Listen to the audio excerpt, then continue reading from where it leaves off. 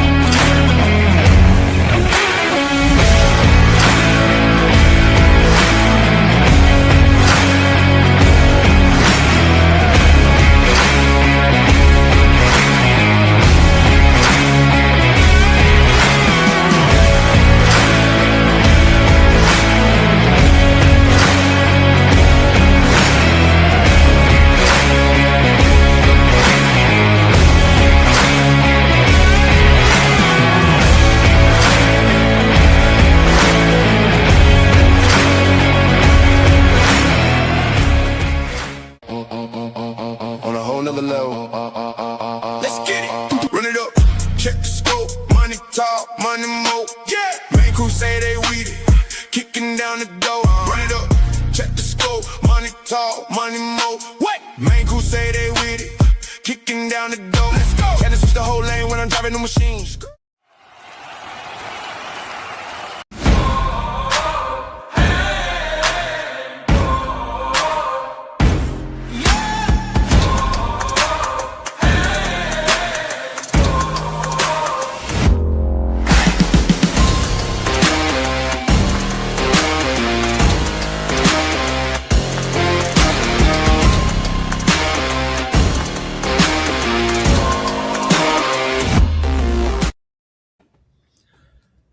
All right. Good Thursday evening, everyone. Heavy Pour Sports dropping the hammer. We got Drewski. We got Hammer. We may have a few surprise guests show up. You never know what's going to happen on this one tonight. Hoping Coach Evans can join us to talk about his beloved Fighting Irish. I get so many people that message me on Twitter about being a Notre Dame fan. I don't understand it. How are you, buddy? I'm doing good. You know, this is for us, this is the one we've been waiting for. Obviously, both of our respective teams, as you can see behind us, are in this league. But Notre Dame's also a big program. They're setting up to have a big time year. Obviously, you know, national championship aspirations. They're kind of what seems to be college football's America team. So we're in for a great show, and let's see how it goes. It should be fun. Oh, yeah. It's always fun. It's always entertaining. It may be nonsense and it may be completely off the rails, but it will always be fun. So, yeah, when we're talking through and, getting our schedule layout for these shows to preview win totals and things like that, we kind of had a little bit of imbalance, right? Because we got I will maintain there are 4 power conferences in football, 6 group of 5s. Now, when the All-State Conference does something that matters, then we might include them with the at the adult table. But for right now, they're going to be eating with the kids.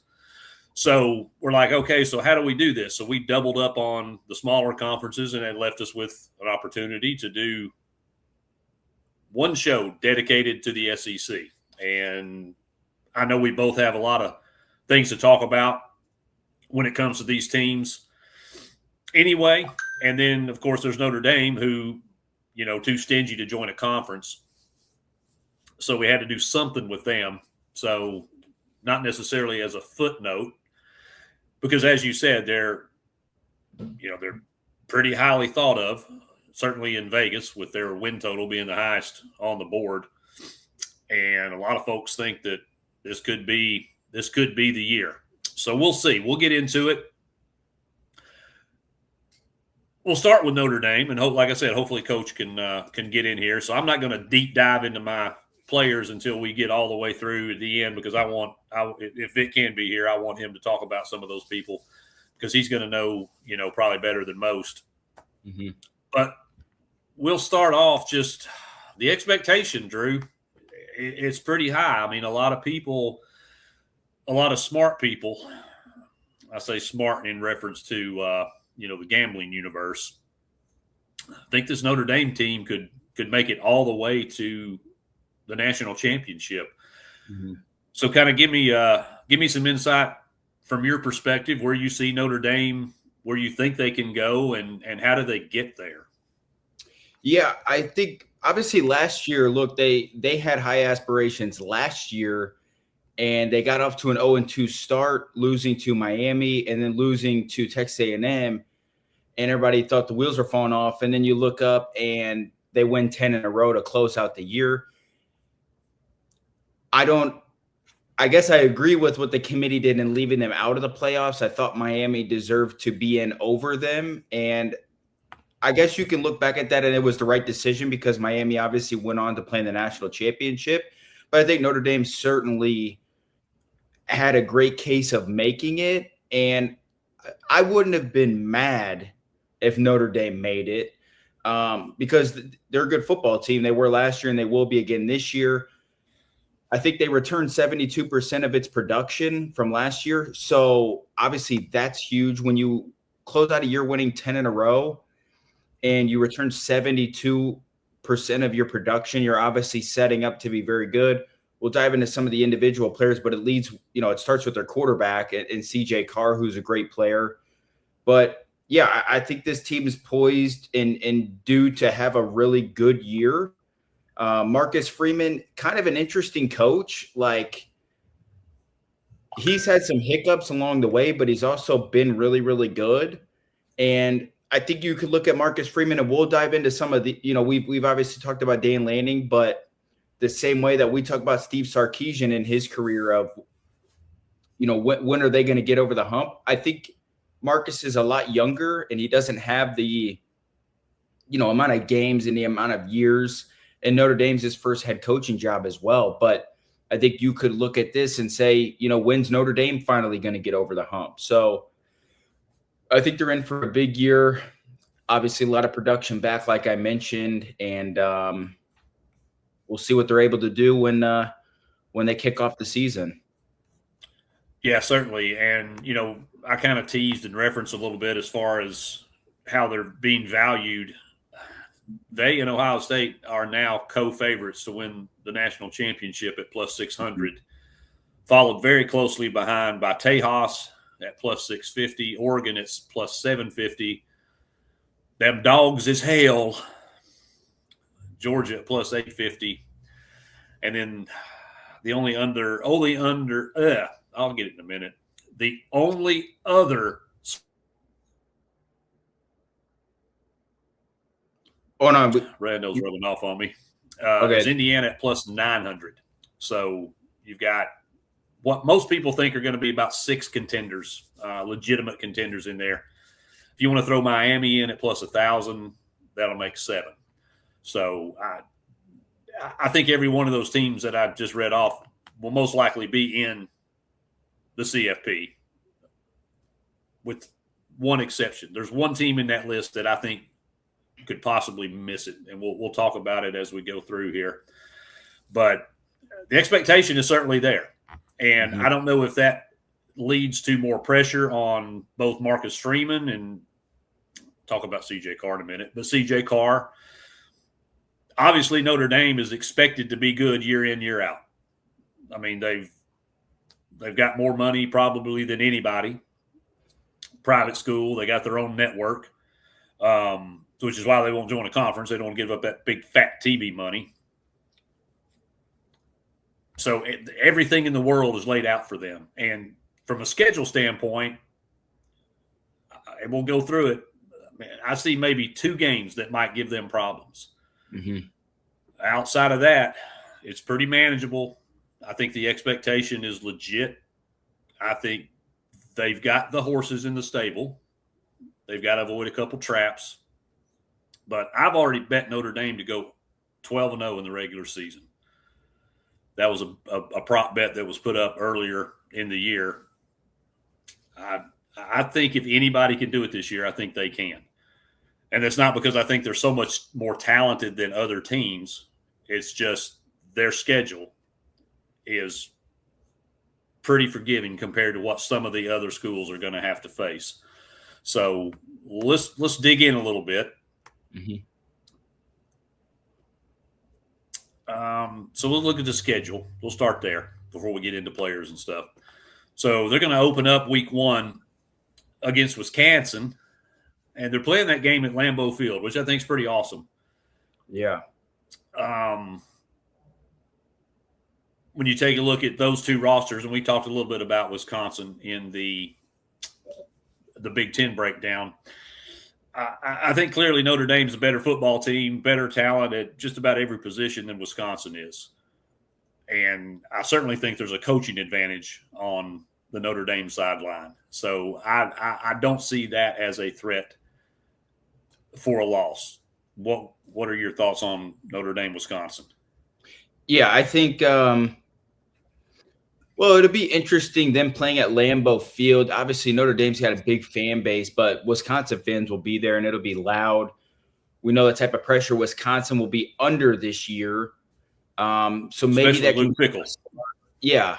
And so, maybe that can give them a spark to make it close, but I don't see Wisconsin being able to beat Notre Dame. To me, that would be a pretty big upset, in my opinion. Regardless of what the spread is, maybe Wisconsin can cover. But I think it would take a heroic performance for Wisconsin to knock off Notre Dame this year. Yeah, I think it would be superhuman of Wisconsin to beat Notre Dame. And in fact, Notre Dame's probably going to be multiple touchdown favorites against pretty much everybody they play, save 2 or 3 games. They'll be double-digit favorites in all of their, not BYU and not Miami games. So from a betting standpoint, the line is going to have to get pretty big for me not to bet Notre Dame, put it that way, as long as the key players are healthy and on the field, of course. Then they'll play Rice. That will be basically sacrificial. The following week, they play Michigan State at home. Any chance the Spartans can put a scare in the Domers? I think they could put a scare through maybe like 3 quarters, and then I think Notre Dame would take it over. I think Michigan State, as far as trajectory of the program, I think they're in a good spot, which we touched on. But I don't see Notre Dame being threatened to actually lose that football game. I think Notre Dame will take care of business. I agree. I think it'll be a fairly comfortable win, especially at home. Yeah. And then the following week, which I've actually seen some people that I wouldn't take any betting advice from, but I've seen some people talk about at Purdue. There ain't nothing about that game that scares me if I'm Notre Dame. No. The gap, the chasm between the talent level at Notre Dame and the talent level at Purdue, it ain't close.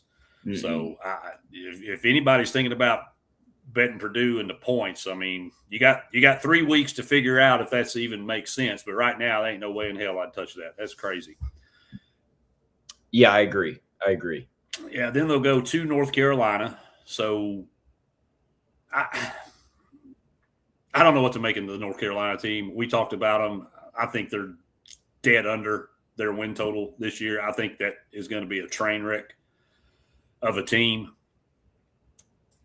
But it's always tricky playing on the road.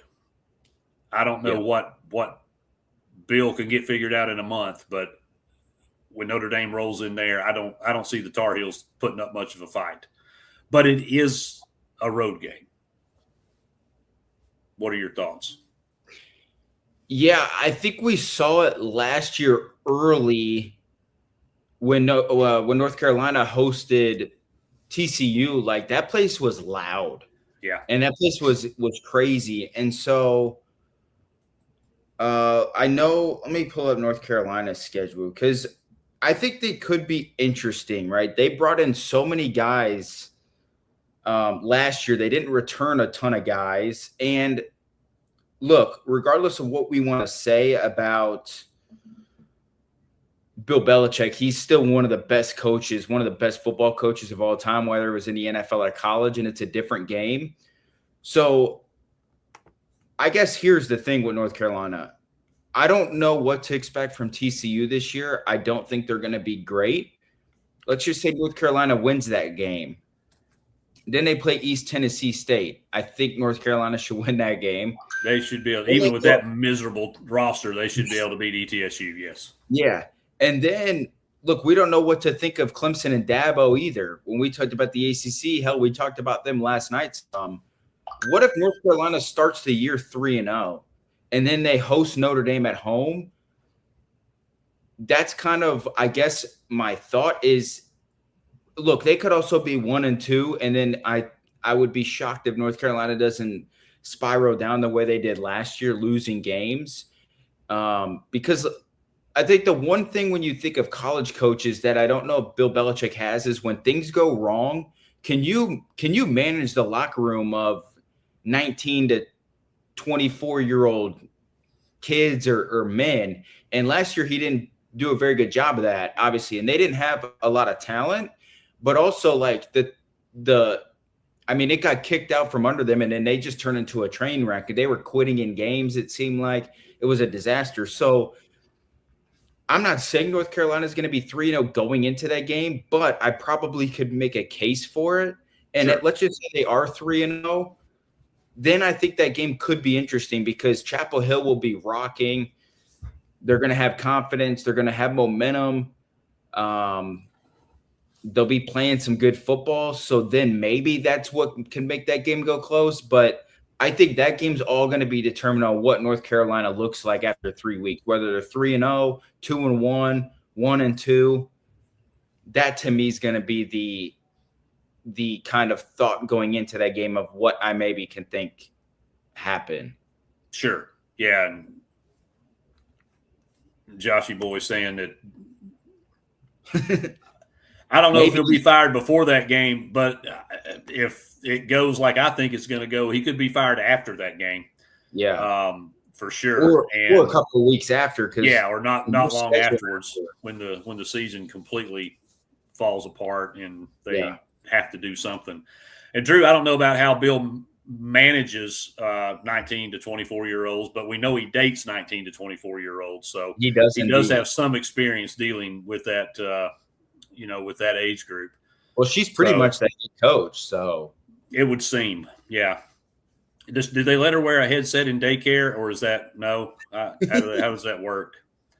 Oh, I don't have any sources over there in North Carolina to fact check that, but I wouldn't be surprised. I've got a source in Charlotte. Maybe she can do a little recon work for me. So yeah, to check out what's going on. I mean, we know she runs the coaches meetings, so hell, she might have a headset.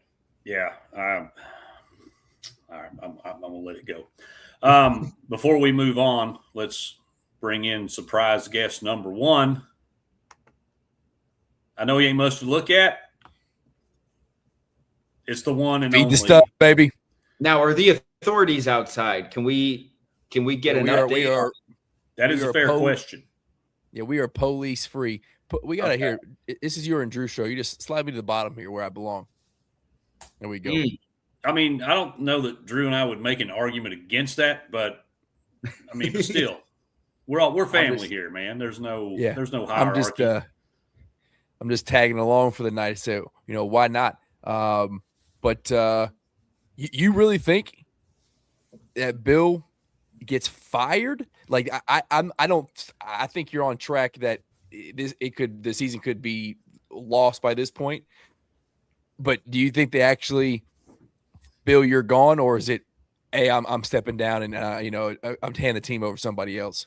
I think it could be presented as the latter, but I think it's going to be, and everybody's probably going to feel like it's the former. It's just not working, man. It's just not working. Yeah, and it's crazy because that first drive of that first game when they went down and scored a touchdown, and it was just like Billy B's doing it, dog. Belichick is on it, and then Big Nuts Billy has showed up, but nope.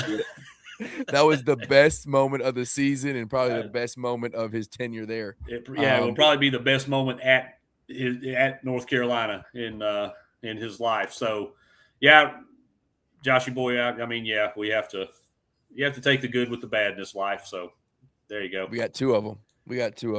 Yeah. So all right. So we've managed to get Notre Dame thus far, Rando, through 1, 2, 3, 4, 5 games unscathed. Mm-hmm. Then we start to get into a little stretch of rivalry here with Stanford, of course.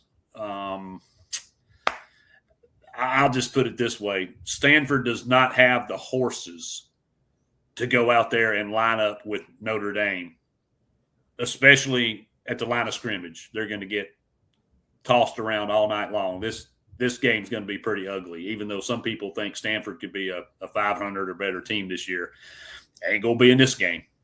I think that is an absolute beatdown. Stanford can sneak up on you when you go to their house sometimes, but True. Yeah, it's going to be in Notre Dame. They don't have much of a shot here. This will be a 13.5 point spread, if not more. This may be somewhere between 21.5 and 24.5. Yeah. Okay. Yeah. I mean, seriously, they'll be 3 touchdown favorite or better. Yeah. It's a terrible matchup for Stanford, as it is for most people. But this line of scrimmage on both sides is going to just be brutal. Like it'll get ugly. The thing with me with Stanford, if we just touch on them really quick, is like, can Andrew Luck really get this thing going to bring in the talent to Stanford? I don't know, because they're a program that definitely is behind as far as NIL goes. And I don't see this game being very close at all. No, they've got money. They just don't spend it on athletics. Yeah, that's the problem. Yeah. So they're, what they need to do is to get all the brainiac schools together, like the Northwesterns and the Stanfords and the Peabodys and Rice, schools like that got no shot of winning anything, and let them battle it out for some kind of slide rule trophy or abacus. I don't know, but it's more times than not they're just mismatched, and this is probably the worst one on their schedule. Yeah. So, and it's hard to sustain. You maybe be able to do it for a year or two. Yes. But to do it over a long period of time, it's tough. Yeah, because we saw Northwestern kind of flirt with that. They had 9 and 10 win seasons there for a few years, several years ago, and now they're back to their rightful place, which is 500 or barely a bowl eligible team. So, and I look forward to all of us sending Peabody back to that status as well.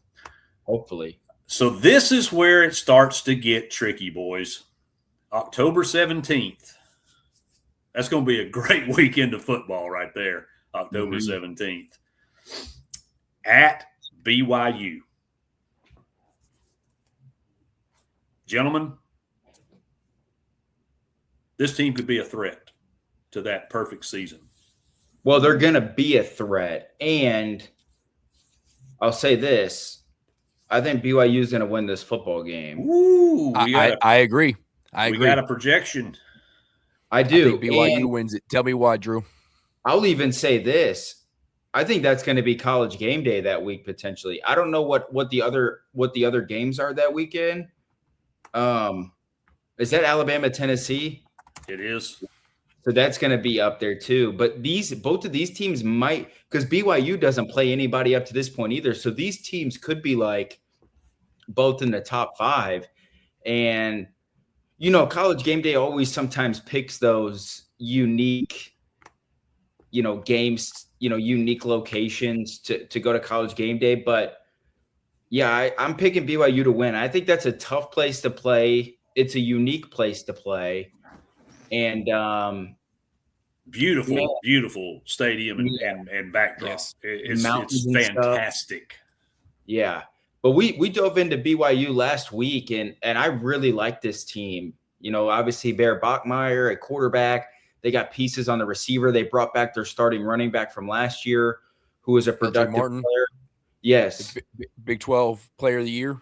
Yeah. I'm sorry, offensive player of the year. Yeah. Preseason.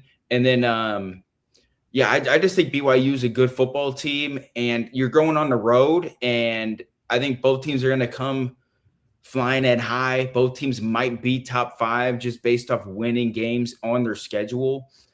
And when you're playing on the road, it's tough. And so that's why I think BYU is going to win this football game. Yeah, barring a toe stub in Waco, they should be able to come in.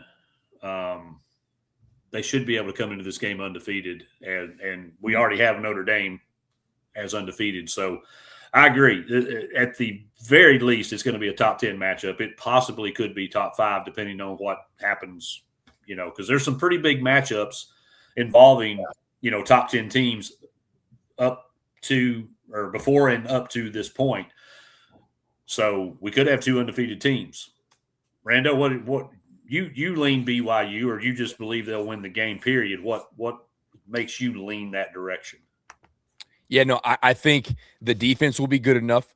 And again, the quarterback and running back play, they don't have to, win 4 quarters of the football game, but the home stretch is going to be close. And then you got your home field. That crowd is going to be rocking. And then it's just the fourth quarter where you can run, play action pass, and then take a couple shots to stay in the game. And I think they pull this thing out in like the fourth quarter. The home crowd advantage, home field advantage pulls out. It's close.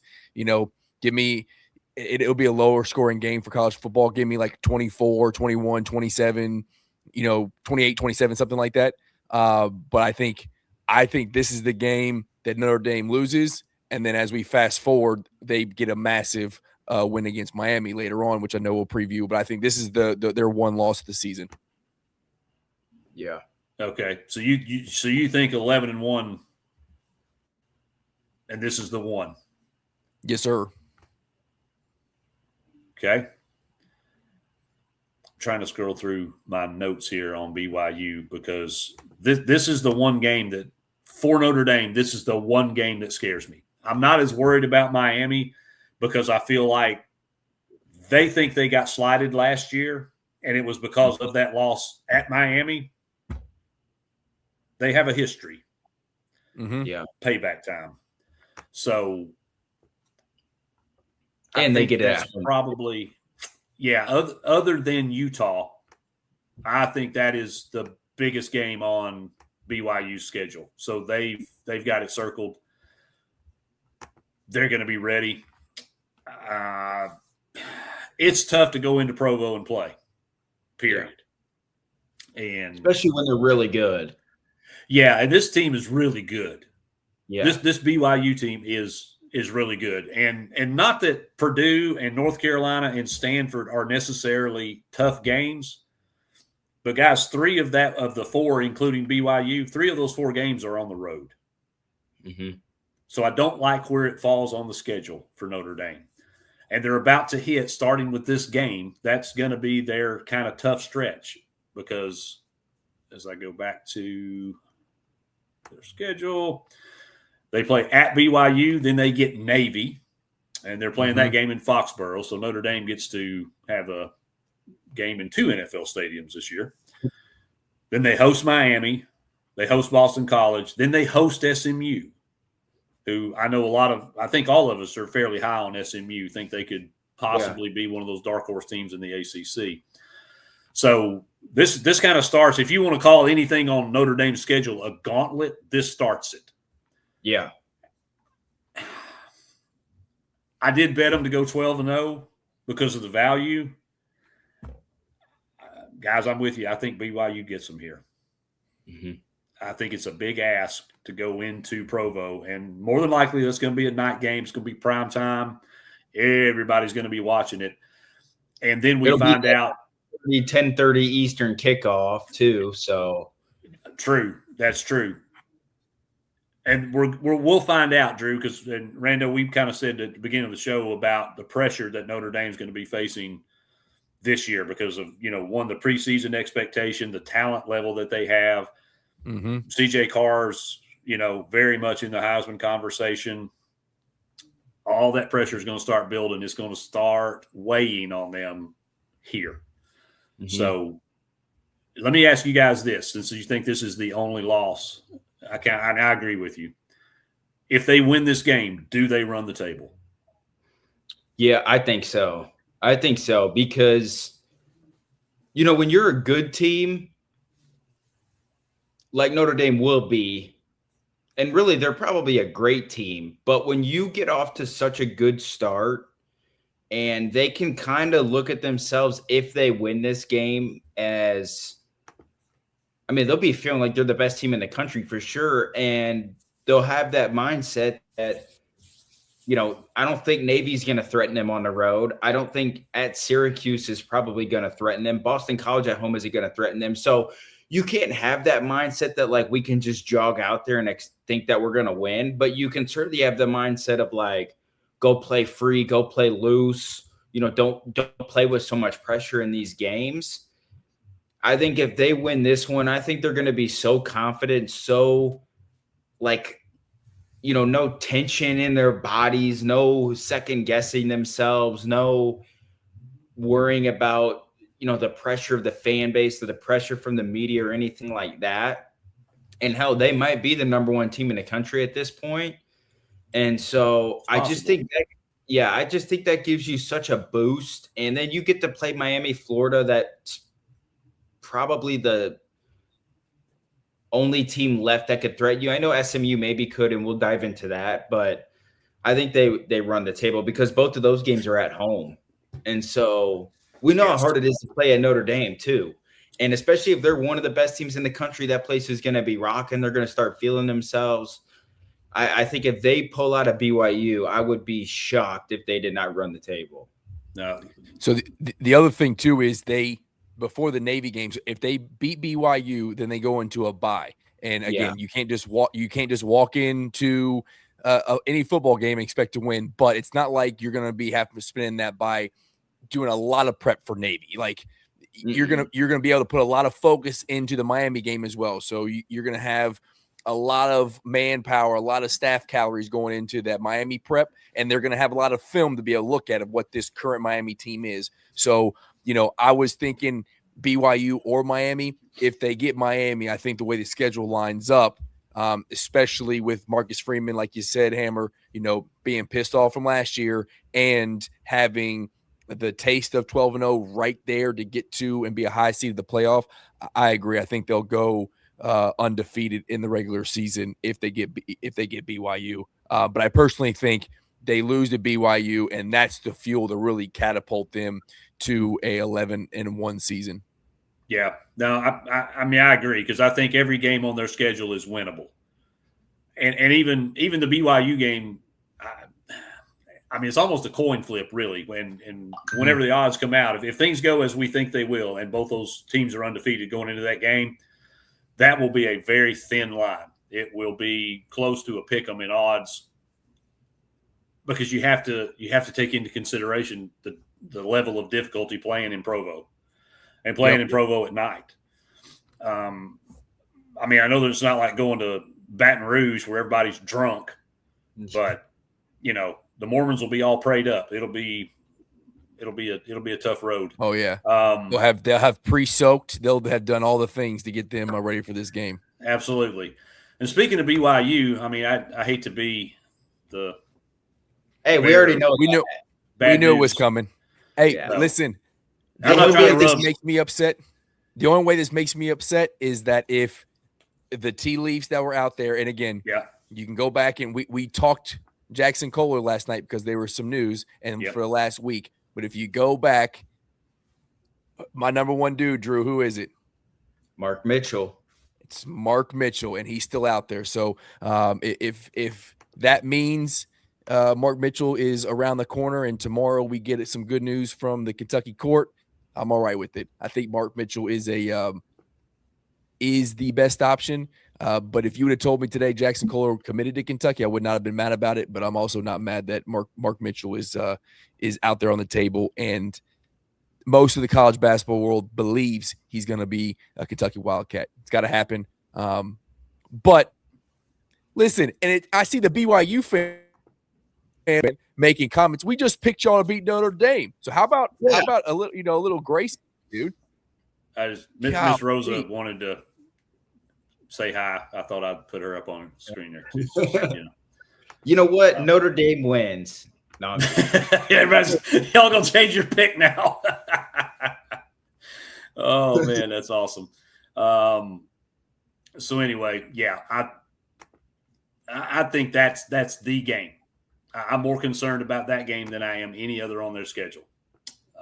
Yeah, I'll be honest. I think they're going to go 11-1 because if they beat BYU, I think they get that bump and they get the confidence, and then they run the table. And then I also agree with Rando. If they lose this game, they get dialed back in to go on another run because they're just as talented as probably anybody in the country. And they know that the one pressure that Notre Dame will have throughout it all, no matter what, is the pressure that they don't have very many slip-ups because they're not in a conference.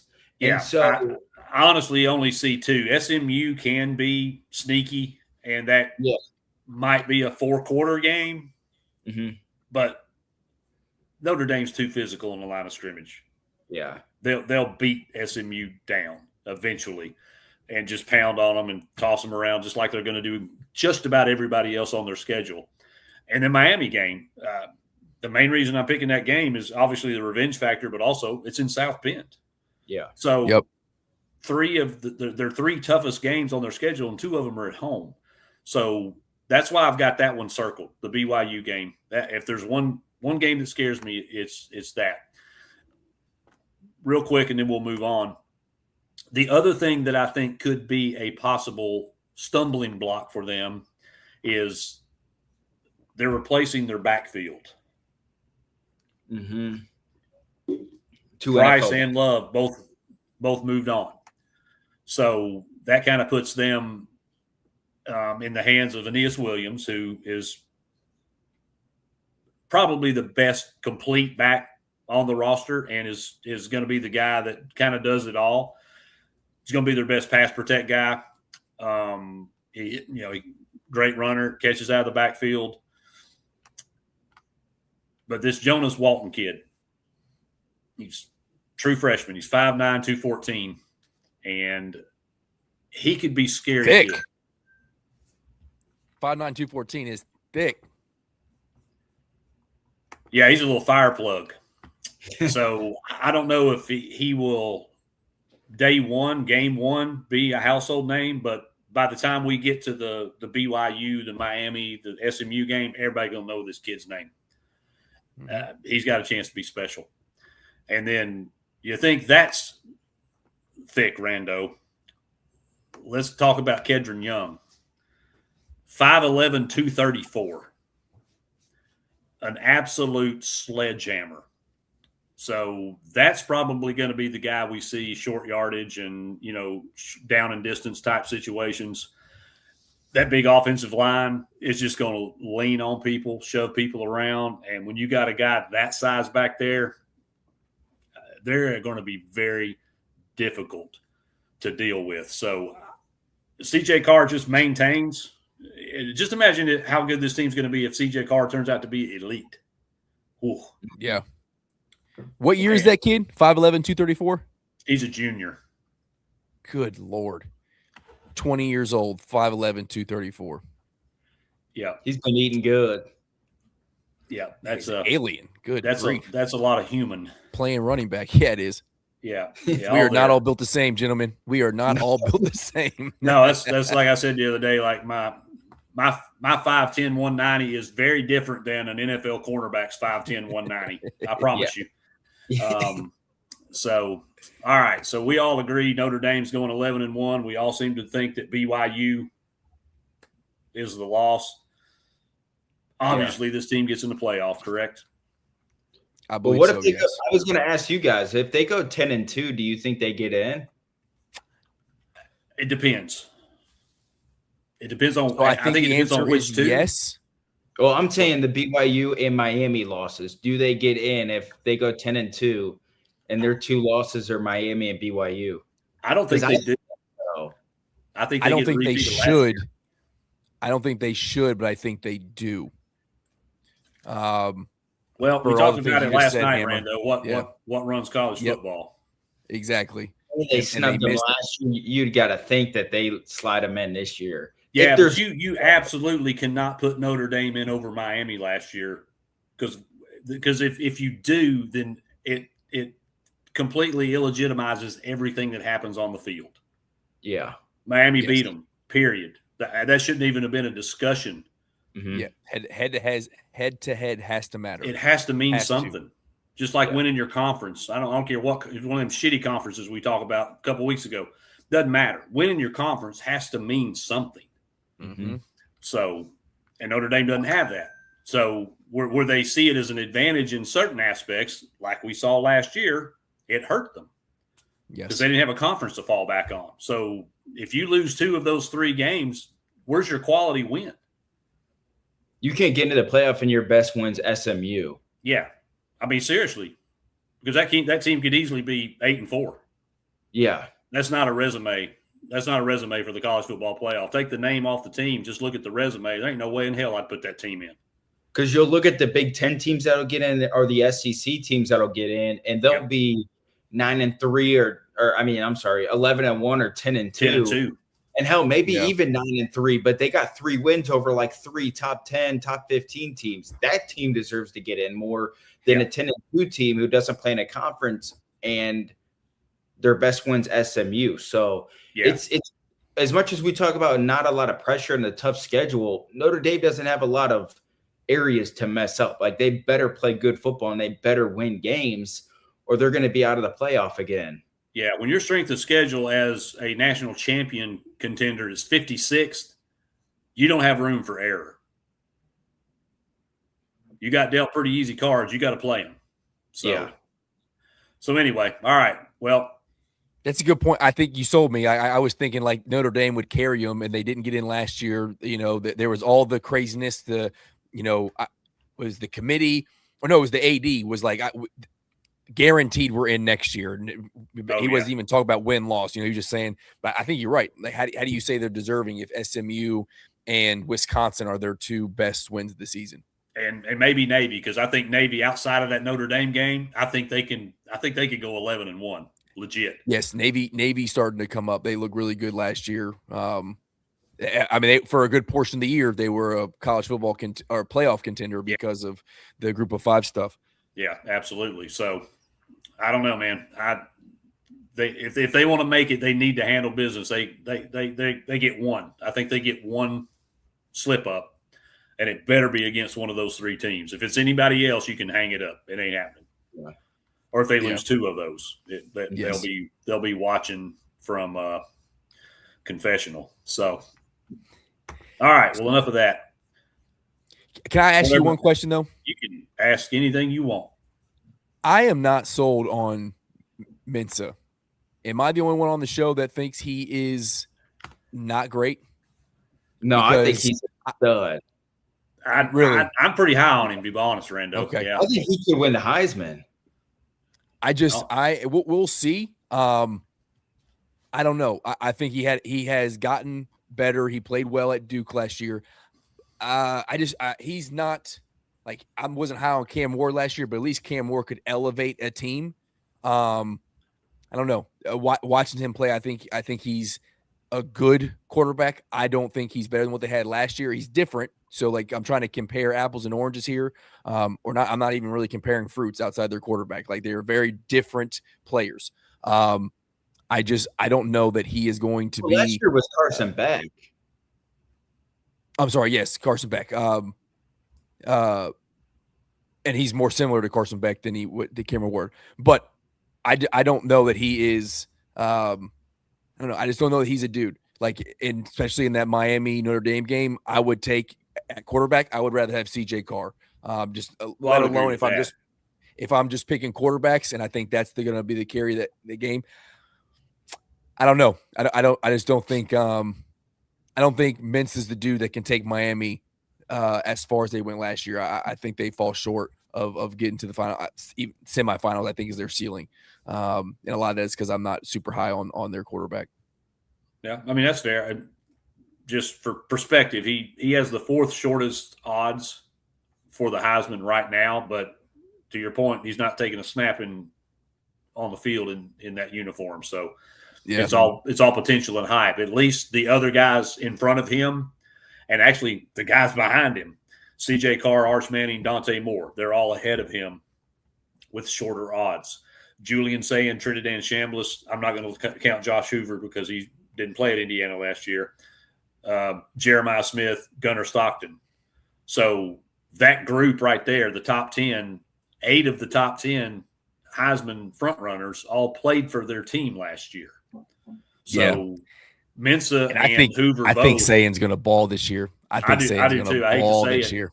And it's a shame, too, because I kind of like if Sayin wasn't so good, and it's a quarterback award more times than not, right?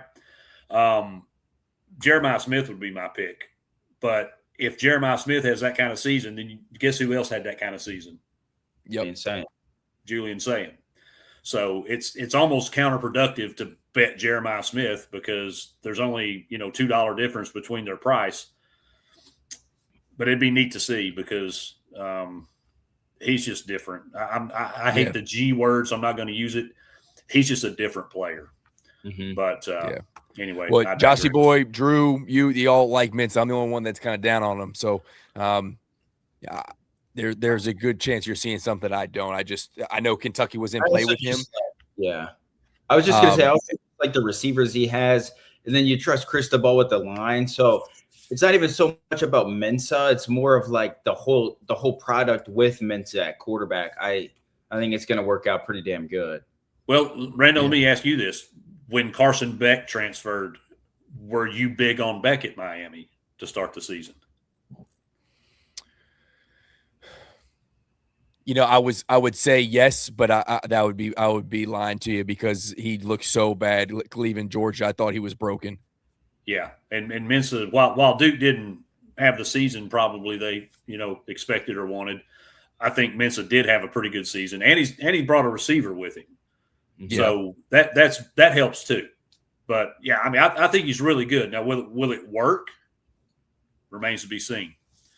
But he is a talent. I think he's in the upper tier, probably top 5-ish, 7-ish range. Okay. Yeah, I guess I see him as just a big arm and not super polished. But yeah, it's a great point. Beck had fallen off. Beck 2 years ago at Georgia was great, and then he, what happened to him? You gave him a bunch of weapons, gave him a great O-line. He was able to figure it out. Yeah, that's good. We'll see which one we get from Mensa if he upgrades or if he just stays the same. I think Miami's doomed. If they can upgrade him like they did Beck, that's a solid point. Mm-hmm. Yeah, because I did not expect Carson Beck to play that well, nor take Miami that far, because again, Mario Cristobal, right? So, but I'll give it to Mario. He finally lived up to that hype and that reputation, and both sides of their line were just nasty, especially that D line, just nasty. So gotta tip the hat. All right, you boys ready? It's SEC talk time. Let's go. It just means more. It just means more. Well, we have 10 teams, give or take, in the I think it's 10, right? In the top 25 preseason. Did I count them right? I believe that's correct. Yes. Yeah, that sounds right. So let's just kind of run through them. Where they're sitting on their win total. And what y'all think. We don't have to deep dive if there's a team you want to talk about, certain player, factors, any of the thing. Let me know. Okay. But we'll get the ugly out of the way first. We'll do them alphabetical order just to make it non-biased. And we'll start with the Gumps. Bammers are going to come into this season sitting at a 8.5 win total. They've got some of their key players coming back. That Yanzi Pierre kid, probably going to be one of the best edge rushers in the conference. Safety Bray Hubbard, he was first team preseason all SEC, veteran of that secondary. Xavier Brown, another first team preseason all SEC cornerback. I think we all know who Ryan Williams is. Did you know he was only 17 when he first started playing football at Never heard Loser? that. Never heard that. Okay. All right. I know they didn't talk about it much. Yeah. And then it looks like I'm down here in this shithole godforsaken state. So my ears are a little closer to the ground. It's looking more and more like Keelan Russell's going to be their quarterback. Now, he is all prospective talent. He is all hype. He played very, very sparingly last year, but apparently he's the real deal. He was the number 2 overall prospect, so you would expect him to kind of show up that way. Noah Rogers, wide receiver out of NC State. And then they brought in 3 defensive linemen. Devin Tompkins from USC, probably going to be starter and probably going to be one of those dudes. They also got Terrence Green from Oregon and Kendrick. I don't know how you say his last name, so forgive me, Mississippi State fans. I really don't care. Kedrick Bingley Jones, transfer from Starkville. So they brought in some key position players. I think there's still a question mark on the offensive line. That's just me. What are your thoughts on Bama? Will they get 9 wins or not? Yeah, I think the biggest thing with Alabama is certainly the quarterback play. It's a big question mark. I've been seeing the same stuff on X that you've been seeing about Keelan Russell. If I'm not mistaken, isn't he like Alabama's biggest recruit or biggest quarterback recruit in like school history? So he's had a lot of expectation since the day he walked into the program. And obviously he sat last year. It seems like this is going to be his year. What does that look like? Obviously a ton of O-line questions. Alabama's O-line has not been great under Kalen DeBoer since he's been there. Last year, they struggled to run the football consistently. Those question marks were there last year. To me, they're still there this year. They got to go out there and they got to prove that they can do that. And then to me, one of the biggest things is Ryan Williams. Like he dropped off bad last year, and there were some games he barely even was out there. They got to get him back in the fold and get him back playing football confidently because he is an ultra talented receiver, but they got to bring that out of him. And again, we just talked about pressure with Marcus Freeman. There's pressure on Kalen DeBoer. Whether they can pay that buyout if it goes south or not, it doesn't matter. There is pressure on Kalen DeBoer, and he's going to be coaching with it this year. But I think they're going to get to 9-3 or higher, but they're still going to lose week 2 on the road in Kroger Field against Kentucky. I was Yes, afraid sir. we were going to have to go through this again. Yes, sir. So you have them over 8.5 then, Drew, correct? Yeah, I do. Because I think they're going to be a team that they might start out a little slow, like the loss at Kentucky, but then I think they'll get going there middle to late of the year. Keelan Russell will have that like young quarterback, kind of trajectory where he'll kind of start a little slow, not slow like playing bad, but just like not quite there. And then, midway through the year, boom, you just see him take off and he becomes an absolute potentially superstar, which I think will certainly help elevate Alabama. But there's just so many question marks that I'm not going to pick them to make the playoffs. I don't think they're a playoff team this year. There's just a lot of question marks over there, but I do like them going 8.5 because it's still Alabama. Kalen DeBoer still is a good football coach, and they're still going to have a lot of talent in the league, but they got a tough schedule as well. So super tough. Yeah, but I like them going 8.5 over 8.5. Okay. Yeah. And I think Keelan Russell fits Ryan Grubb's system. So he's got a quarterback that I think he can definitely get the most out of. And if this kid plays up to his potential, then the Gumps could be a problem. Excuse me. Rando, so other than Kentucky, who else is Alabama going to lose to?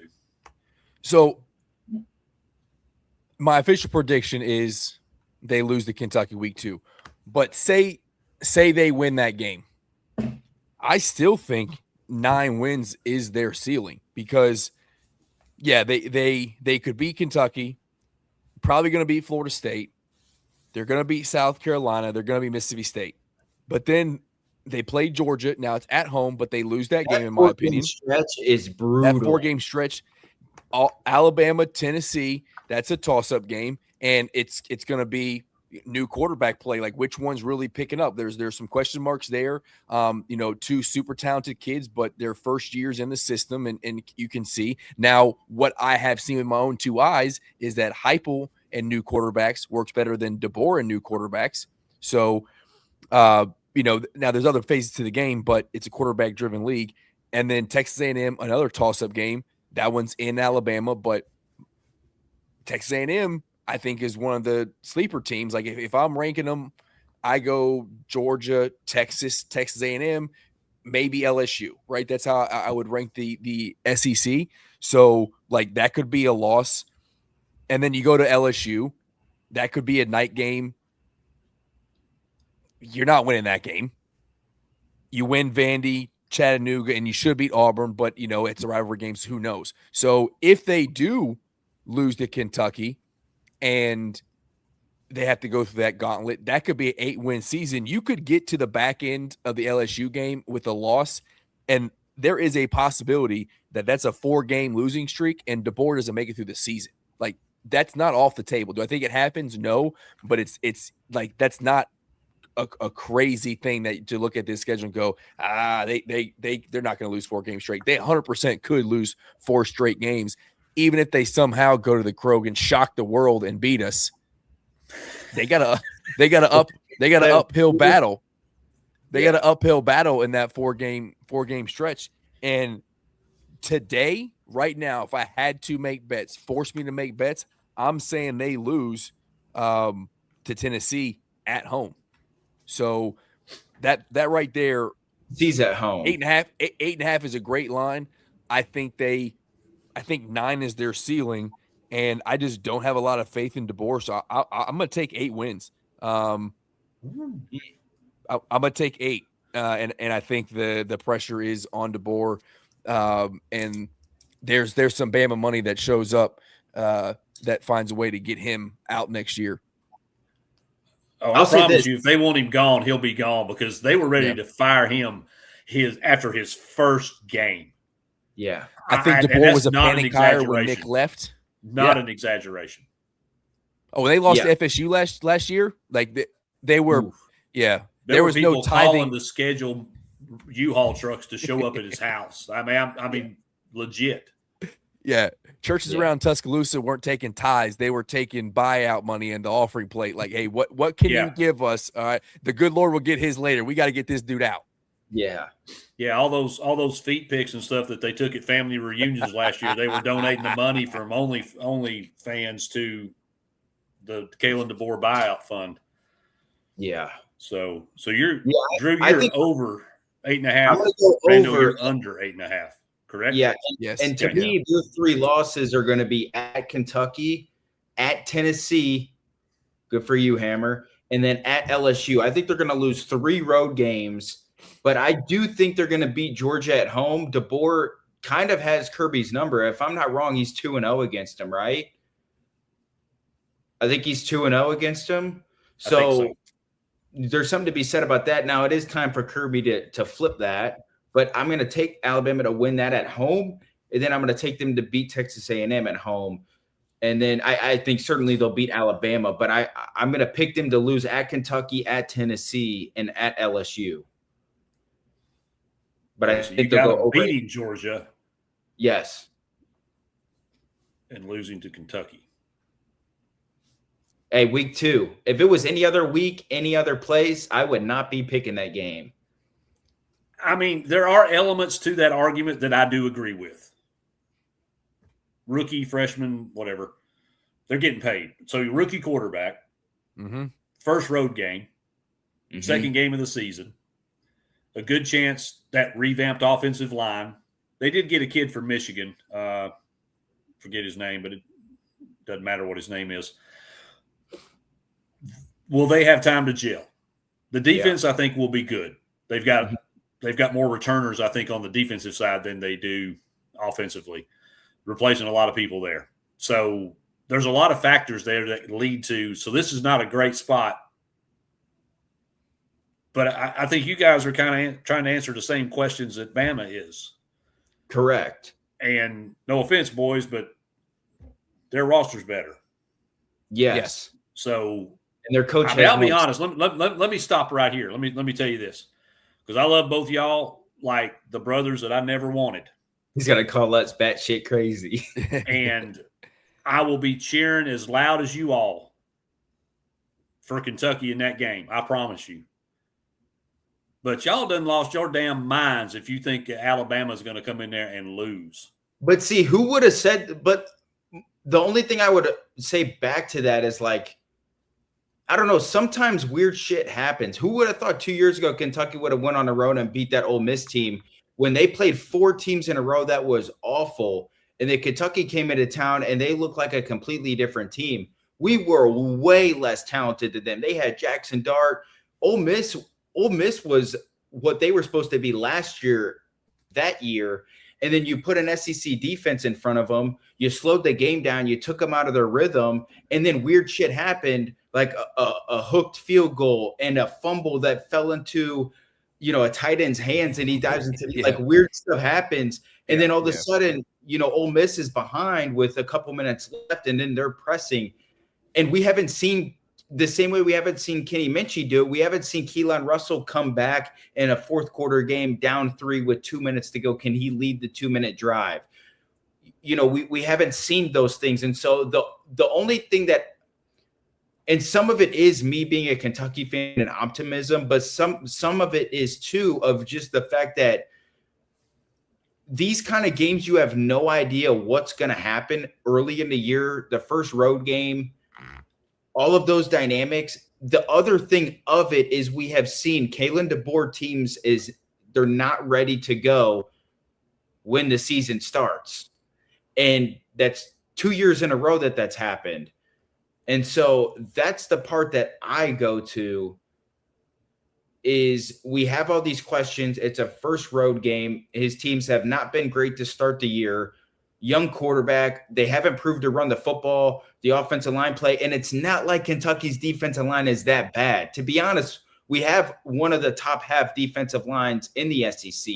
So if they can't run the ball better, they're not going to – that's the one area that they're not really going to be able to exploit on Kentucky is just running all over. At least that's what I think going into the game. Now watch, they'll probably run 350 yards and I'll look like an idiot, but you know what I'm saying? So no, I do agree. I don't think they're going to be able to run at will, because you got some dudes on the D line. I do give you that. And the offensive line has potential to be one of the better ones in the conference. So it really, really it does. It comes down to two things. It comes down to which quarterback is going to be further along and have a better grasp on their offense. And it's going to be which head coach doesn't make the most mistakes, because we know DeBoer. That's why I put this up here from Jackson. DeBoer struggles his first real game. It's like he's got to get going too. You know what I mean? So I look, I'm with you. I'm hopeful, and I got to throw this up here. In basketball, Josh, 100%. I hope they lose every game. Football, I got no beef. When you have an 84-27 record or whatever it is that we got against Kentucky, I don't have any concerns. We're kind of rooting for them to pick it up so we can have more of a rivalry again. Yeah, it's got to be. The other team has to win more than once every 30 years for it to be a rivalry. So I don't have any beef with Kentucky football. Amber, the other thing I'll say really quickly is this to me gives me that Mark Pope Duke moment. Nobody thought we were going to win. We're way outmatched. People are like, coaching mistakes, John Shivers, Mark Pope, and then Kentucky went out there and found a way to win.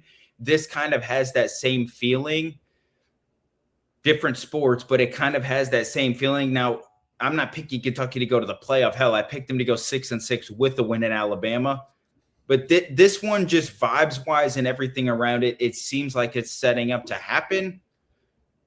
Now it's got to happen.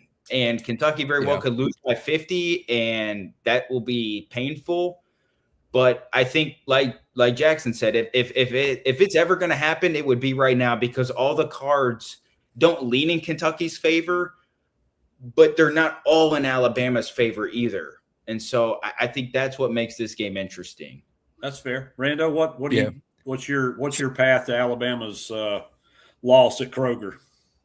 So Kenny Minchie being a dual threat guy, I think, especially early in the season, is big, right? Defense is trying to figure out what they're doing just from a standard quarterback in the pocket, playing defense, rushing lanes, corners doing their thing. And now you got a dude who, if you're going to play man because you're athletes, your horses are better than ours, you turn your back on him, he can take off. He can get some extra yards. I think that's big. Our running backs, if they're healthy, CJ is dynamic. Our O-line, we have one of the best O-line coaches in college football. They're already saying, don't expect him to be there very long. He's going to get snatched up very quickly to go on to bigger and better things. Cutter left. Yes. So we talked about Notre Dame and BYU earlier and how going to Provo was going to be tough. Notre Dame's got a better team, better coach, but when you go in that environment, that has to account for something. Like, football is a game of emotions as well as it is X's and O's. So you go back 2 years to Kentucky, Georgia in Krog. No way should that have been a field goal game with 3-4 minutes left, right? Which it could have been us up by a touchdown if that pick six doesn't get overturned, right? You go to Texas last year, where we are literally 2 plays away from on the 1 yard line of getting that thing done. Texas, a much better roster than ours last year, much better coached than ours. Hence how he couldn't get in the end zone 2 plays on the 1 yard line. So you give me a game where it is close in the fourth quarter, where you're throwing jabs the entire time, we just stay in it, and now it's Will Stein and Kenny Minchie and the horses that he brought in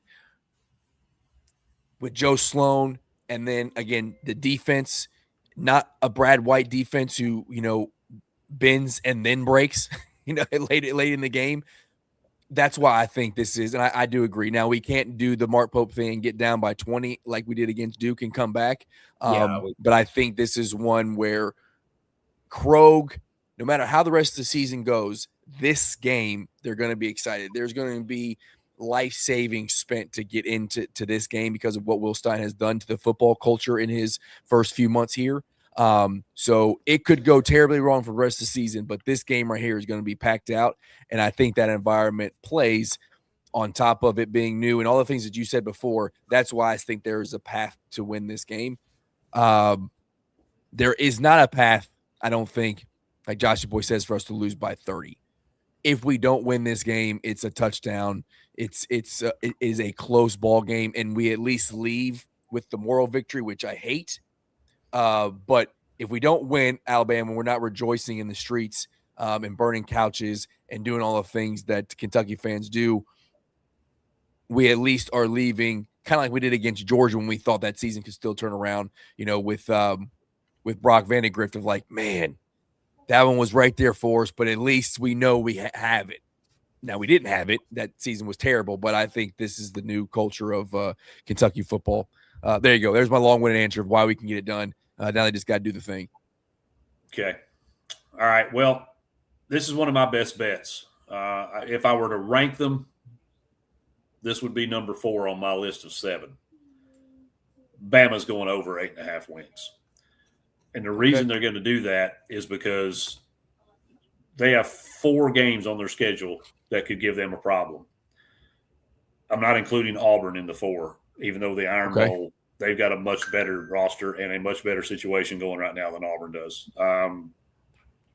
I think Auburn's on the right track. They hired the right guy, but it ain't happening this year. So if they win those 8, then that leaves 4. That's Georgia, Tennessee, LSU, and A&M. If they can win 2 of those games, that's 10 wins. Yeah. If they win 1 of those games, that's 9. Yeah. So I do not see, as much as I would, outside of Florida, there's not a bet on my card I would rather lose than Bama going over 8.5 wins. But I don't think it's going to happen.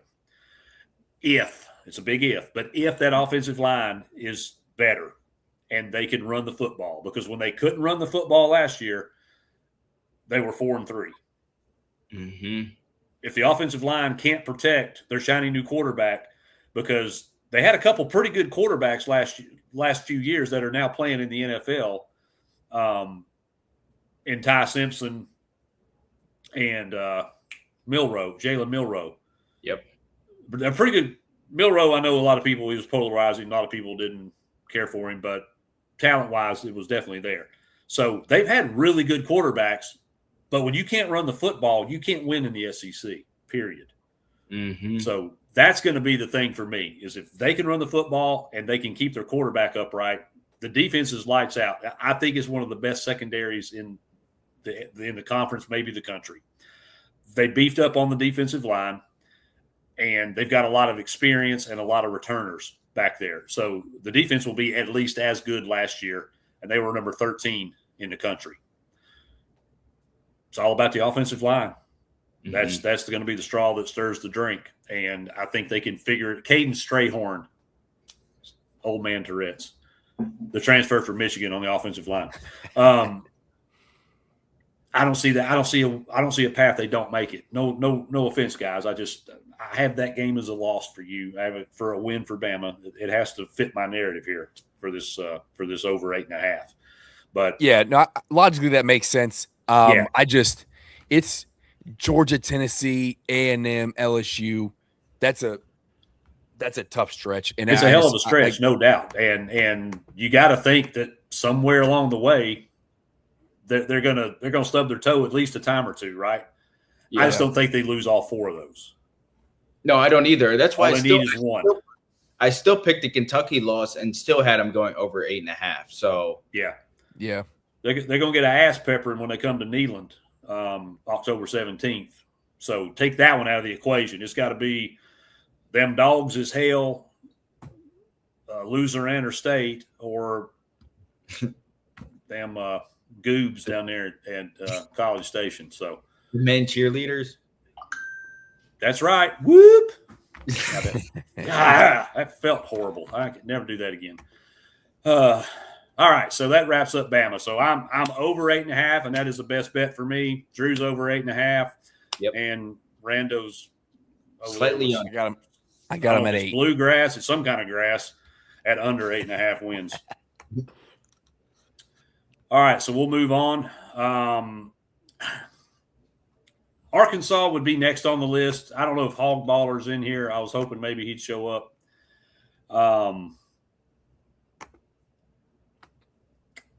There's Jackson. Yeah, we'll see. I do agree. I think it's got to be better than it was last year. I mean, it's got to be better. Hell, it can't get no worse. So, and we got some. That's a difference. I think we're 7 deep on the O-line, 5 really good, but they have not played together. So that's it's another thing to be worried about. Yeah, and when we get to you, you got a stud on that offensive line. You got more than one, but you got a real stud, and I'll tell you why. Okay. When we get there, but Arkansas, I mean, God love y'all. Yeah, Woo It's Pigs. I'm not going to go through your schedule, and I'm not going to spend a lot of time on you, simply because everything in the world is stacked against you. Knew everything. Your line's 3.5, which I think is possibly gettable. Mm-hmm. I ain't touching it. Give you that caveat. Yeah. That is the one team out of the all 16 that I wouldn't touch this year. You might stumble your way to 4 wins, but man, I don't know. I think it's going to be a tough season out there in Little Rock. So whatever. Any of y'all got any thoughts on Arkansas? No, I think the biggest thing for me is just like obviously new coach, and they didn't like make the splashes, the big name splashes like I guess Kentucky did it because we're similar programs. You know, their biggest get in the transfer portal was a wide receiver from Boise State. Yeah. But if you want to consider AJ Hill, who came over with Silverfield from Miami, I don't really. I think KJ Jackson's going to be their quarterback anyway. But Chris Marshall would be the most notable name of anybody that grabbed in the portal. Did anybody know Chris Marshall before I just said it? No. Yeah, I was just about to touch on KJ Jackson. Like, I think that's an intriguing piece. We'll talk about Mississippi State's quarterback. I'll wait to mention his name. But I think KJ Jackson is an ultra talented quarterback. Let's just say he hits, for instance. Arkansas maybe could find themselves being good enough to make a bowl game. But outside of that, they don't have a whole lot. I'm not the biggest Ryan Silverfield guy. Henry, we've talked about it. I think he underperformed at Memphis the last few years. He absolutely did. You know, he earned himself an SEC job. Obviously, you got to take what you get, and we'll see if he can develop Arkansas into being a competitive program in future years. But this year, there's nothing there for Arkansas really, unless they get lucky. Yeah, I mean, they got Quincy Rhodes, who was one of the better D linemen last year, who's a player, no doubt. And Sutton Smith, to be fair, they did bring him over from Memphis as well, who, pretty good running back, but it's everything else, man. There's just the cupboard is pretty bare, and you got a group of 6 coach stepping up into big boy football with potential at quarterback, and you look around and there's just not anybody there that just stands out. So I don't know, man. Even 3.5 wins scares me. That's why I ain't touching it. Yeah, Randall, what are your thoughts on the Hogs? Yeah, I mean, Arkansas, Auburn later in the season, they're both similar spots, new coaches, a lot of new stuff going on, but Auburn's at home and I Golik's down there now, right? Golish, yeah. Golish, yes. And what he did at USF, and then formerly of Tennessee, right? Yep. Offensive coordinator. So I trust him. I mean, I'm looking at the schedule. North Alabama and Tulsa, I gave them wins. They're not going to Utah and winning. I don't even know if that Tulsa game's a win. Yeah. We talked about they might be a little sleepers in the American. They might be scrappy in that game. I might have to look at that one. Yeah. And give them one SEC win. That's 3. Who? That's what I'm saying. Just give them one. Just happen to give them one. If you just say they find a way to do one, that's 3 wins on the season. You said their over/under is 3.5. Mm-hmm. I see why you're staying away, but if I had to, I'm saying under. But see, that's my lane. Even their easiest game in the SEC right now going into the year is at Vanderbilt. That's not going to be – it would be different if it was at home, but, that's not going to be very easy, especially for 5-star freshman quarterback at that point in the season has kind of started to get it figured out. He's coming on to it. I don't think But, Arkansas wins in that. They could legitimately go 2-10. Yeah, I Yeah. agree. I mean, they went 2.5 years without winning a conference game. It's not like it's uncharted waters for them. Might as well do one more. Yeah, and I think it's going to be very difficult for them to find wins. That's why that 3.5 is scary to talk about a Power 4 conference team to not even be able to win 4 games is pretty ridiculous. But we could be looking at one here. That's why for me it's a complete stay away. I might look at this should be their week relegation kind of season thing, here. but there ain't no way I'm touching that. No way. Yeah, it's too crazy. And they could be building up like this. Could, like you said, Hammer, this could be week to week. Take them, take the spread because they're competitive enough to stay in a ball game, but not competitive enough to actually win against these teams. Yeah, no, they just don't. They just don't have the horses in the barn right now to even be competitive. I'm afraid it would take some kind of heroic effort from their individual players to find 4 wins on this schedule. Mm-hmm. Yeah, even at Peabody, I mean, there'll be 37 people in the stands and nobody gives a shit. But I still don't think they can win that one. So, all right, well, we'll move on then. Auburn would be next on our list, and they lost a absolute mass exodus of players from that team.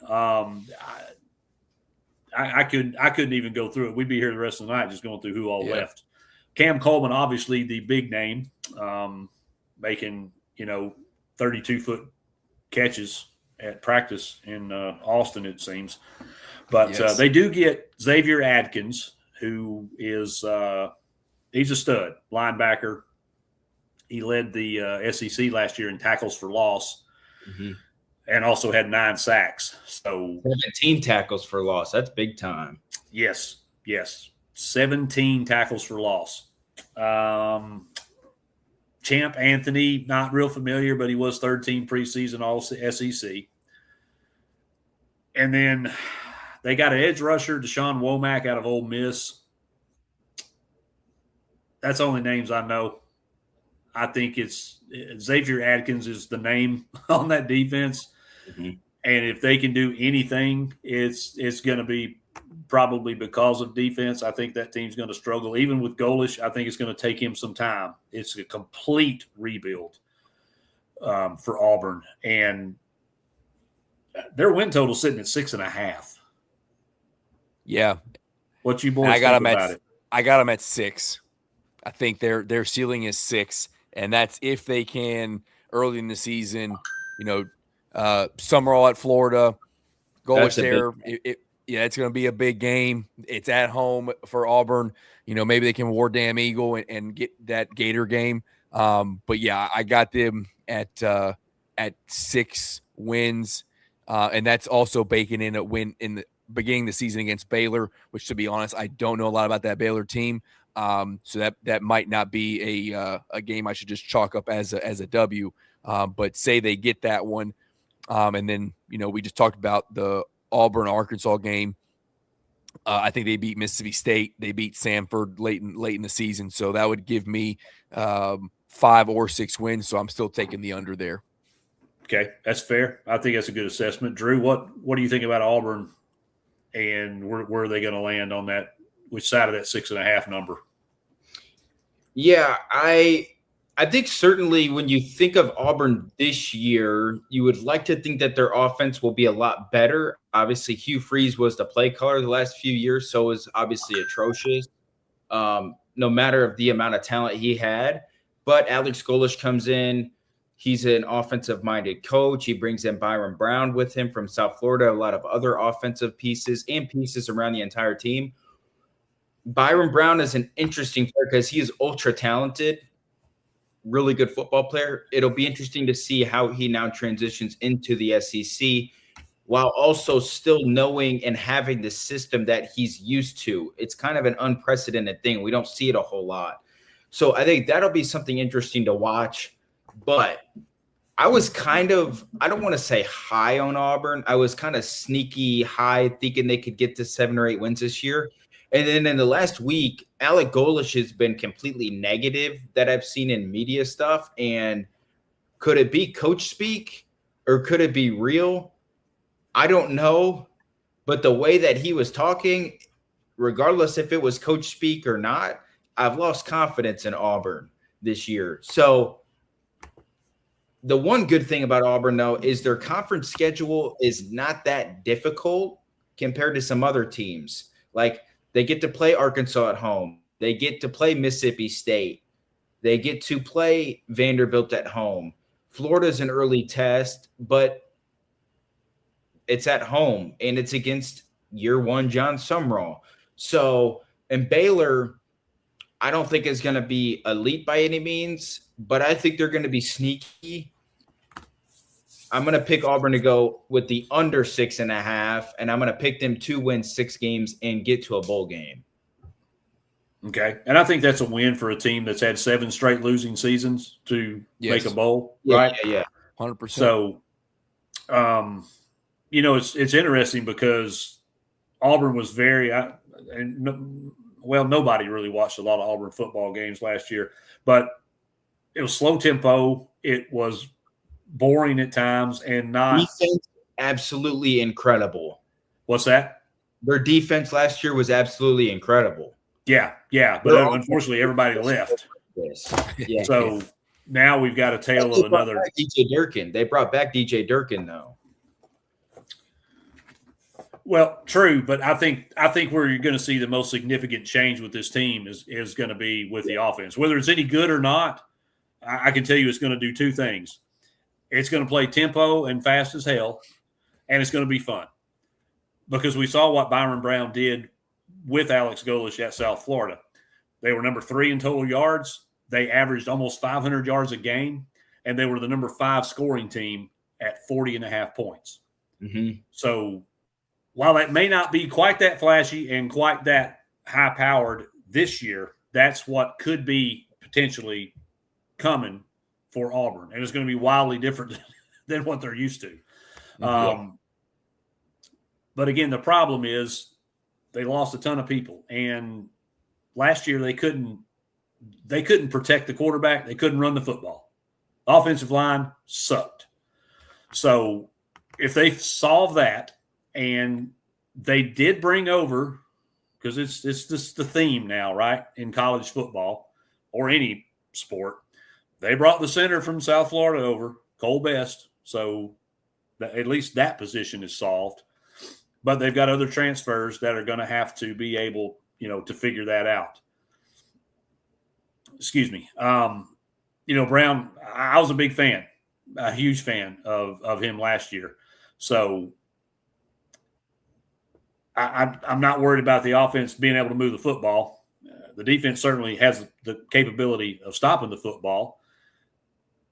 They were 29th last year in total defense. So as terrible as this team was, it was not because of the defense.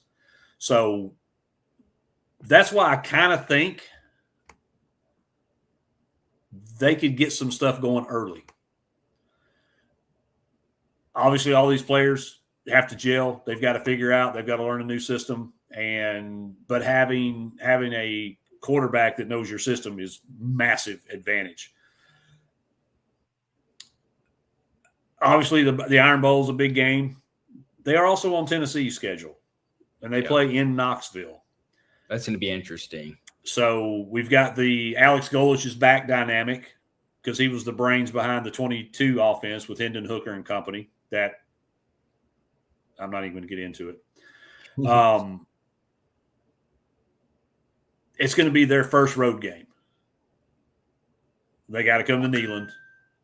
All that. Alex Golish is coming back, and you know how Tennessee tends to treat former coaches, players, etc. So mustard, there's no telling. So we'll find out how good Brown is when he's got to come to that type of environment. And let's be honest, yes, USF won some big games last year, but they also lost some big games when they needed them the most to be able to make that push to get in the playoff conversation, right? So Alex Golish has got to prove he can win those big games. And outside of the Iron Bowl, this is going to be probably their biggest test. It certainly will be at that point in the season. But they also have to go to Georgia. They play at Ole Miss and LSU. It's going to be tough. I'm leaning over, guys, simply because I think eventually at some point down the road, they're going to get this figured out. I'm not betting it. I'm staying away from it because I think it falls exactly on 6 or 7. I don't think it's going to be terrible. It's definitely not going to be great. If I had to lean, I think they might be able to steal one somewhere, but I'm staying away from it altogether. I think 7-5 is realistic. I definitely agree with you guys. I think they do make a bowl game. I think they get Baylor. I think they get Southern Miss. I think they get Samford. They should beat Arkansas. And God, please, for the love of everything, please beat Peabody. Yeah, I think it gets them. I think it gets them 7. That means they will have to beat Florida and/or Mississippi State. But it may be a little bit of Alex Golish bias on my part, but I think he can get this thing going pretty quick. It's just not going to be by October 3rd, getting that ass whipped in Knoxville. Yeah. If it is over 6.5, I know this seems crazy, but I've said it before, my under 8 wins or 8.5 wins for Bama. Oh, you think I got some hate there, but if they're sitting at 6 wins and they go to Bama and Golish does something in his first year, because that game, like even when Auburn is terrible, yes, that game. I mean, Jalen Milroe should not have won that game 2 years ago. Are you kidding me? 4th and 31, and they convert, score a touchdown. What are the chances? Like a corner on like a comeback route at the end zone. They were dead to rights. Had no shot. That was egregious. Now it is in Bama. I understand. That don't matter either. I mean, it's going to be split. But let me not be talk hypocritical when I just talk about home environments matter. But this game just is different every single year. I could see that where it's the rivalry game. They're sitting at 6 wins and that gets them to 7, and then DeBoer is just gone for sure at that point. But they may not let him back in his office. I don't think it happens. I'm going with the under 6.5 right there at 6. But yeah. That would be something. That would give them their 7th win. That'd be poetic. Yes, it would. That would be as equally as beautiful if you guys were to pull it off as well. So I ain't mad at it. I'll say this: DeBoer ain't surviving if he loses to Kentucky on the road and then loses the Iron Bowl to Auburn. Oh yeah, no backfire like Lane Kiffin did at USC. Yeah. No, they will have the torches and the pitchforks out. The Barbarians will be at the gate. The U-Hauls will be backed up.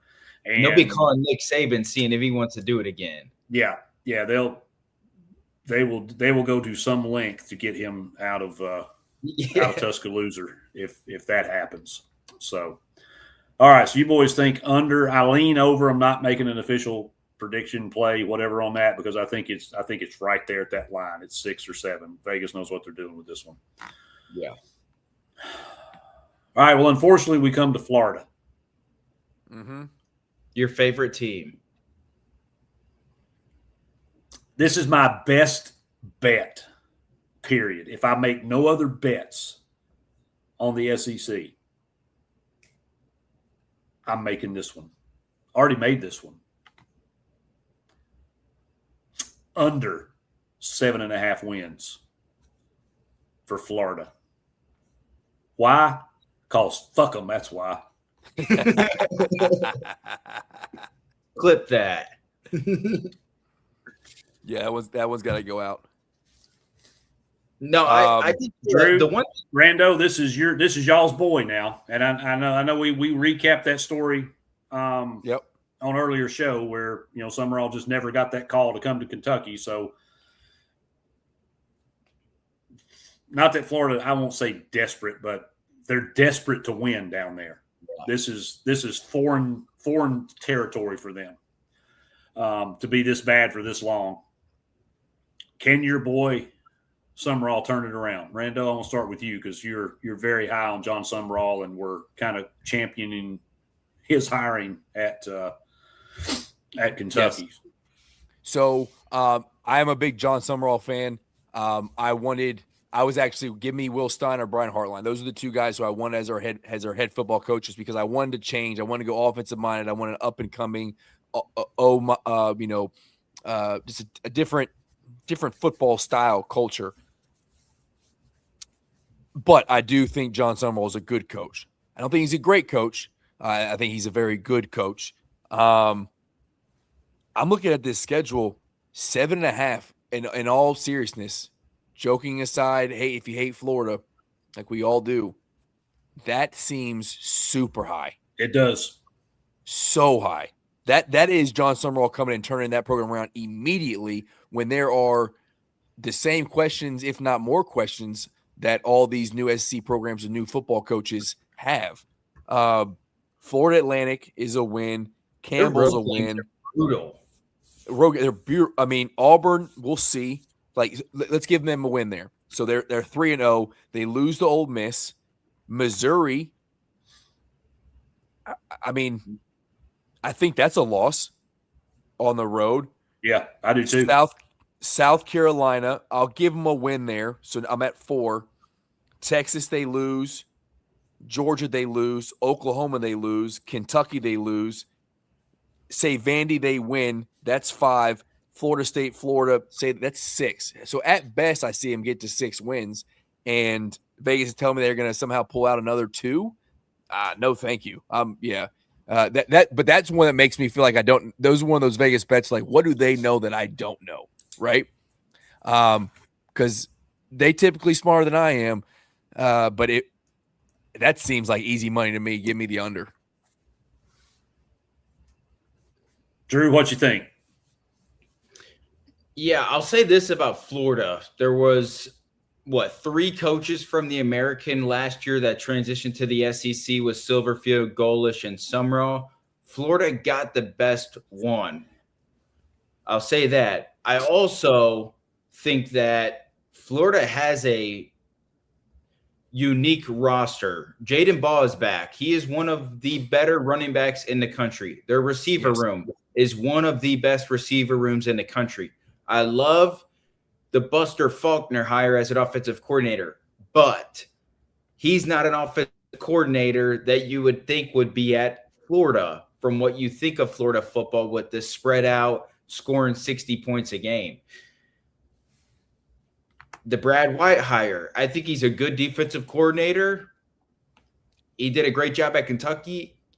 If he gets a jump in talent at Florida, which he should, if they recruit to Florida the right way, we'll see how that works. Brad White is a good defensive coordinator until you figure out his system, and then he can't get off the field. You can't get stops on third down. He can get exposed in certain areas, so that's going to be interesting. It's also weird that John Summerall used to work for Brad White. Now Brad White's working for John Summerall. That's kind of a weird dynamic. I'm also not very high on their quarterbacks this year. Aaron Philo obviously was a backup at Georgia Tech last year, but he comes all over with Buster Faulkner. I agree with you guys. I'm taking the under. I'm going to lean at 6 wins for them. I could see 7. I don't see 8 wins. I just don't see it from this Florida team. But I think long-term wise, I think number one, Florida fans are going to have to change their expectations on what they want as a football team and as a culture and a program, because John Summerall is not what Steve Spurrier was, or the good days of Dan Mullen or Urban Meyer with the spread out offense and we're scoring 50 points and you can't get us off the field. That's not John Summerall football. I also don't think that's Buster Faulkner as an offensive coordinator. So I think Florida will be fine in the future. I love the hire and the direction of the program, but not this year. I just don't see them making 8 games or being near the top of the SEC. I think they're a middle of the pack group. All right. So everybody's in agreement. It's under 7.5, right? Yes. Now this we've had a lot of hot takes on this show tonight. This might take the cake. And I'm not saying you're wrong, Claire, okay? I'm not saying you're wrong. Crazy things happen in college football, especially this game when it's, neutral site.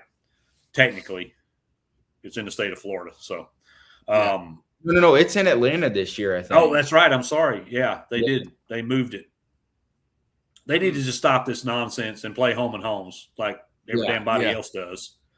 But I just, as much as that would be great for the narrative of the playoff drama and whatnot, I mean, the devil could put a team on the field and I would have trouble picking who to cheer for if it was Florida. The good news is they do have a bye week before that week.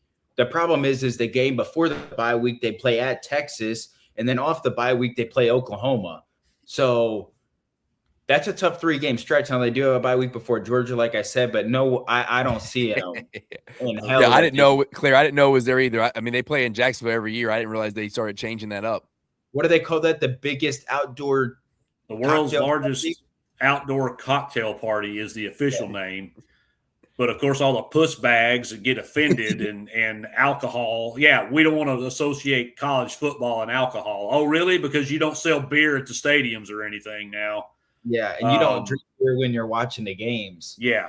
So, anyway, yeah, I'm of course, I mean, I don't ever pick them to win anything. Mm-hmm. But I just I don't think they. We'll get to Georgia. We're getting to Georgia next. Yeah, but, let's talk Georgia. Georgia's going to be a problem this year. Orlando. Georgia's going to be a problem this year. You took the bottle off, or the cap off the bottle. What are your thoughts on Georgia? Because they are at 9.5. That's a pretty healthy. It's a pretty healthy number. Yeah, so let me preface this with I still believe that Kirby Smart's the best football coach in college football. Signetti's right there. With what he did and has done in his short time in Indiana, and then going back to his success in lower level college football. Signetti's great. Kirby Smart is very, very high on my list. I have an affinity for him, so that plays in it too. But I am also a massive Gunnar Stockton fan. I think the way he plays the game, I think he's a good quarterback, but then he's just got this grit and this competitiveness to him that he fits exactly what Kirby Smart wants. On top of everything else that comes with Georgia. Great defense. Running back play, offensive line play going to be great. Now, here's the question mark. Have they figured out the wide receiver room? They bring in tight ends who can catch and block and be top 10 draft picks at a cyclic rate. But over the last few years, they have fallen off on having a dynamic, reliable wide receiver, like a true X. And Gunnar Stockton is going to need that this year if they're going to take that next step and be the clear-cut SEC champ that I think they're going to be. But going through their schedule, Tennessee State win, West Kentucky win, Arkansas win, Oklahoma. Not that bad. Oklahoma, that's going to be a tough game, but I think they win. They go to Alabama. I think they win that game. I think they beat Florida. So I think they go through into November undefeated. I don't think Ole Miss is going to be as good as everybody says they're going to be. I think there's going to be a drop-off. I know Chambliss is back. But I think the postseason run they went on last year when Lane left, I think that was just I think there's a lot of emotion in that. I think they start, regressing from there. I don't think Ole Miss carries like they did last year. So they beat Ole Miss. They beat Missouri. They probably drop one throughout the season. But I look at them and I don't think Georgia Tech's going to be as much of a challenge that it has been the last 2 years. They could run the slate here, go into the SEC championship game 12-0, and it would not shock me at all. Yeah, and I just don't. I'm looking at it. I'm trying to convince myself on how they might lose against Alabama in Tuscaloosa. I can't do it. I'm looking at Oklahoma beating them at home. Can't get my mind around it. Yeah, what was the win total, Hammer? 10.5? 9.5. Not 9.5. It was mine, and it was heavy juice on that. Let me give you the latest and greatest.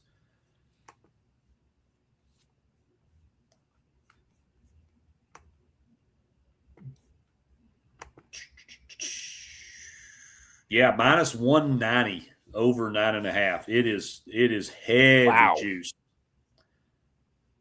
Vegas seems to think Georgia's going to fall right on 10 because they're minus 190 over 9.5 and minus 190 under 10.5 at DraftKings. I forgot they got. How do you say his last name? Canyon from Georgia Tech, the transfer. Big body X type. And then you got, I know they Landon Humphreys is going to be their Z. And I'm trying to remember. I just talked about how they always have great tight ends. I'm trying to remember who their. I don't think Delp is still there. Delp might still be there. I have to go back and look at the roster. He's not. He's gone. Yeah. Okay. No, it's Lawson Lucky. Oh, that's right, Lucky. Yeah. Yeah. Who I think played better than Delp last year, actually. So I don't see how this is even close. I think 10 wins would be a disappointment for Georgia, to be honest, and that still gets them to the over. Yeah. Are you staying away from this one, Hammer, or are you taking this? Oh, I have this line as my number 2 best bet in the SEC. Okay. One of the big things I look at, whether it's a college team, a pro team, Pop Warner, or a 50-plus senior league, when you have head coach, quarterback continuity, that bumps you up on my list. Yes. When you can return 13 starters with significant snaps on the defensive side of the ball, that elevates my evaluation.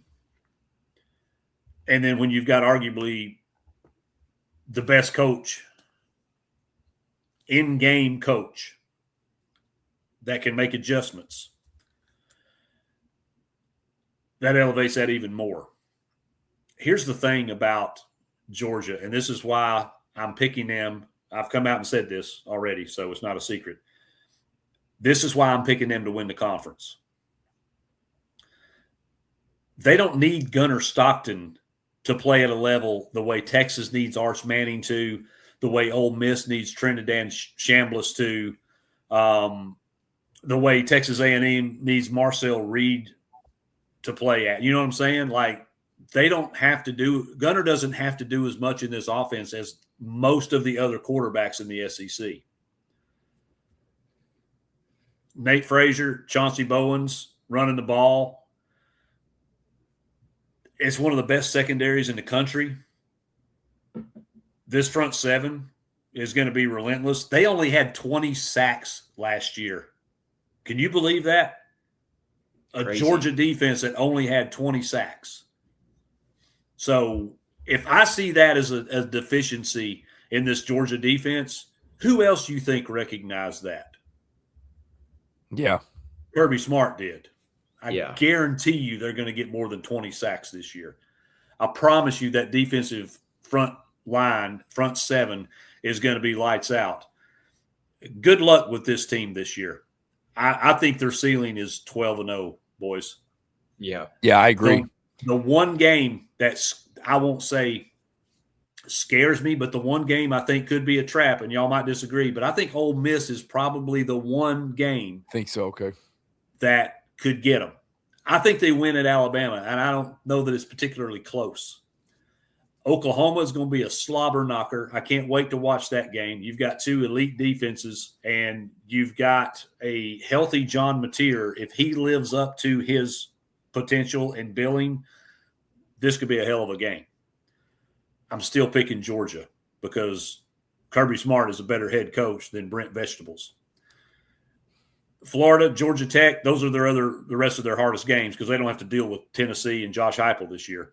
So that leaves me Ole Miss is the one that I think could give them trouble. And that depends on how Shambliss plays. But we have seen him play just absolutely out of his mind. Carry that team. Georgia.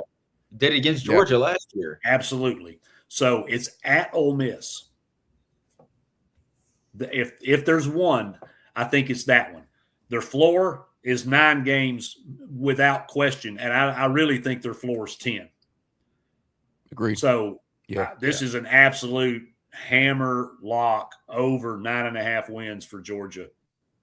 They're going to look more like the Georgia that we saw for several years running with, back-to-back championships, feeding the NFL, entire defenses. This defense was young last year. They had a lot of guys leave. They didn't get a lot of pressure. All these guys are back. All these guys have another year under the belt. And I don't think Kirby's going to be satisfied getting knocked out in the first round. So Georgia's my pick to win the SEC, make the college football playoff. I think they're going to win the whole thing. Georgia's my pick for the national championship. Mine too, Hammer. We are locked in, man. I think Georgia is like Kirby is tired. He's tired of everybody else getting the Signetti, the Dan Lannings. Hey, y'all forgot about me and what I'm doing down here in Georgia. Finally getting them over the Mark Richt hump, like doing the thing. It took him some time to beat Bama and really get there, but when he did there, he hadn't stepped off the gas pedal outside of last year when it was a little bit of a unfortunate season, and they still played well. It wasn't Georgia football under Kirby Smart well.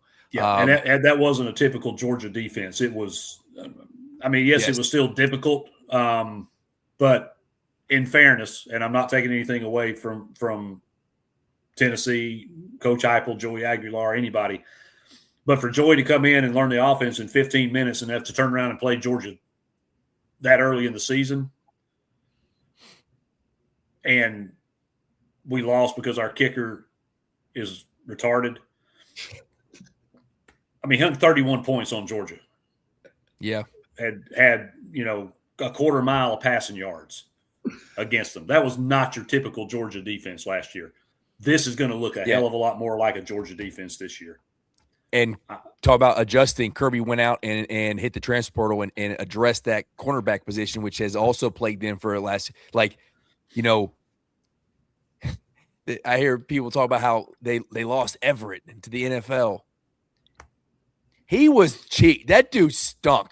Yeah. I watch a lot of Georgia football. My father-in-law went to Georgia, athlete there. Like the wife side of the family are Georgia fans. So I watch a lot of Georgia football, and I'm like, how did this dude even make the roster? Like he didn't like hitting people. He didn't like covering people. I was like, good grief, man. Yeah. He was one of the most frustrating players to watch. But then they go get a transfer from Oklahoma. They elevated that defense, especially on the back end. Getting dudes who played safety at Clemson and Khalil Barnes. I was going to mention him. Yep. So I really think that they are going to elevate it. And watch out, Gunnar Stockton's going to run the offense, but Nate Frazier, 1,000-yard season for that dude this year. Easily. Nate Frazier's going to run over some folks, man. Yeah. Talk about thicker than grits. That boy thicker than grits, man. Yeah, he is a load. And when he gets, he gets a head of steam behind that offensive line that's going to, push people around, man. It's, good luck stepping in front of that dude. Because they get, I found my numbers. They get 68% of their production back, 169 combined career starts, the most returning starters in the SEC. And they went out, like you said, they didn't have a big transfer portal class, but when they went out and got guys, they got guys to fill a need and to play immediately. And Khalil Barnes, remember his name, safety from Clemson, going to be a stud, along with KJ Bolden and also Ellis Robinson, cornerback. I'm telling you, this secondary is going to be a top-notch secondary. Used to be, you couldn't run on Georgia. You had to throw the ball. Good luck this year. And I hate them. Hammer, we got a show going to come out on not this Saturday, but next Saturday before week 0 college football. And we were talking about what we were going to do with our best bets. I'm curious on what the line is. It's probably plus money if you take the over Georgia season total and the under Florida season total. We might have to lay that out there for the people on ESPN. Well, over 10.5 wins, if you think Georgia is that one loss, that's plus 160. Okay. And if you think Florida is going to suck ass the way I think they are, under 7.5 is minus 156 right now. Under 6.5 is plus money as well, plus 144. So if you want to stretch that Florida sucking out a little bit more and that Georgia is going to be, they're going to be a lot better, that'd be a sweet little play. I'm just saying. Yeah, it would. I don't recommend gambling to anybody because you're not paying me. So you get what you get. But that's not a bad little plus money parlay that I could sit right here right now and make you a very persuading argument why that would hit. Yeah. No, so. I said the ceiling for Florida was 6 wins, and that's under 6.5, right? That's plus money. And I thought the floor for Florida was 10 wins. That's plus money. So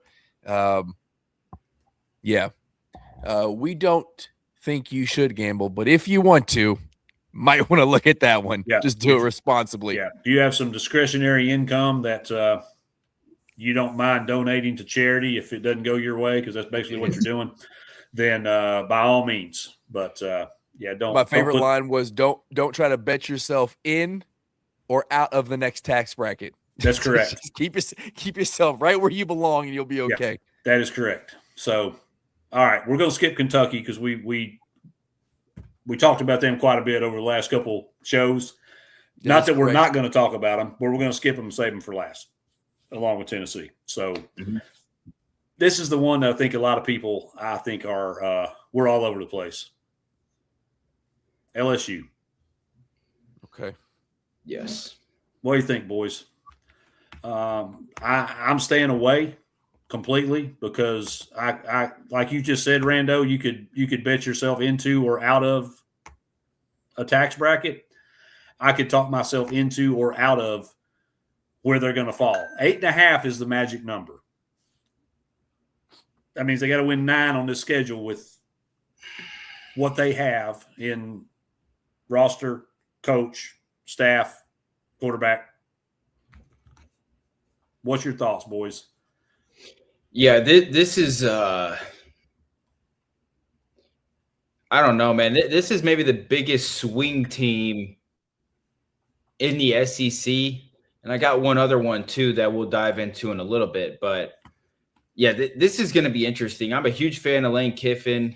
I think he's a great coach. I think he's a great offensive-minded coach. I think he brought in about as much talent as he could have hoped for in year one. It's really hard to build a team in year one when you factor in the depth and the total landscape of the roster. That's the one thing I worry about with LSU is depth if things go wrong. Now, Sam Leavitt was a great quarterback at Arizona State 2 years ago. Last year struggled a little bit, had an injury. He's still working back. If there was a coach that you needed to reshape your career to go to, the coach is Lane Kiffin, and he did it. And I think Sam Leavitt is an ultra-talented kid. I think he's going to find a lot of success under Lane Kiffin. Now, LSU's receivers, they are loaded. To me, this is one of the best receiver rooms in the country. If you go watch the tape, if you look at their numbers, if you go look where these guys came from, it's going to be impressive. And then you factor in Lane Kiffin and Charlie Weiss Jr. calling the plays. It's going to be interesting. The one question mark I have is the offensive line. Rando, we're familiar with their offensive line coach and Eric Wolford. I would say he's a well-respected coach in the business, but I don't know about a great coach. It actually surprised me that Lane Kiffin hired him. And look, we hired LSU's offensive coordinator the last year, and everybody says he sucks because their offensive line wasn't good and because they couldn't run the football. Now, was that a coaching issue? Was it a talent issue? Was it all the issues you could think of? That's to be seen. But Lane Kiffin also has always been really good at running the football. Hence, Keywan Lacey last year at Ole Miss. He didn't play at Mizzou, goes to Ole Miss, and he was one of the best running backs in the country. So I think it'll be interesting. The one thing about LSU is they did bring back a lot of pieces on the defense, and Blake Baker is still their defensive coordinator, who's done a pretty good job there in his couple years at LSU, who was previously at Mizzou. So that helps for some continuity. This is going to be interesting, but they start out hot, right? And their first 4 weeks of the season is Clemson at home, with the Louisiana Tech, at Ole Miss, and Texas A&M. And then from there, their schedule is pretty manageable for the next 4 weeks. And then the 3 of the 4 weeks late, they got Alabama at home, Texas at home, and at Tennessee. That's going to be a tough stretch. So, man, it's so hard because I believe in Lane Kiffin. I believe in the roster he put together, but they do have a brutal schedule, and it's in year one. And if things go wrong and you're not deep enough, which is really hard to build in year one as a head coach, no matter where you're at or what school or what money you have, really challenging. I'm going to bet on Lane Kiffin. I'm going to bet on LSU. I'm going to bet on Death Valley to pull out some wins for them. Number one, I do think they're going to go into Oxford and win that game week 3. And I'm going to take them to go over 8.5. And I think I'm kind of leaning at 9 wins. And I wouldn't be surprised if this is the first 3-loss team to make the college football playoff. Okay. So Drew's drinking the Bayou Bengal Kool-Aid. Rando, where you at with LSU? So I do think they beat Clemson. They beat Louisiana Tech. The Ole Miss game is because while Lane will know what throws off Chambliss, Ole Miss, the defense, like they're going to know what to expect with Lane Kiffin. You mentioned the quarterback is still, Levitt's still trying to figure out the system and come back and be fully healthy. I think the emotions flow for Ole Miss, and I said I wasn't high on them, but I think that's one game that they can win. So say Ole Miss wins that game, they start off 2-1. You're right, Ham. This one's tough because A&M. If this was at College Station, I'm picking A&M. This one's at LSU, and now it makes me want to lean Lane Kiffin and LSU. Let's say I gave A&M a win, McNeese a win, Kentucky a win, Mississippi State a win, Auburn a win, Bama a win. They lose at Texas. They lose against Texas. That's at home. They travel to Knoxville. I think they lose that game, and they finish out with a win in Fayetteville, Arkansas. So that would give them the over.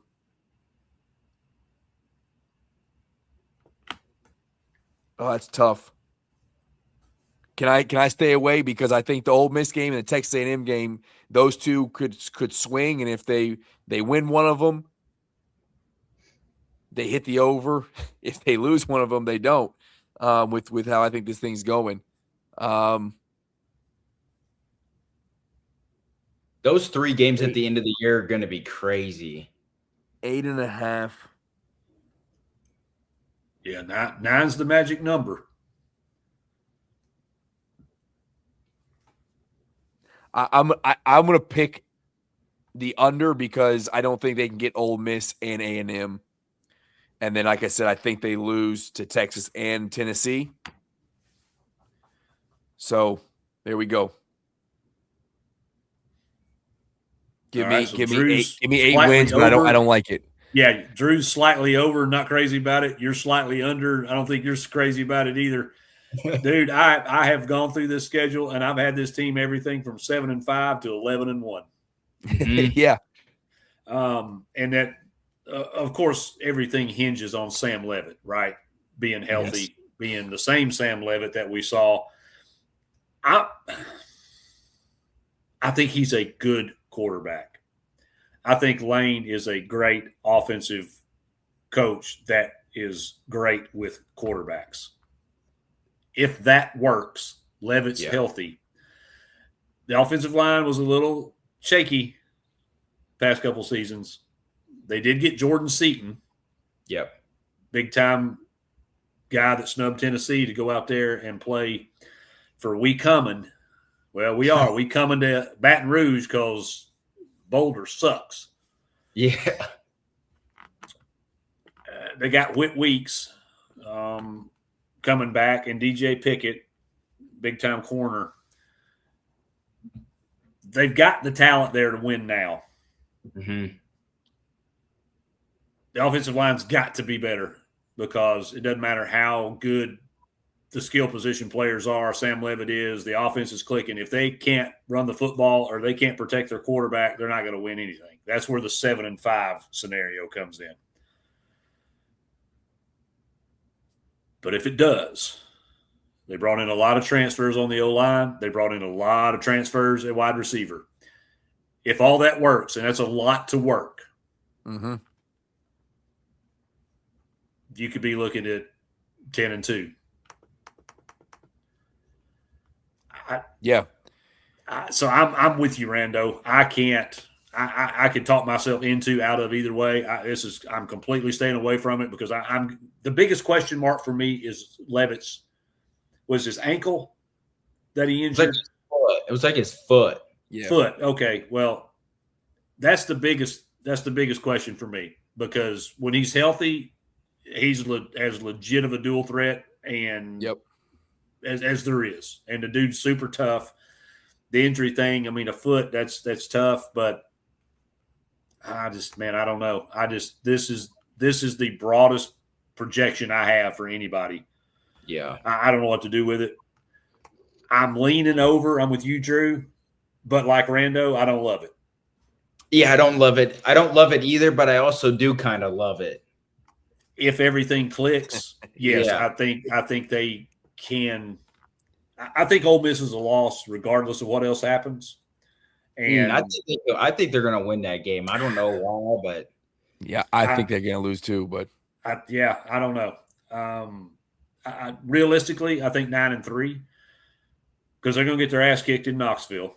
I think they lose at Ole Miss, and they will lose either Texas or Alabama. I don't think they lose both. So my lean is Texas, and they lose to Bama. So they lose at Ole Miss, at Tennessee, 2 road games, most difficult on the schedule.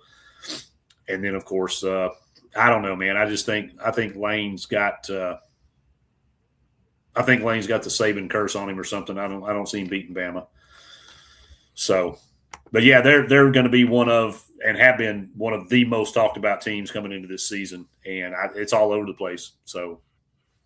And I will say to wrap up this one and your O-line scenario of it could be 7-5. Wolford is a one-time great offensive line coach. Like you go look at what he did at South Carolina when he came back. Right? Yeah, talking about, not giving up sacks ever, giving quarterbacks all day. The run game was great, but then when he left Kentucky, went to Bama and did it, like something about I don't know, it just fell off. He could still recruit well. We were told he recruited well when it comes to your ranking and players ranking, but none of them could actually figure out his system or play together. It just it didn't work, especially when he came out of Kentucky for a second time, and it didn't work at Bama, which is why they let him leave. So within the last 3 or 4 years, he has fallen off from going to be a great recruiter and great O-line coach to maybe still a good recruiter, but can't actually put the horses on the field to be an effective offensive line in the run game or pass game. Sure. So he's got to be able to figure that out at LSU if they're going to step up, because as of the last 3 years, his track record is not good. Mm-hmm. No, it absolutely is not. So, and you know, as good as their defense has been and as many players as they've sent into the league the last few years, the offense has been miserable. And that's a big part of it. So, all right, so we'll move on. Mississippi State. Me personally, I don't have a lot to say here because this team's going to come in at 4.5 wins. There's two things I like about this team. One is Camario Taylor, quarterback, that I think is going to be fun to watch. And anybody that's got a running back on their team named Fluff, I'm for it. Because you got to be a badass to walk around with the name Fluff. So the schedule is absolutely brutal. Yeah. If we were still playing divisions, they would be playing basically every good team that would fall into the SEC West, and they're going to get destroyed. The team itself will be better. The record, however, will not be. I'm taking under 4.5. I think it might be 4.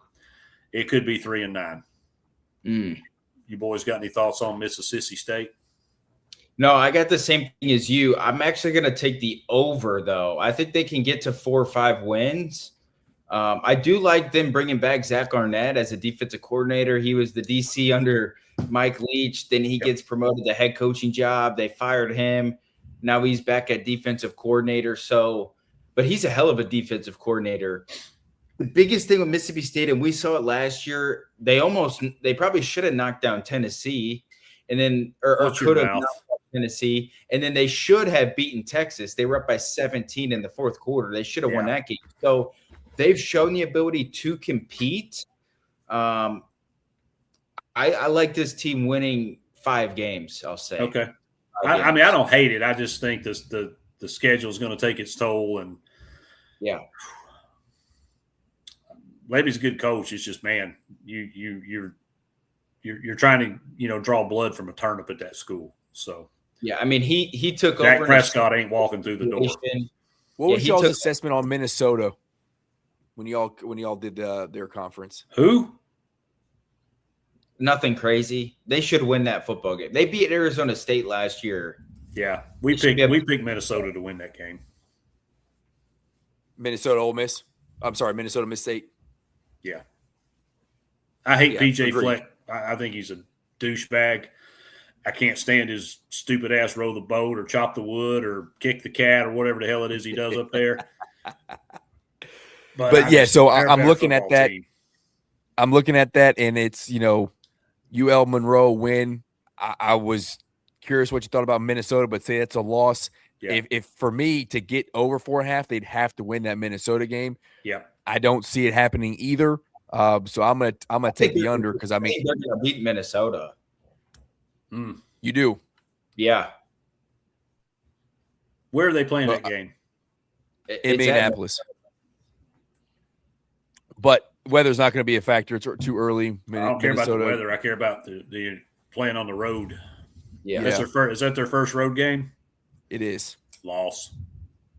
There's also one I'll get in. We'll get into them when we talk about them, but there's a home game early of the year that I think they'll get.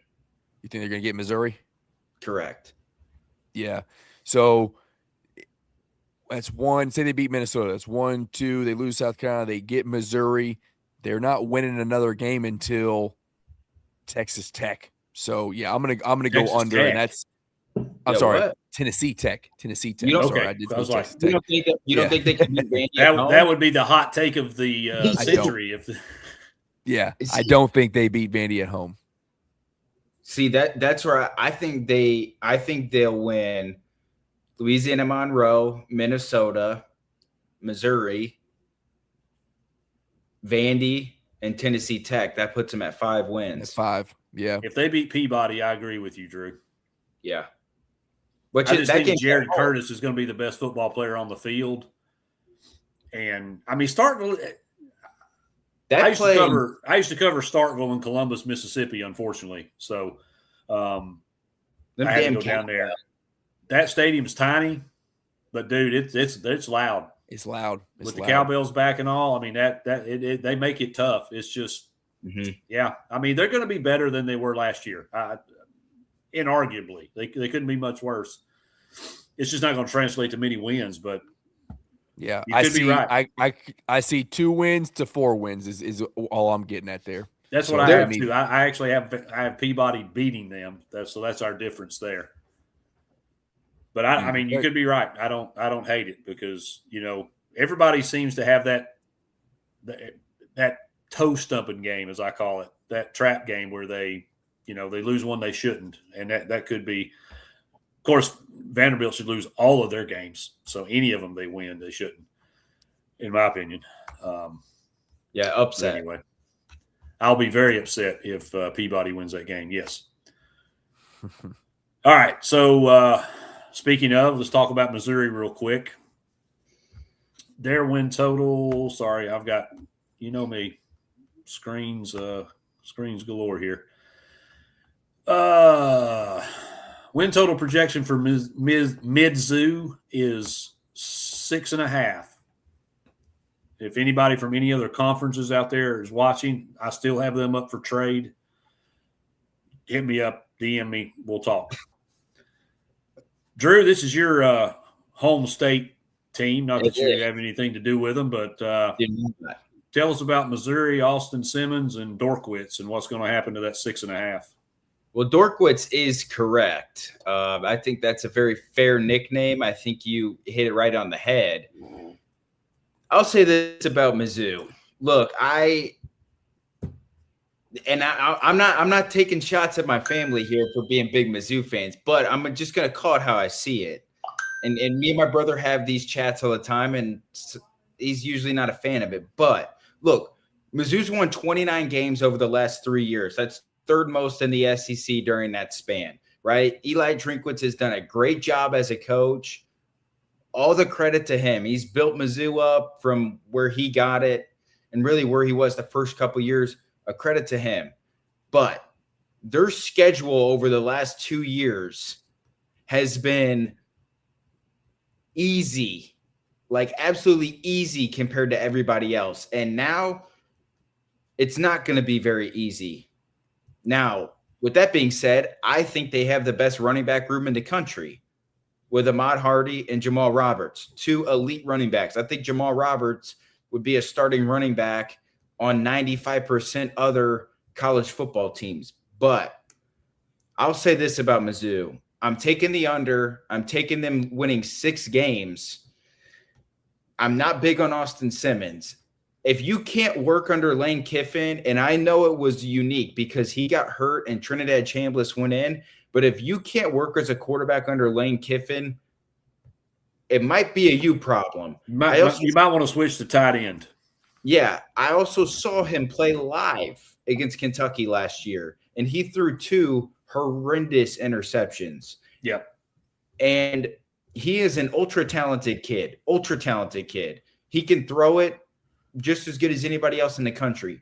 But it seems like he has turnover issues. He threw 5 interceptions last year and 4 touchdowns in the limited games he played.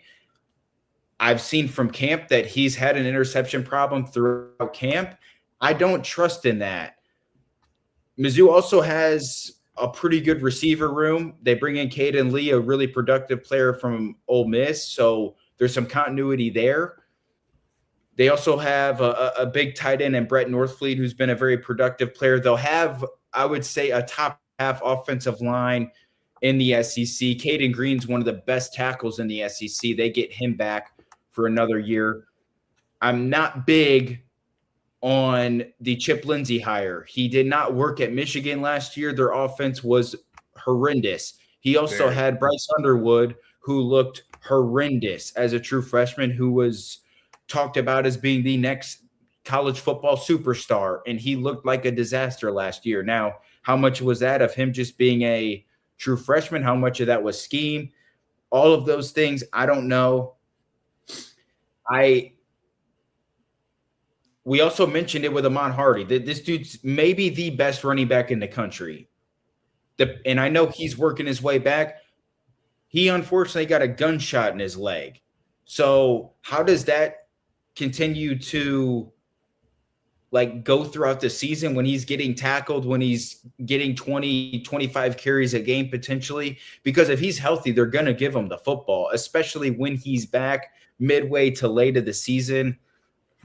I'm just not a big Eli Drinkwitz fan. He's never beaten an SEC team that has finished with a winning record or better. The only teams that he has beat up against in the SEC since he's been in are bad football teams. Correct.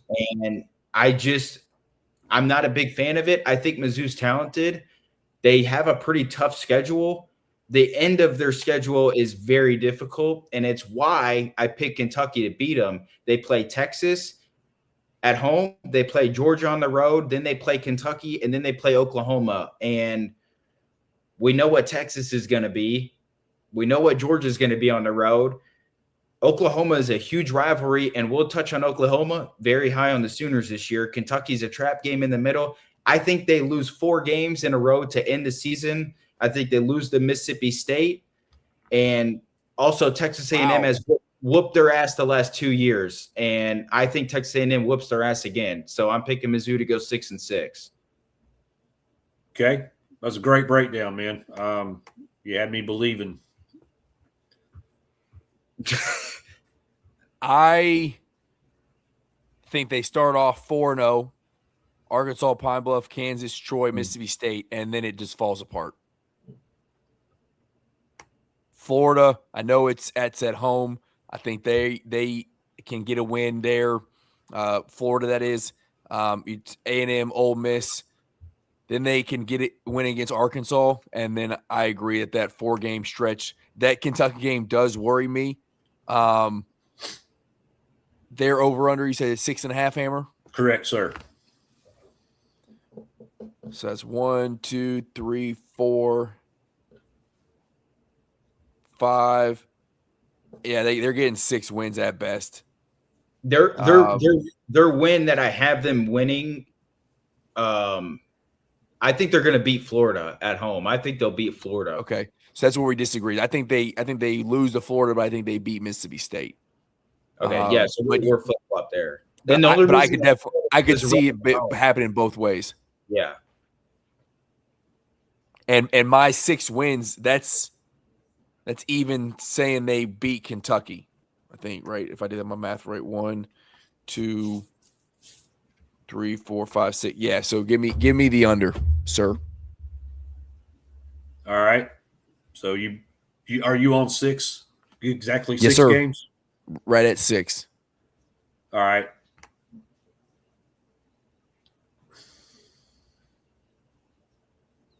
I think they get 7. I'm sorry. I have them winning 6 because I have them winning the Mississippi State game. So that would put them at 6, beating Florida and Arkansas too. Because I have them winning their 3 non-cons, and then I have them beating Arkansas, Florida, and Mississippi State. So they'll go 3-6 in the league. I got mixed up, but I would not be surprised if they do not lose that Mississippi State game on the road. Okay. This team can we both have them at 6, just different ways. So still have the under. Hammer just said he thought they're going to get 7. Yeah, and Jackson says they're going to get 7 easily in the comments. I mean, he may not be wrong. Caveat, I hate Mizzou. Can't stand Dorkwitz. I hate when we have to go there and play. You don't like when he stands on business? No. Usually, from all things I can tell, he usually sits on his business. Yeah. Ahmad Hardy. Yes, gunshot wound, May. All indication is he's fine and he's going to start the season without issues. But even if he doesn't, Jamal Roberts is just right there. He's actually a better receiver. They'll be okay there. I think anybody's better than Bo Perbula Correct. So we'll go there. It got so bad that they basically, that's when they started running the wheels off Hardy. I mean, he had almost 1,700 yards rushing last year. They can't do that this year, but they're not going to have to. I'm with you. I don't think Simmons is that good because if he was, we wouldn't know who Trinidad Chambliss was. So, but he's got some good receivers. He's got 2 good running backs. He's got an all-world running back if he's healthy. And, I mean, Dorkwitz always has good offensive lines. So all the elements are there for the offense to be good, serviceable. They can't be one-dimensional. So Austin Simmons is really the key to that. He's going to have to really perform and be a little bit more than just a game manager who hands the football off 30 times. The defense last year was lights out. Now, granted, they had an easy schedule, but still, they were 8th in the nation in total defense. They gave up less than 19 points a game. Yeah, they lost a lot of dudes. They didn't lose a lot, Drew. They lost everybody. Yeah. All 11 starters are new on this defense.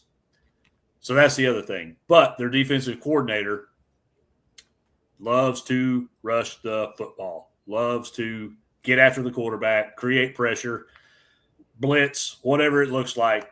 He's big on pressure. So if they get that going and the offensive line can keep Simmons upright and he can limit his turnovers, there's a lot of ifs with everybody, but work with me here. I think they can get to 7.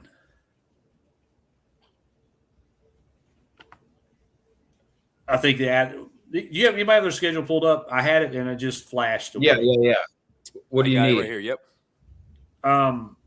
When the Ole Miss game, they play at Ole Miss that same big weekend with Tennessee, Alabama, and all the other games we talked about. October 17th, they're at Ole Miss. Who do they play before and after? I think they play Texas A&M. A&M before and then bye. Yeah, and so it's a bye week afterwards. Okay, so all right. So I was more concerned about really who they played prior to. So yeah, the A&M game, that's going to be tough. That's who's whooped their ass the last 2 years. Yes. But here's something interesting.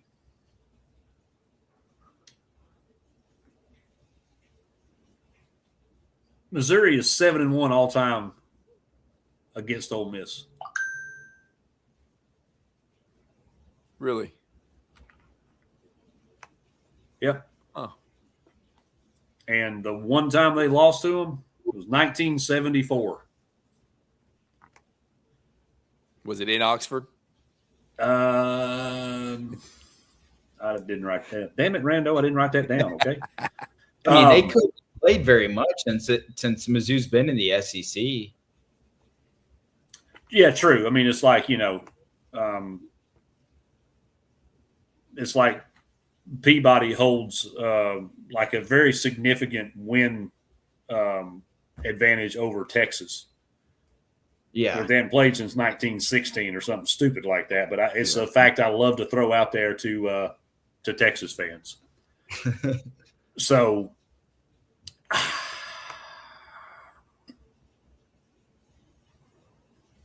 they don't play Alabama. They don't play LSU. They don't play Tennessee. They do play A&M at home. They do go to Ole Miss. They play Texas. They play at Georgia. Mm-hmm. They do get Arkansas in that little mix there. And then they get you guys and then Oklahoma.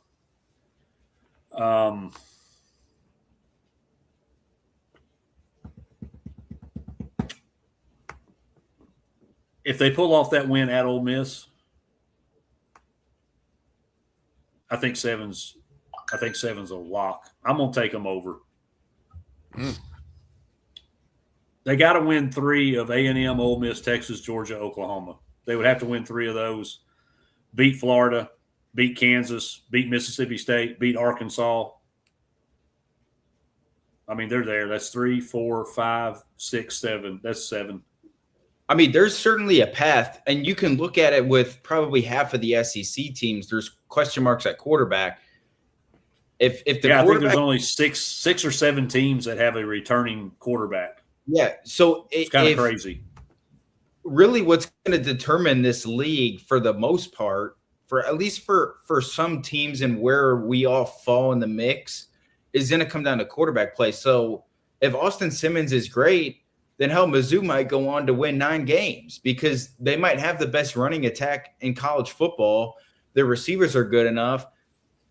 I think their defense will assume that they'll be at least average, with their coordinator back, and then some of the talent they got, like Wesley Woodyard, the linebacker out of Auburn, who's a beast, and some other guys they added. So if Austin Simmons is good or really good, then Mizzou can win 9 games. I just know from what I've seen from Austin Simmons, both in person and him playing, and then I factor in Chip Lindsey as the offensive coordinator and how it went at Michigan, I don't have belief in it. That's the big thing. Yeah. No, I totally get the argument against it. You could probably talk me in. If Austin Simmons is the same Austin Simmons and hasn't progressed and turns the ball over, this team could win 5 games. Well, this team can miss a bowl game. Yeah. So it could seriously go either way. And I love this. CM, thank you for dropping that because that's hilarious. And with the colors that they have to work with, I mean, you can't expect much.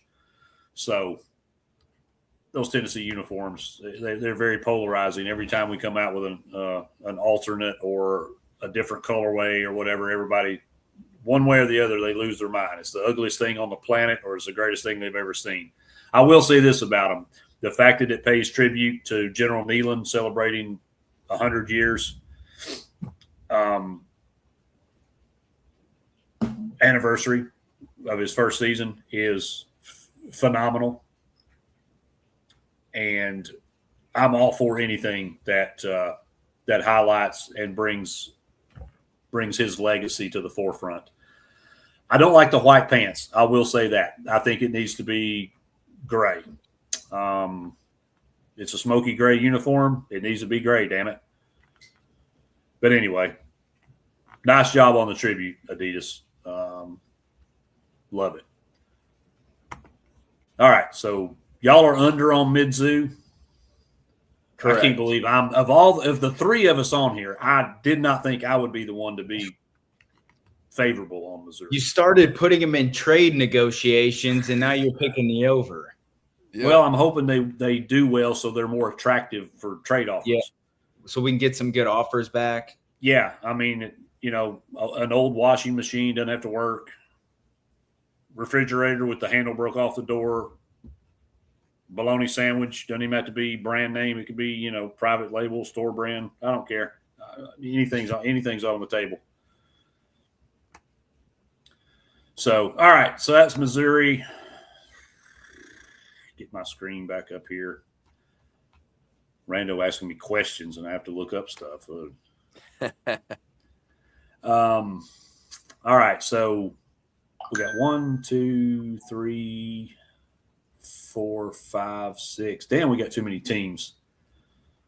All right. Well, I got to kind of skip ahead a little bit here on these. So sorry for it, Oklahoma, but we're going to have to give you an express route here. Just real quick, what do you guys think Oklahoma? Because this is another one that I think could probably have a pretty broad range of outcomes. Their total win total sits at 7.5. Rando, tell me what you think about Oklahoma and where they're going to end up this season.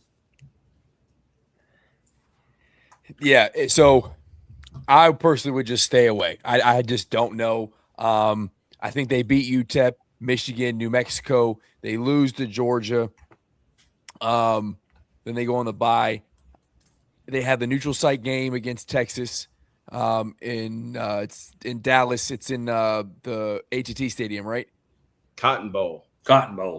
Okay. So, oh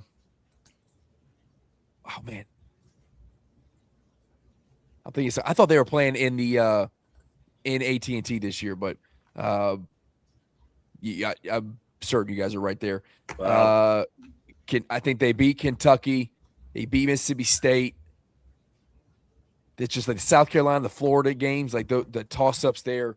6.5 is a good number. If I had to bet it, I think they can get 7 wins. Wait, But there's I would. 6.5. Is that what you 7 said, and a Cameron? half. 7.5. Oh. Okay, sorry. 7.5. Okay. Ooh.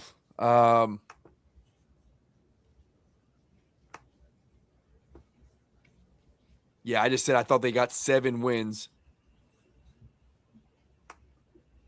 They beat Kentucky. They beat Mississippi State. Then they beat South Carolina. So let's just say UTEP 1, Michigan 2, Mexico 3, Georgia's a loss, Texas a loss, Kentucky it's 4, Mississippi State 5, South Carolina 6, Florida 7, 8.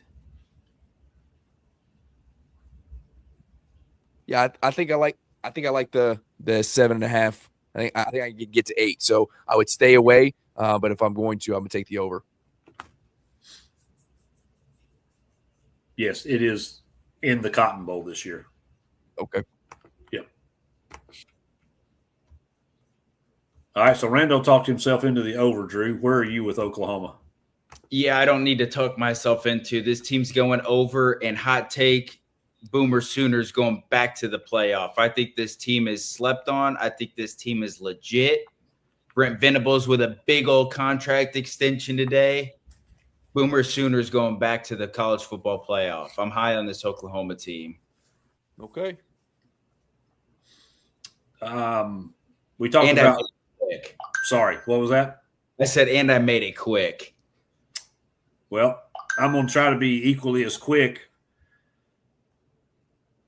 Oklahoma has 68% of their production coming back from last year. Translated into numbers, that's 137 combined starts. They didn't have to go transfer portal shopping. They did get a couple that will probably be pretty impactful.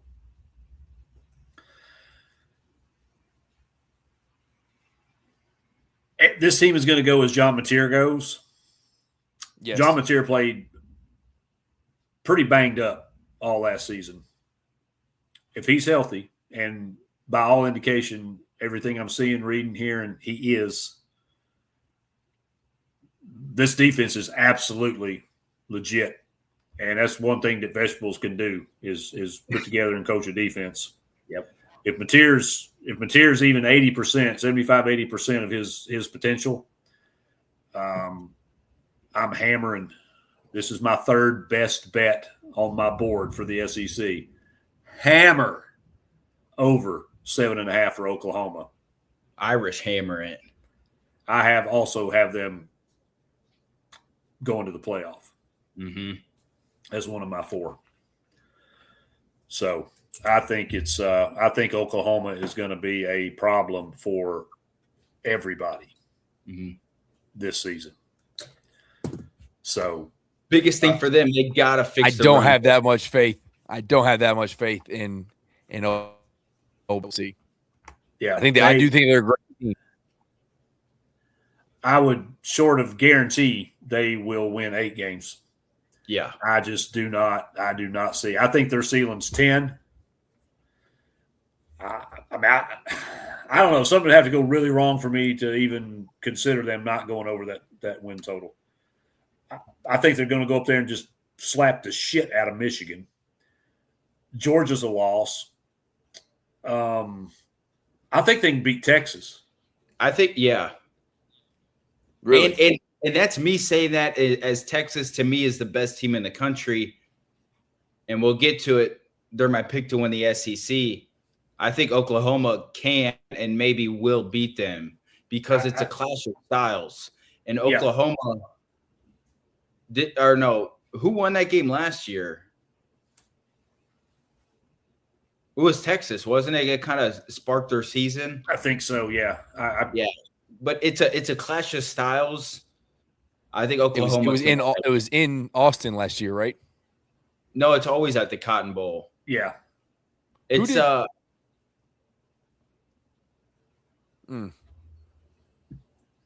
I think the only loss that I think they lose to Georgia, and that's going to be that's going to be like a heavyweight fight. But it's at Georgia, and I'm not betting against Georgia at home. So I have that as a loss. Texas A&M. Between Texas A&M, and Ole Miss, I think they lose one of those three. They arguably have the toughest schedule in college football. When you see what top to bottom what their schedule is with at Georgia, Texas A&M, and Ole Miss. Yes, they go to Michigan. Yes, they go to Florida. I see 9-2 as possible. 10-2 is possible. 9-3 more likely. They damn sure win an 8. Mm-hmm. Even if Mateers sucks, this defense is good enough to get them 8 wins.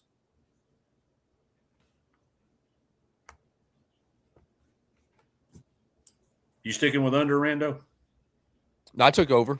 You I did got take 8, over? remember? Yep. Oh, that's yep. right. Oh, okay. Yeah, I'm sorry. Yeah, that's right. Because at first you thought it was 6.5, and then when we said no, it's 7.5. I'm sorry. I thought you slid back to under on that. So okay. Yeah. My bad, homie. All right. So that's the Sooners rather than Laters.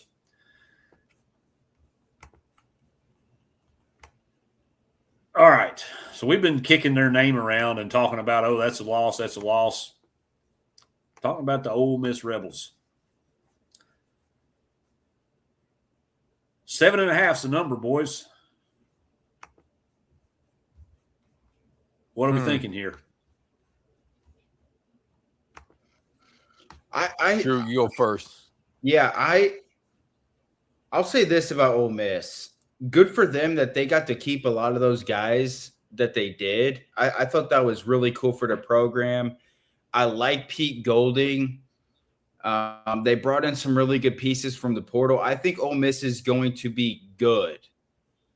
I don't think they're going to be at the level they were last year. And one of my biggest question marks is how does an offensive-minded team work with a defensive-minded head coach? Mm-hmm. That to me is going to be a strange dynamic. You said it was, what was it, 7.5? 7.5. I'm going to pick them to go over. I think they're going to be a good football team. I don't see them getting back to the playoffs and compete for the SEC championship and maybe a national championship like some people think they will. And like they even talk about themselves. Now, you obviously got to talk about yourself like that when you make the college football playoff semifinal the year before and you bring back some of the pieces they did. But, you know, how much that offense was driven by Lane Kiffin and Charlie Weiss last year, you know, in the playoff run, how much of it was driven by just the whole like vibes and the mentality of the team just diving in together. And then you think about their playoff run, and it was really, I mean, it took like 3 incredible plays from Trinidad Chambliss for them to win the game that they did against Georgia. So, yeah, I just I don't see the SEC championship contender, national championship contender. I don't even see Trinidad Chambliss competing for the Heisman. But I think Ole Miss is going to be a good football team. They're going to be a tough team to play against. I like them over the 7.5, but I would say like 8 or 9 games, 8 or 9 wins this year for them. Okay. Yeah, I'll make it quick. It makes me nervous because there is a world where they could lose back-to-back against LSU in Florida. I don't think they do. I just said I think that they can beat LSU at home. I'm going to take the over 7.5 because I think they get one of those 2 games. I think they beat Louisville to start the season, and then to close it out, I think they can get to 7 with Wofford and Mississippi State, and easy game, and then close with the rivalry game. So yeah, give me the over. All right. So Rando is over 7.5. Well, if you boys are taking the over, then how dare I take the under, right?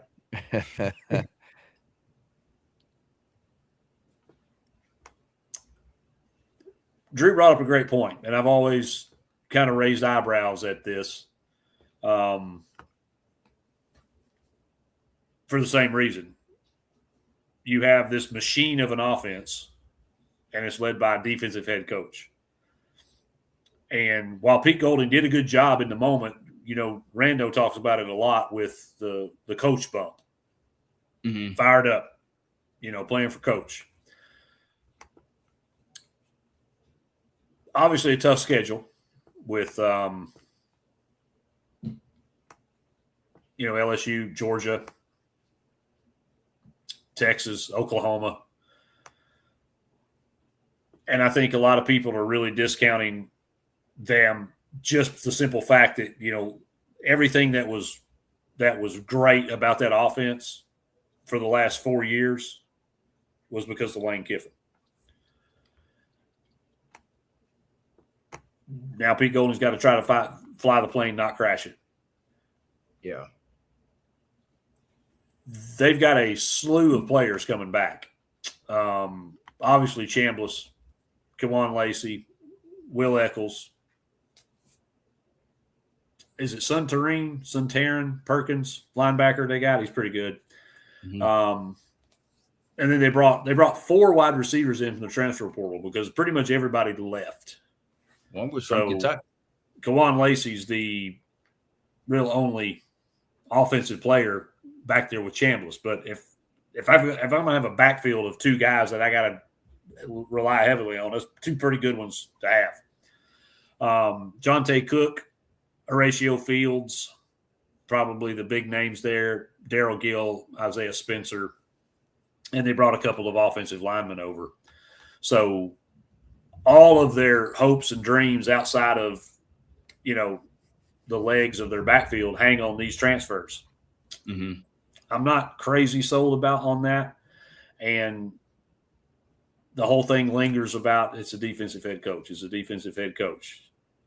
Yeah, and it's easy. This is really his first year. Yeah. And it's easy to pick the offense up because you just did what you're doing. And Pete Golding's talked about that. He said, we're not changing anything up.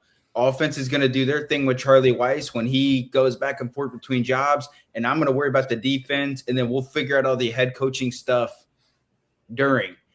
The problem is you can't just do that forever. It doesn't work that way. The operation changes in the offseason. That's, to me, where things can get all wonky and crazy.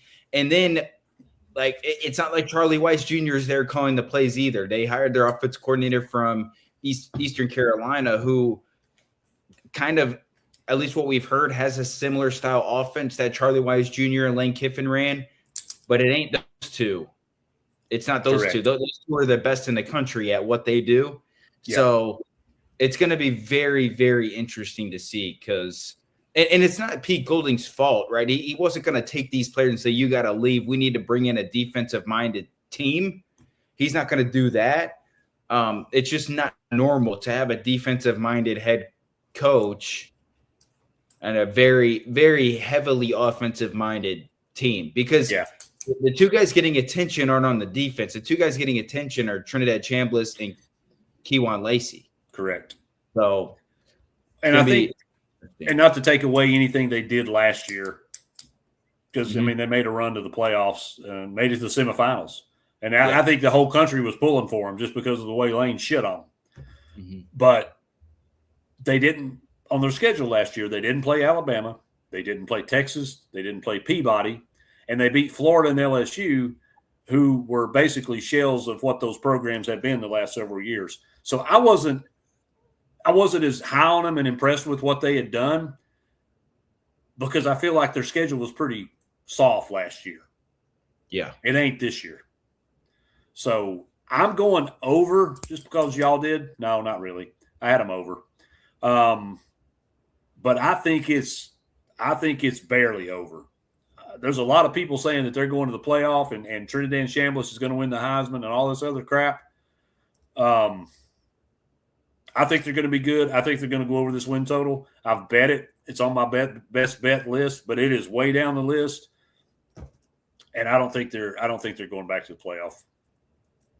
I think they're going to have a little bit of trouble getting this offense integrated, and I think they're going to have a rude awakening with the schedule that they've got to play this year. I hope they beat the absolute shit out of LSU. But outside of that, they've got some brutal games on that schedule. So I think Pete Golding will get out-coached in some of these big-time games, and that's going to be part of the difference. Yep. So, All right. Moving on. Sorry, boys. Keep it All rolling. right, this is one we disagree on. So let's hash it out. Why y'all hating on South Carolina? Who?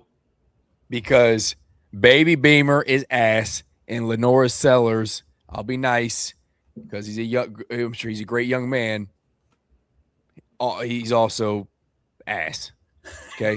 So I got zero faith in that's another coach who's very much on the hot seat. In all seriousness, I think Lenore Sellers is a good athlete. He's a serviceable quarterback. I don't think he's good. And I think he has already peaked at what he can do at South Carolina. So you got film on him. You know he likes to run. He's just not he's not someone who can sit in the pocket and dissect a defense and throw the ball. He's a one-read dude, and I think it's going to come up to bite him. On top of, I am not sold just because Beamer could consistently beat Stoops. That was always his big win of the year is beating Kentucky, and then there would be some fall off. So I have zero faith in South Carolina. I'm the opposite. I mentioned that on Saturday. We were breaking down the schedule. I said I'm a little bit higher on South Carolina than the normal. Y'all can talk yourselves into it. You're not going to talk me into it. So 6.5. Under. I'm not even looking at the schedule. Under. Man, I think Rando's bitter. Yes, 100%. Yeah. Now they do have a tough ass schedule. They have a brutal schedule. Georgia, Bama, A&M, Florida, Tennessee, Clemson. And the only one they might get out of that is Clemson. I'm with you, Rando. I'm not sold on Sellers as a passer. As an athlete, he can be dangerous. I'm sold on him as a absolute weapon, though. Yes, 100%. He doesn't throw well on the run. He doesn't throw well, period, at times. His biggest threat is, I think, his mobility, his legs. But the games they play at home, I think gives them a chance to pull off a couple upsets. Mm-hmm. And because Willie B I've been there. I used to live in Myrtle Beach way back in the day when I worked for a shoe company that doesn't sponsor me, so I'm not going to tell you which one it is. But that place can make stuff happen. It's tough to play there. Both Columbias in the SEC are tough to play there, but for different reasons. The one in South Carolina, because the fans are passionate, it's loud, there's some kind of mystical shit that goes on there. And the other one, because it's in shithole Missouri. Sorry, Drew. But it's tough to play at Willie B. So I'm going to take over, Rando. 7-5 is my prediction for them. Just because of the environment. I think they'll get somebody, and God, please don't let it be us.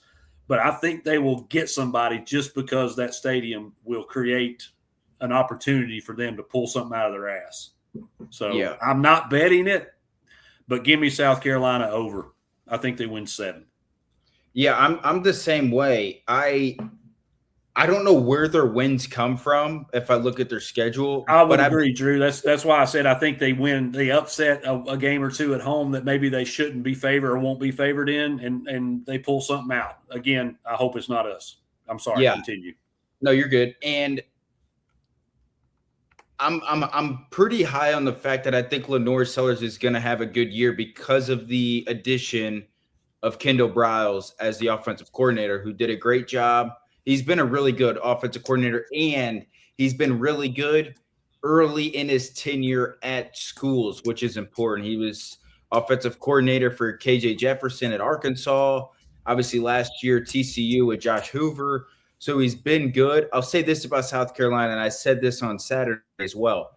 If you look at the top 3 players on each SEC roster, South Carolina is up there. Lenore Sellers, Nick Harbor, and Dylan Stewart. Those 3 are studs. And the problem with them last year was their offensive line sucked. They fixed that. They went out and they got dudes from the transfer portal. I think defensively, they've always been pretty solid defense. I hate Shane Beamer. Nobody hates Shane Beamer more than me, but it's an even year. He keeps doing this, going every other year of success and not success. Last year, they were terrible. Means this year they're going to be decent. I think he saves himself from being on the hot seat and getting fired. I think they go 7-5. I don't know where those wins come from. Like Hammer and I said, I even think they could pull off an upset on the road somewhere. I don't know what it is about South Carolina, but I like what they did in the offseason, and I think they're going to put together a pretty good year. So over 6.5 then? Ass. How do you really feel, Rando? Don't hold back. It's a safe space. Yep. All right, so Drew, you're over 6.5. Beamer looking for a new job. Barely. Same. I think, and I don't even know how they get out a there. 7th one. Yeah, I couldn't necessarily point to you the pathway. It's just I think they get somebody they shouldn't, and that pushes them over. Mm-hmm. So I agree. All right. Well, this is the one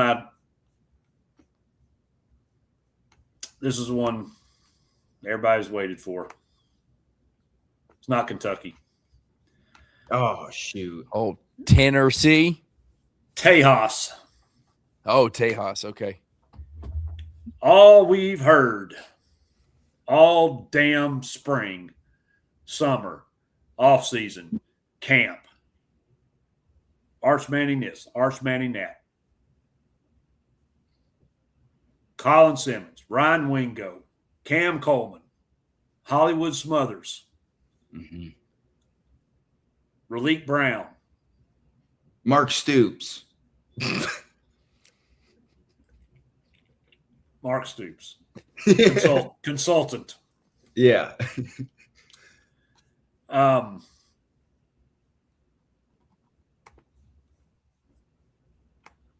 Sorry, I clicked off of it. Uh-oh. Win total 9.5. One of the most difficult schedules in the country. Mm-hmm. Starts out with Ohio State, games at Tennessee, Oklahoma, at LSU, at Texas A&M.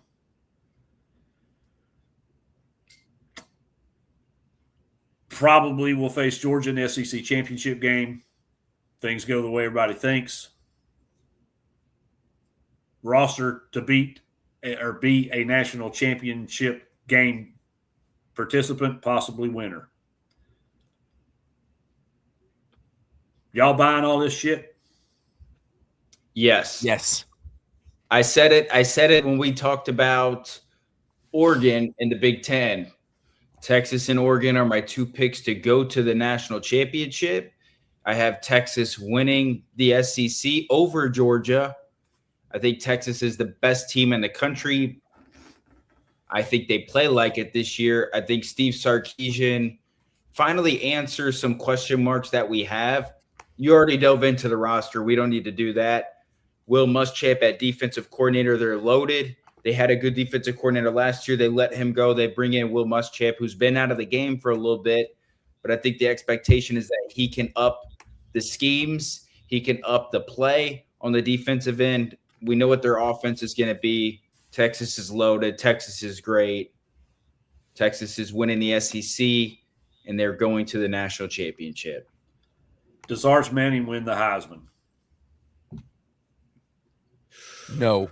Ooh, I don't know. If all that happens that you just said, Mm-hmm. I'm thinking that he's got to be a lock for the Heisman.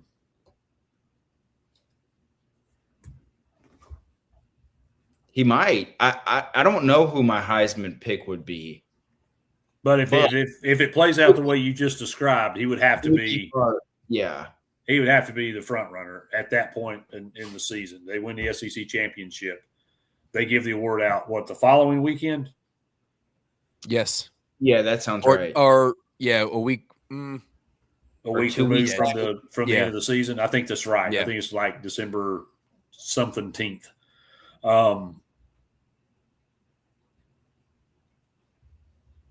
So yeah, I think if that's where you are with it, and if you buy into the scenario that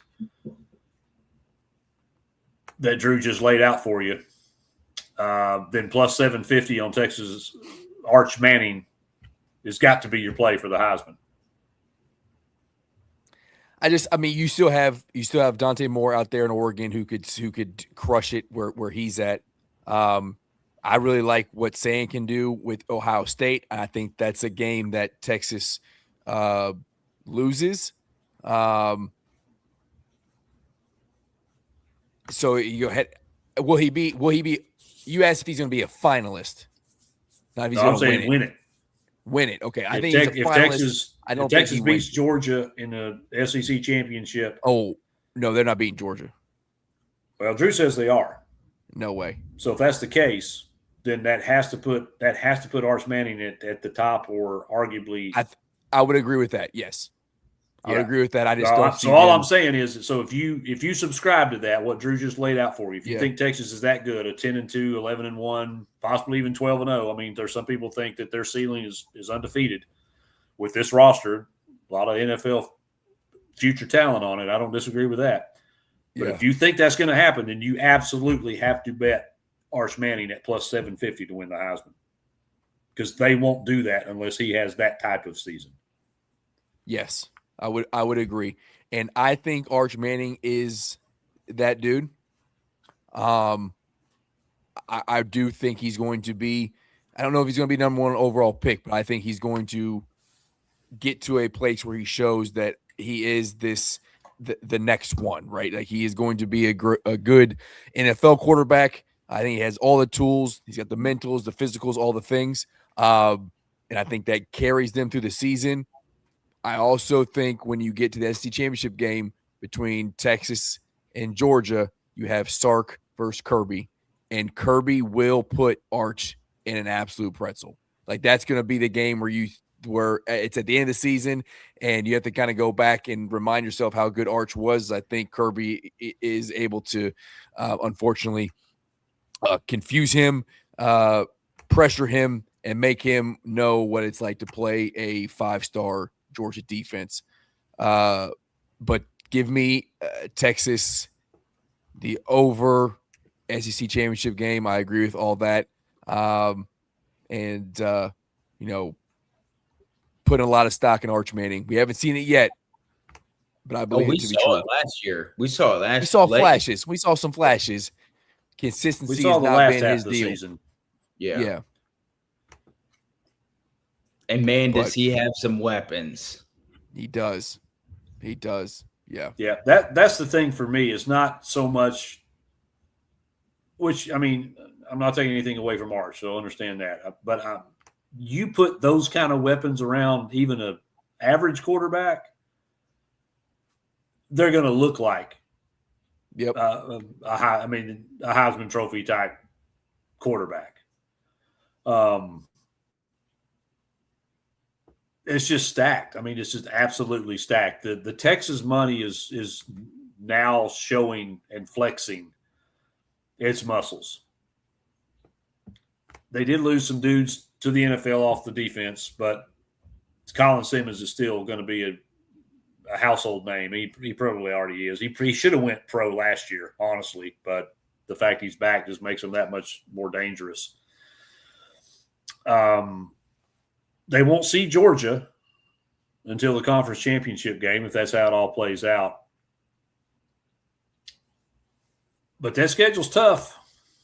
It is an absolute gauntlet, and if they run through that schedule, then they deserve everything good. Yeah, the thing that plays in Drew's favor and goes against me in my Georgia take is what you just said, Hammer. Like, they will be battle tested. If they got there, they will be battle tested. They will have seen a lot, and at that point, Arch will have had to mature a bunch to that Georgia game. So to me, it could play out that way. I was just to me, Texas, really, they'll be fine at home. It's the road games. Well, and plus Ohio State. I think they're going to beat Ohio State week 2, but their road games, Tennessee, neutral site road game, Oklahoma, LSU, and Texas A&M. Now, they've been whooping Texas A&M's ass since they've been in the SEC, but though that's really what their season is going to come down to. The Ohio State game, and then how do they play on the road?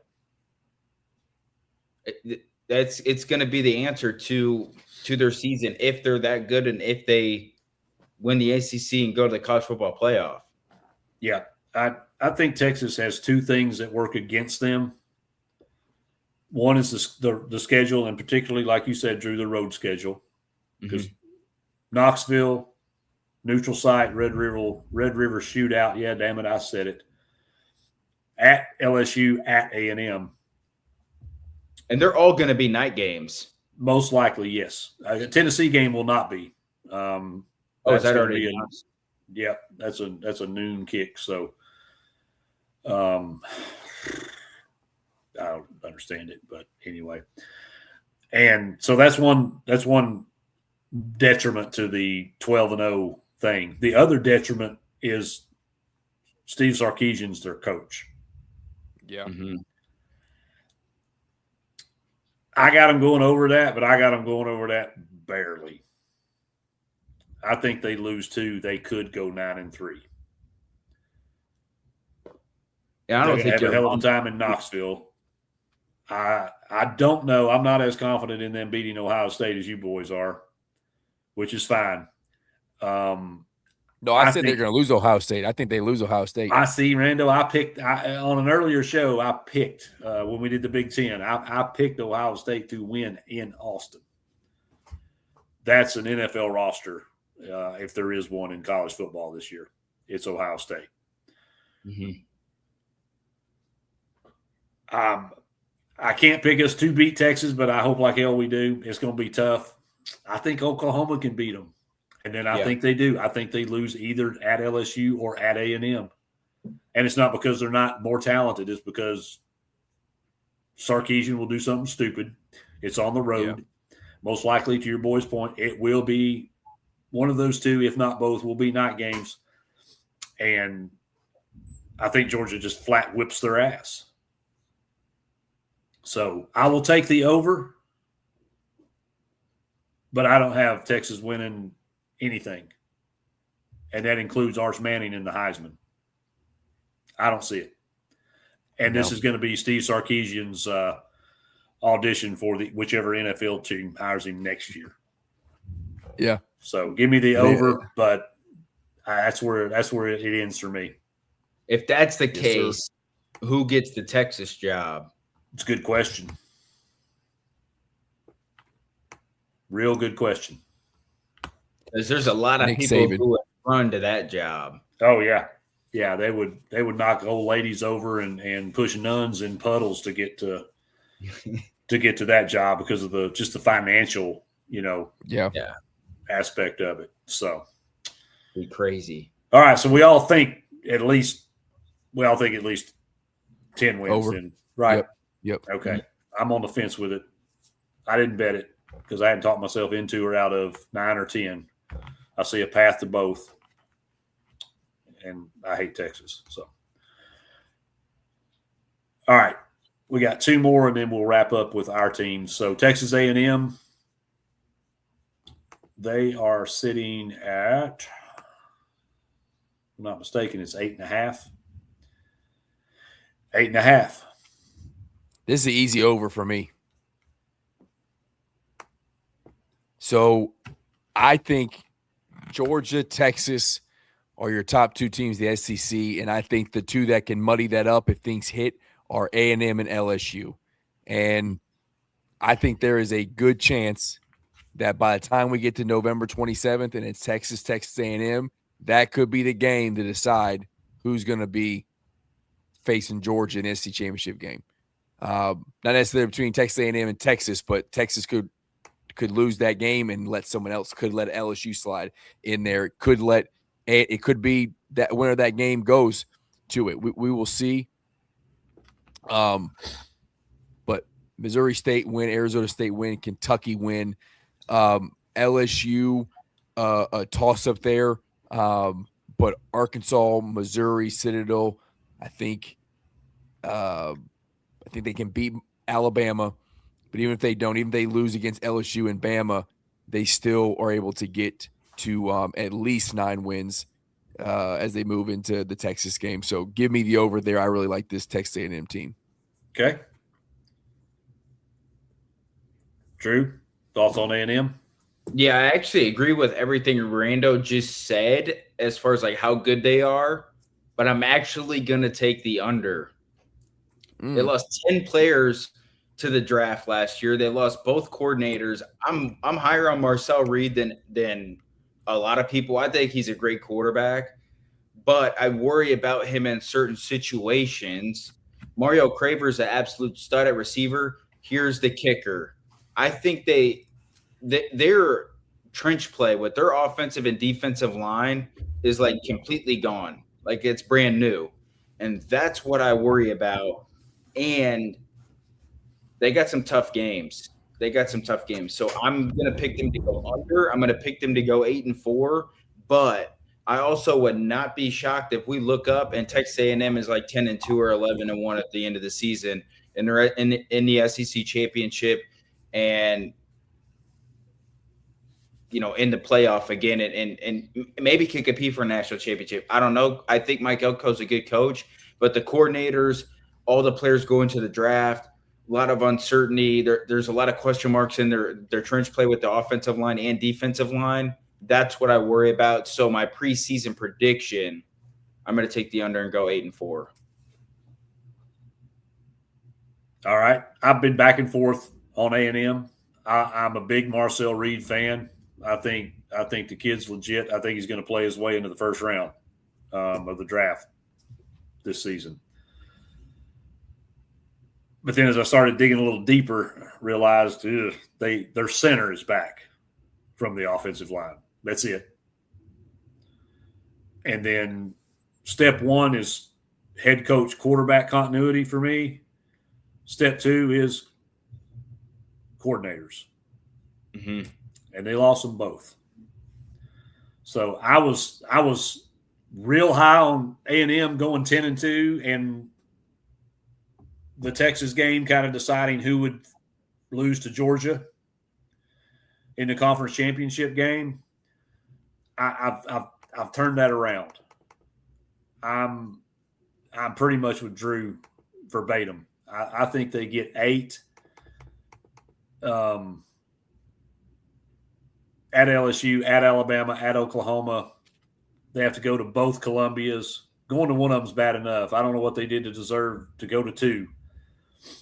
And then they do host Tennessee, neutral site with Texas. It's just losing both your coordinators, brand new offensive line. There's a lot of room for things to not go right. And I'm going under. I'll stand on my island out there in College Station. That's all right. I mean, yeah, Rando, because you need to learn the this team could be 10-2. This team could be 6-6. Yeah. So I think it's somewhere in the middle. So I'm going with 8, which is a scary under bet with the talent that Marcel Reed is. It's just, man, yeah. I don't know. It's just may not necessarily be a new system, but it will be new coordinator. on both sides of the ball, and I don't like that. So I'm taking under. Hey boys, I'm gonna jump off here. I'm gonna bail on you. Get out Yeah, man. behind the books here. I hear you, man. I appreciate you done, jumping in here. And no, thanks for having me. Thanks for doing this, man. I know y'all wrapping up the college football thing. Y'all have absolutely crushed it doing God's work, doing 2.5, 3 hour shows late at night, educating the people. And it's gonna be some things that we can reference back in time and just the start of the annual college football and NFL. Let's not forget how much you broke down the NFL. So I really appreciate y'all jumping on here and doing this. A metric shit ton of time spent doing research. Like I said, I come on here and give my field takes, how my gut feels. Y'all out here spitting facts, and I really appreciate it. Everybody watching really has to the level of their knowledge of the game is stepped up levels and levels and levels because of what y'all do and what y'all give out to everybody. So thank you so much for doing it. Thanks for having me, and I'll see y'all Saturday for the Happy Hour show. Always. Appreciate it, Rando. Thanks for stopping in, man. It's always a blast hanging with you, and we'll see you soon. Go Cats, 7-5.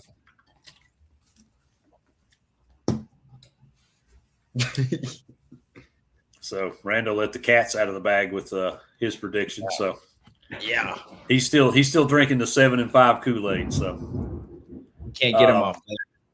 Yeah, and that's the other thing that going back to Texas. Yeah, the CM just threw up there that we've talked about it with Muschamp. He's a hell. You can say what you want to about him as a head coach, but man can put a defense together. So, I mean, I could be sitting here eating crow in 4 months, and they're 12-0 and rolling towards the national championship. But I think there's just a lot of pressure, a lot of expectation, and I don't know that. I haven't seen Sark handle that well. Yeah. So, all right. Well, Drew, last and certainly least, before we move on to our respective teams. Both hate them. I got some storms brewing up out here, sounds like. We got Peabody. Their win total, is it 6.5? Because I'm having trouble putting my finger on it here. Excuse me, it's 5.5. So no Diego Poverty. That is finally over with, and maybe they can get all of the STDs off the handrails out there at that dump in the West End. But Drew, to go from 10 last year to a 5.5 win total line kind of makes you raise some eyebrows, huh? Yeah. So what's your take on Peabody? And you still got Clark Lee, right? They got a 5-star quarterback in Jared Curtis. So is it really going to drop off this much? I think so. So much of Vanderbilt was Diego Pavia and Eli Stowers at tight end. Like, he was a great tight end. And just the vibes that Pavia brought. And yes, he had a huge impact on the field, but think of the impact he had off the field, in the locker room, in the timeouts, in the huddles, even outside of the facilities. And you just can't replicate that. It was magical for them, but also, let's not forget what Clark Lee and Vanderbilt were before Pavia got there. They weren't anything before that. And so I'm not saying they're going to go back to that fast, but I think they might be on a trajectory to get back there. Jared Curtis, obviously a 5-star talent player. They bring back their offensive coordinator who did a great job. I just don't see it. I just don't see it from Vanderbilt. I think they got a pretty tough schedule as well. And I'm going to take the under 5.5. Yeah, I just don't see it from Vandy this year. They didn't do enough to me in the portal. They lost a lot of guys, important guys as well, that made a huge impact on them. So I'm going to go under 5.5. Okay. I think there's going to be a substantial regression with this team from last year. Again, like you said, love him, hate him, and I did. Diego Poverty was the heart, soul of that team. He instilled his swag and confidence and everything in everybody else on that team. And he had a magical season. But all 12 Peabody fans out there, and I don't mean on our show, I mean period, and on the planet, there's like 12 of you. Listen to me. Your best season produced a Heisman Trophy candidate that had no shot in hell of winning it, and you couldn't sniff the college football playoff. Your best 10 season. Wins. At 10 wins, too. Best season. That's how much nobody, A, believes in you, or B, cares about you. You have been and will always be, regardless of your record, the doormat of the SEC. You're like a doorknob. Everybody gets a turn. And you're going to go back to where you belong, and that is the lower portions of the conference. The only reason we even let you stay in is because you bring up everybody's GPA, and you did manage to win a couple baseball titles with that cornball.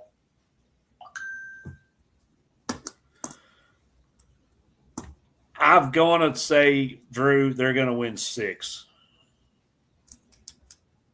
I'm not quite sold on them dropping all the way back to 5 and 7, even though it wouldn't surprise me if they did. But that is solely based on the fact that I think Clark Lee is a good coach. And it may not happen right out of the gate, but I think he can get something out of Jared Curtis. They do have Cedric Alexander, Junior Sherrill. Yeah. Tight end Eli Stowers is definitely going to be missed. They got a couple decent defensive transfers in. I don't like it, and I hope I'm wrong, but I think they can get to 6. I think they can get to a bowl. But I think it's the beginning of the decline, and we'll see Clark Lee at a actual football program school. That's why I don't get why he didn't just leave. I know he's an alma mater guy. Yeah, and that just proves his loyalty, because my God, he could have went to a lot of different programs, Power 4 schools last year.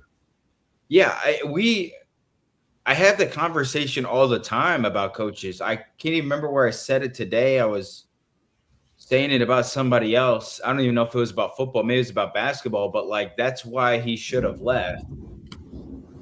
When you're a coach like that, and I get it, he wants Vanderbilt to be great. He talks about it all the time. He's an alma mater guy. He built them up from winning 2 games a year to winning 10. Yep. But I don't know. Sometimes you got to think of that like rational decision of like, or like the common sense decision, which if you want to be a good football coach, it's probably not smart to just stay at Vanderbilt. Now, unless Nashville can just keep funding all this money and stuff, which I guess could be sustainable, but I doubt it, because at some point those schools go back down, especially in this day and age. We're seeing it now. For a couple years, there was all this parity. There was weird teams. But now look at it. We're talking about Texas. We're talking about Georgia. We're talking about Ohio State. We're talking about all these teams being back at the top of the sport. And everybody wants to talk about Indiana. That's amazing. They won the national championship, had one of the best seasons, best stories in college football history. Yep. But you're seeing it now. The blue bloods of the sport are raising right back up, and they're taking back over. And I don't understand why he did not leave, because he was in the mix for the Florida job. He was in the mix for all these other jobs. And obviously, if he was presented and offered the jobs, he should have taken it. But good for him. He got a nice raise at Vanderbilt. Yeah. And I mean, I admire and commend him for the loyalty. because he could have went to a shitty Big Ten school, took more money, and had the same or worse record he's going to have this year.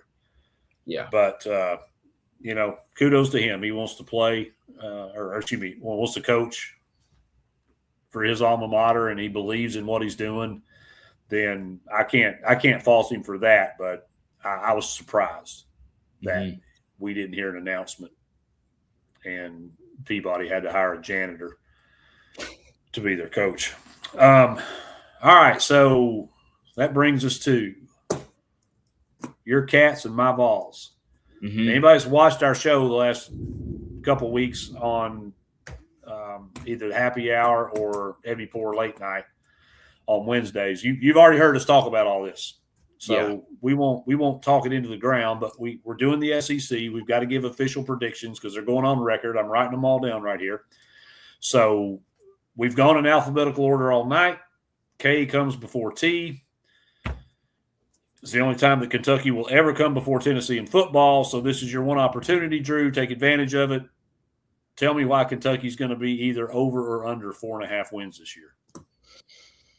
Well, I picked them to go 6-6, and realistically, I was at 5-7, but I gave the 1-game bump as a fan. You let Ryan and Rando talk you into stupidity is what you're telling me. That could be the case. I think you said that. Oh man! So you're over 4.5. I'm comfortably over 4.5. I think they can. I feel good about them getting to 5 wins. I do feel comfortable about them getting to 5 wins. Now, how do they get there? I'm not really sure. I think certainly, look, when you look at Kentucky this year, I mean, brand new team, brand new culture, brand new style of play, brand new mindset, all of these things, right? We're going from one of the most boring brands in college football under Mark Stoops, and he did a phenomenal job.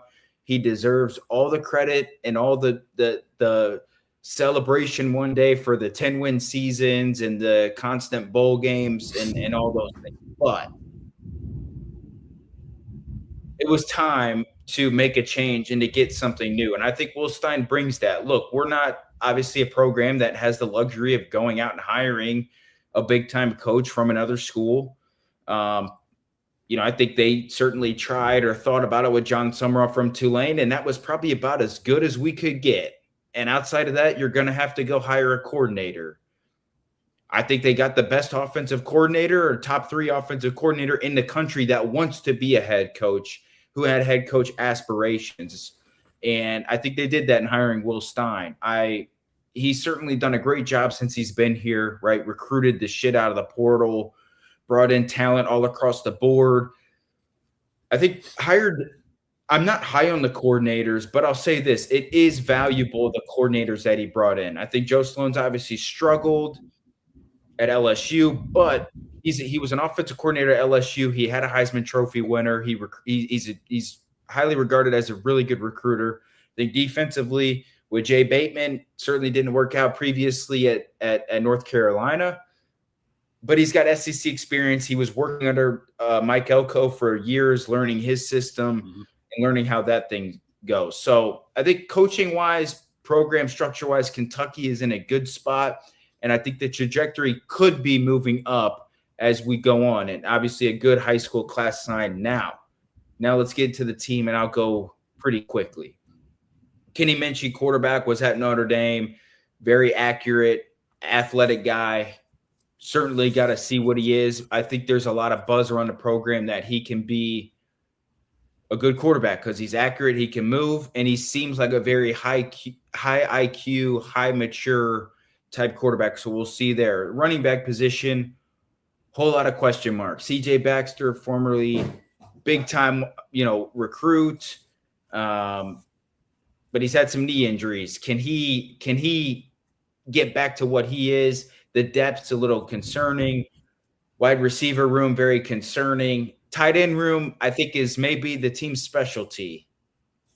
Willie Rodriguez, one of the best tight ends in the conference. I think Henry Boyer is a really good tight end number 2. He's an elite level blocker in the wild card.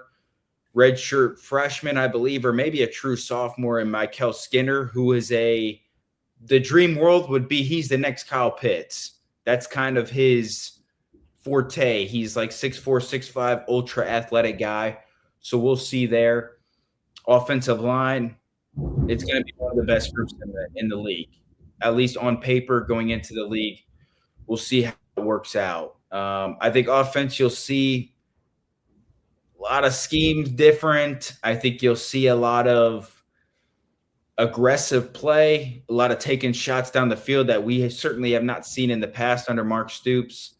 So we'll see how that goes. I think defensive quickly, there's some really good players on the defensive line, and in the secondary, linebackers young, but Jay Bateman wants to play an ultra aggressive, high motor, just bringing the pressure, being aggressive in the secondary, and seeing if they can force turnovers and make it really tough on the opposing offense.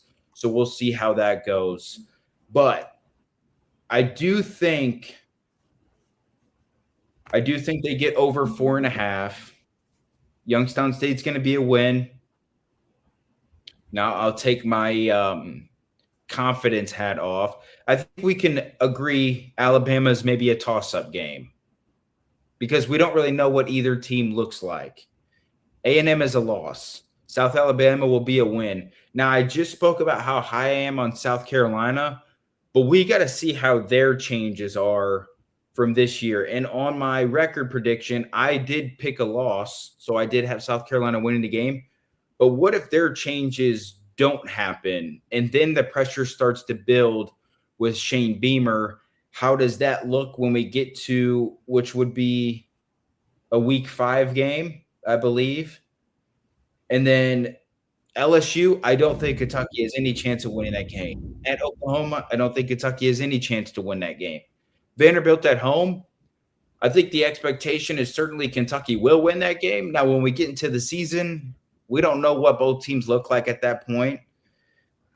And, bye week, going on the road to Tennessee, not winning that game. I think Florida at home is the interesting one because it's going to probably be a clash of styles.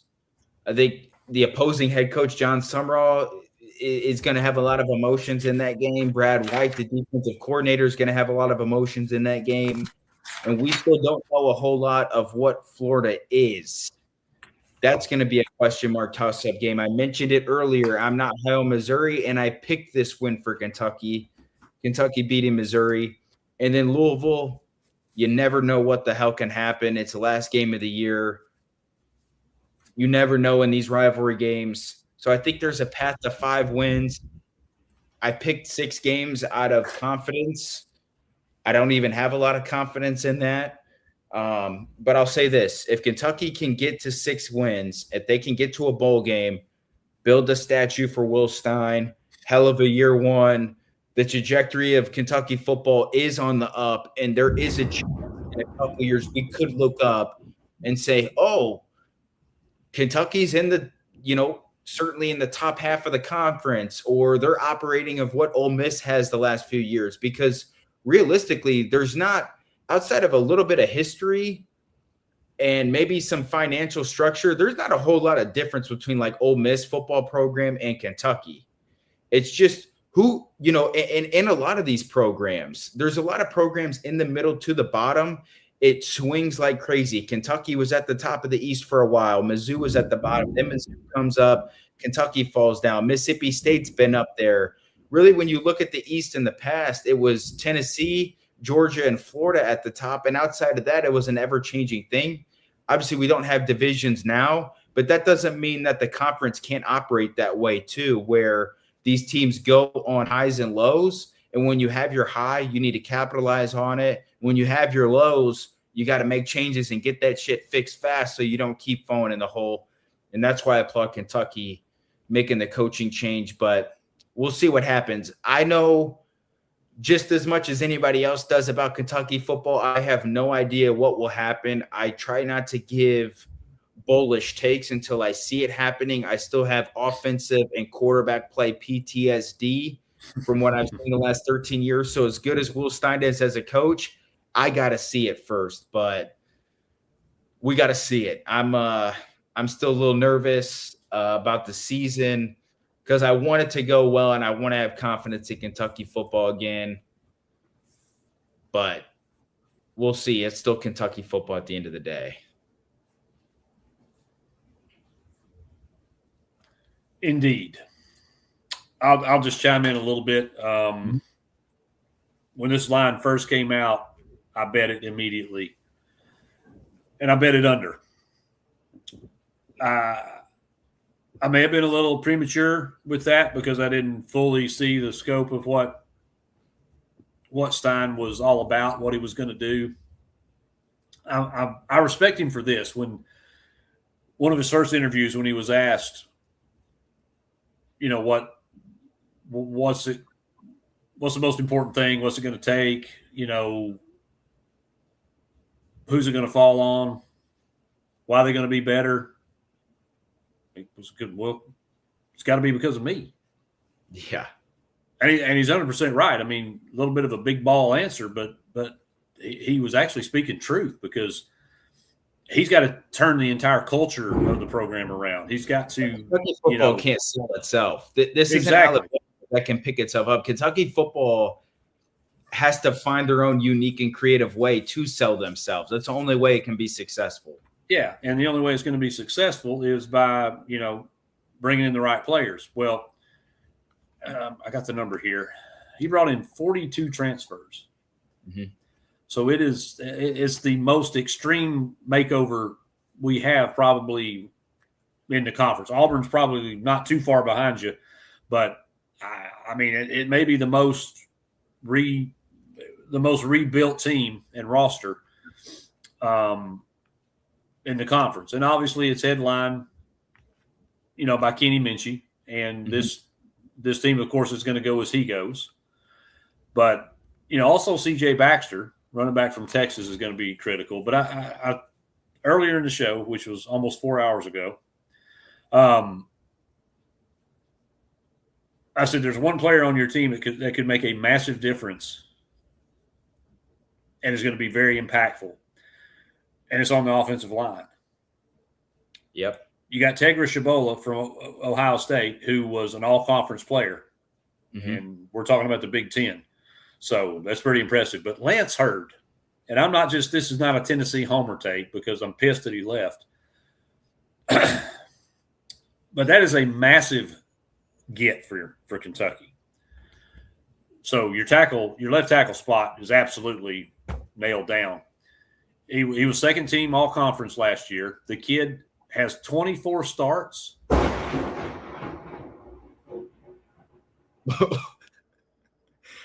That was loud as shit. Not as loud as those fireworks that one night.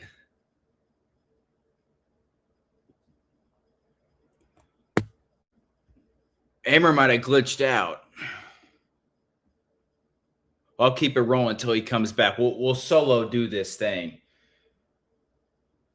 Let's see here. Let me pull up some Lance Hurd stuff.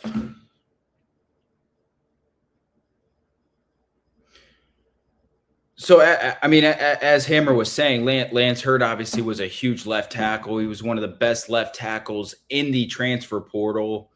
Started 24 games, second team All-SEC, and he's a massive human being. Kentucky spent a ton of money on the offensive line this past year, and it all really stemmed from Lance Hurd at left tackle. Now, he mentioned it, left guard with Tegra Shabola coming in from Ohio State. You also have to mention Colton Price, who was a multi-year player for Baylor, started last year at Baylor, is viewed upon and was one of the better centers in the transfer portal this past season. Right guard, couple options. It seems like Olas, a right guard transfer from Alabama, who is a talented player, but certainly some question marks there. And then, right tackle is Malachi Wood, who is a huge, absolutely huge human being who's been in the Kentucky program for a while. He's a local kid who's really developed over the last few years. And I think the staff has a lot of confidence in moving forward as a big time player. And so I think it certainly is going to be important for Kentucky's offensive line play to play well, because I think it's going to be a huge driving factor for Kentucky's offense and Kentucky's team. There's a lot of money spent, and there's a lot of resources and a lot of belief in Kentucky's offensive line this season. And if they do not perform well, then Kentucky has no shot to get to a bowl game, to win over that 4.5 win total. And so that room is going to be absolutely crucial, and we'll see how it might develop.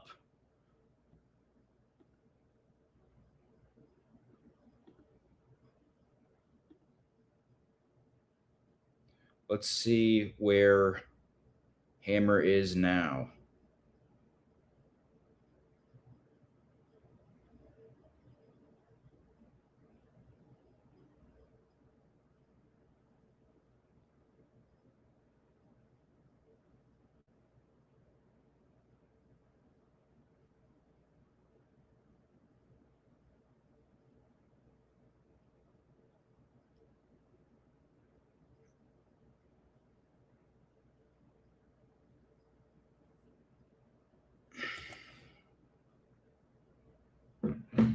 Yeah, Hammer is getting slammed by the storm. He said his internet got knocked out. So we will see if he's able to get back soon. If not, might just end the show, because why do I need to do this thing solo? But hopefully he comes back soon. And unfortunately, we were talking about Kentucky. He was about to give us a great breakdown on Tennessee's old left tackle, Lance Hurd. And then he didn't even get to talk about the Vols tonight. So that's unfortunate.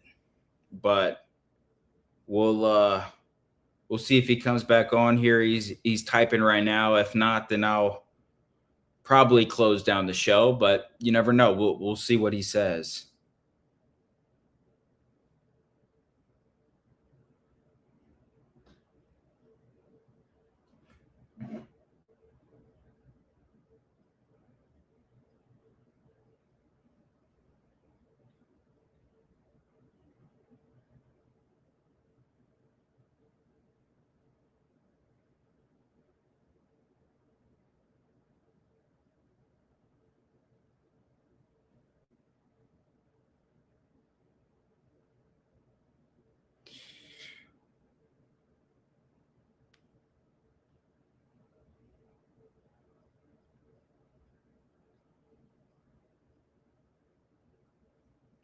Well, unfortunately, I don't think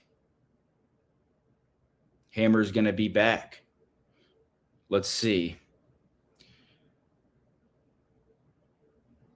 Them damn storms knocked our boy, the Irish Hammer, out right before he started talking about the Vols. Maybe that's a sign Tennessee's going to have a bad year. I don't know. I'm just speculating.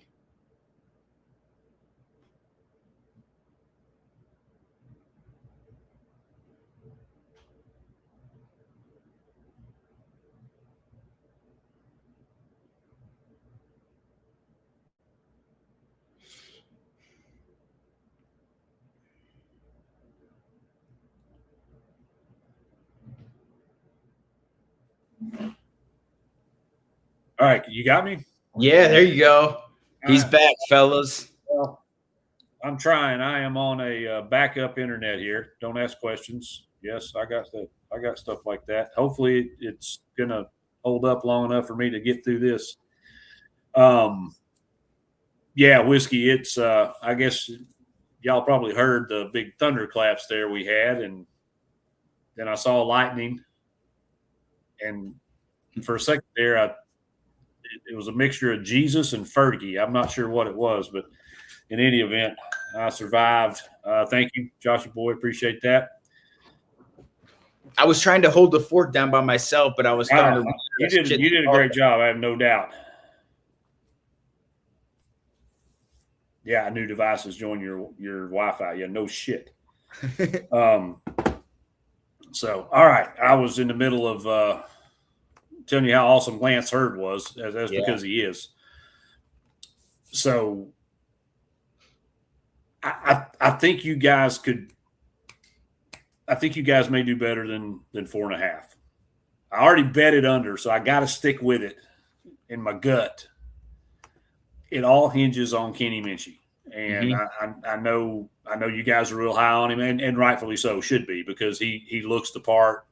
Very minimal time that we've seen him actually on the field taking snaps, but there's some nice pieces around him. It's a matter of, can the offensive line stay healthy? If not, I think it's going to be a long season for both Kentucky and Kenny Minchie. Yeah. And the schedule. And that's the case for every SEC program. Sure. Too. I mean, yeah, but but some teams can go. Yeah. Some teams have the depth. Yeah, like Texas got depth. Georgia's got depth. I think, probably A&M has got depth. Mm-hmm. Tennessee actually has some depth for the first time in a while. Some legitimate depth, even with all the injuries and the stupid suspension of Arian Carter. They still got dudes.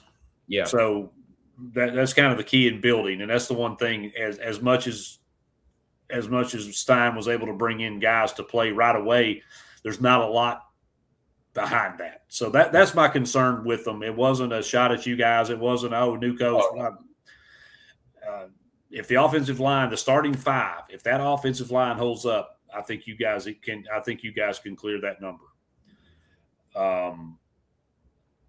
But we know it's very difficult for offensive linemen to stay healthy for a full, 12 games season.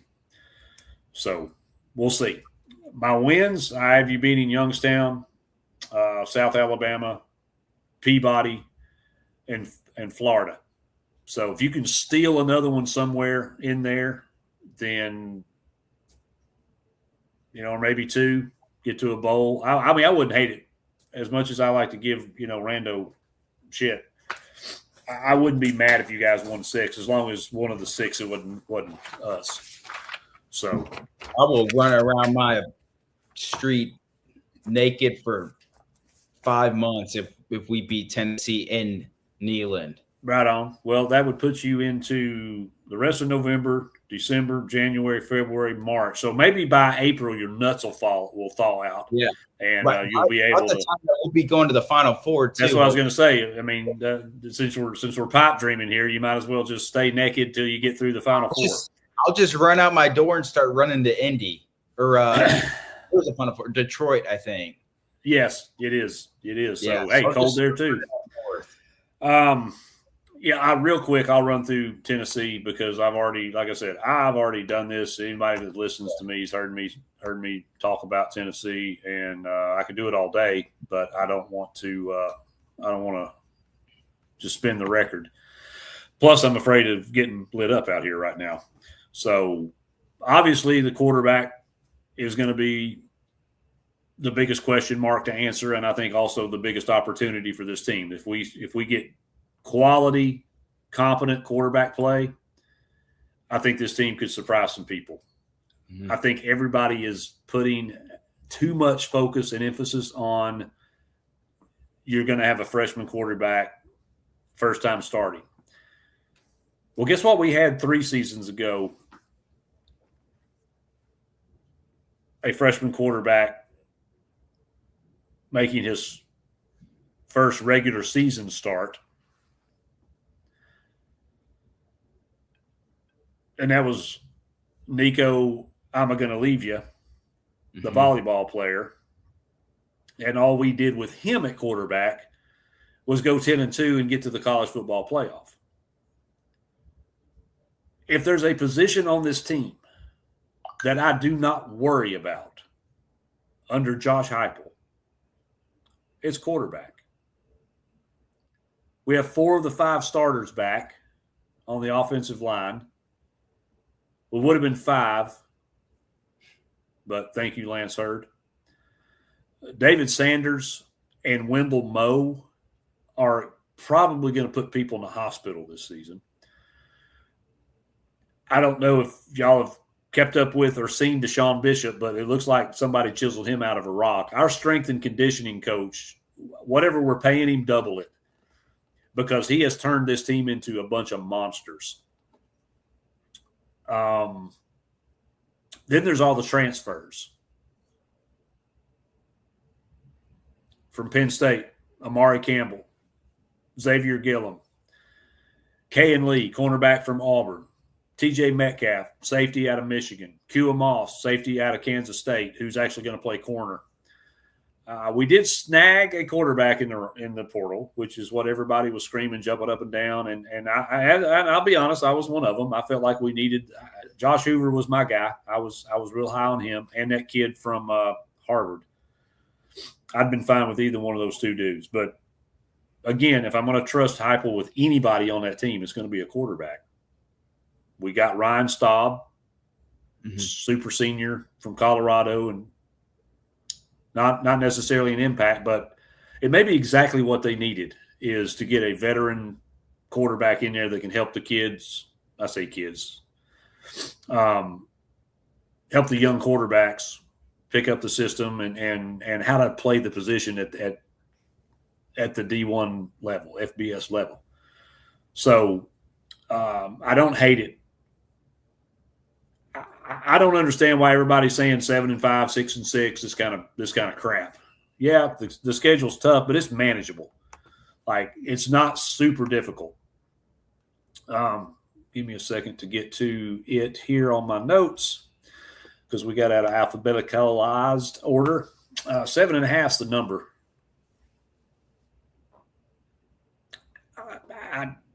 I don't see any scenario that we lose 5 games. I think 8's a lay down. So I bet the over.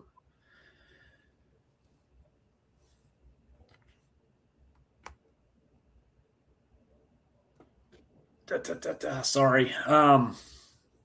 As much as people have talked about the deficiency at quarterback, keep sleeping on this defense. Keep sleeping on this secondary. Keep sleeping on our corners, especially Ty Redmond. He grew up right in front of us last year. He got absolutely scorched in the Georgia game and then went on to be one of the best corners, best freshmen in the country. And I think he's primed for another, great season. Yeah, we got Texas, but we got them at home. Yeah, we got Bama, but we got them at home. Yeah, we got LSU. Yeah, we got them at home. Our 2 toughest road games are going to be at Texas A&M, which is tough, don't get me wrong, and then at South Carolina. And we're definitely have a better roster than South Carolina. Mm-hmm. They got an advantage at quarterback, at least for now, and I think that's true. I think Faison Brandon's the guy. And I've said this, I'm going to say it again. If George McIntyre, who's been here now his second season, hasn't won the job, then that tells me that we need to go with Brandon. Because if we're gonna learn with somebody on the fly, let's learn with the more athletic and more higher upside player. He just looks like the quarterback to me. Yeah, I know the volleyball player was kind of skinny too, but he just looks like he looks the part more so to me than McIntyre does. So if all things are equal, give me the athlete. The wide receiver room, I cannot wait for Chris Doering to eat the big shit burger that this group is going to give him at the end of the season. In Mike Matthews, Braylon Staley, Tristan Keys, Rodarius Jackson, this wide receiver room is absolutely loaded.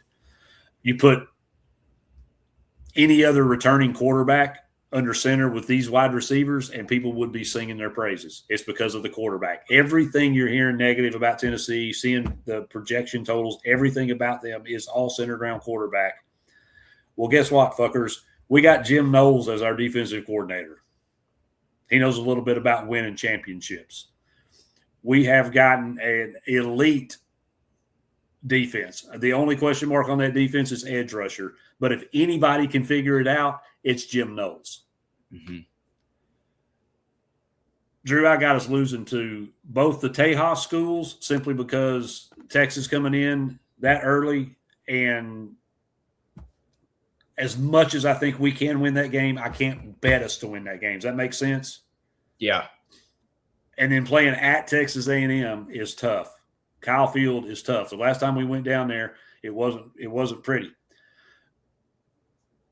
And then South Carolina is kind of my coin flip game. We have had issues playing there in the past. And no, I'm not scared of Baby Beamer. And no, I'm not scared of South Carolina. I think it's the environment, like we talked about before.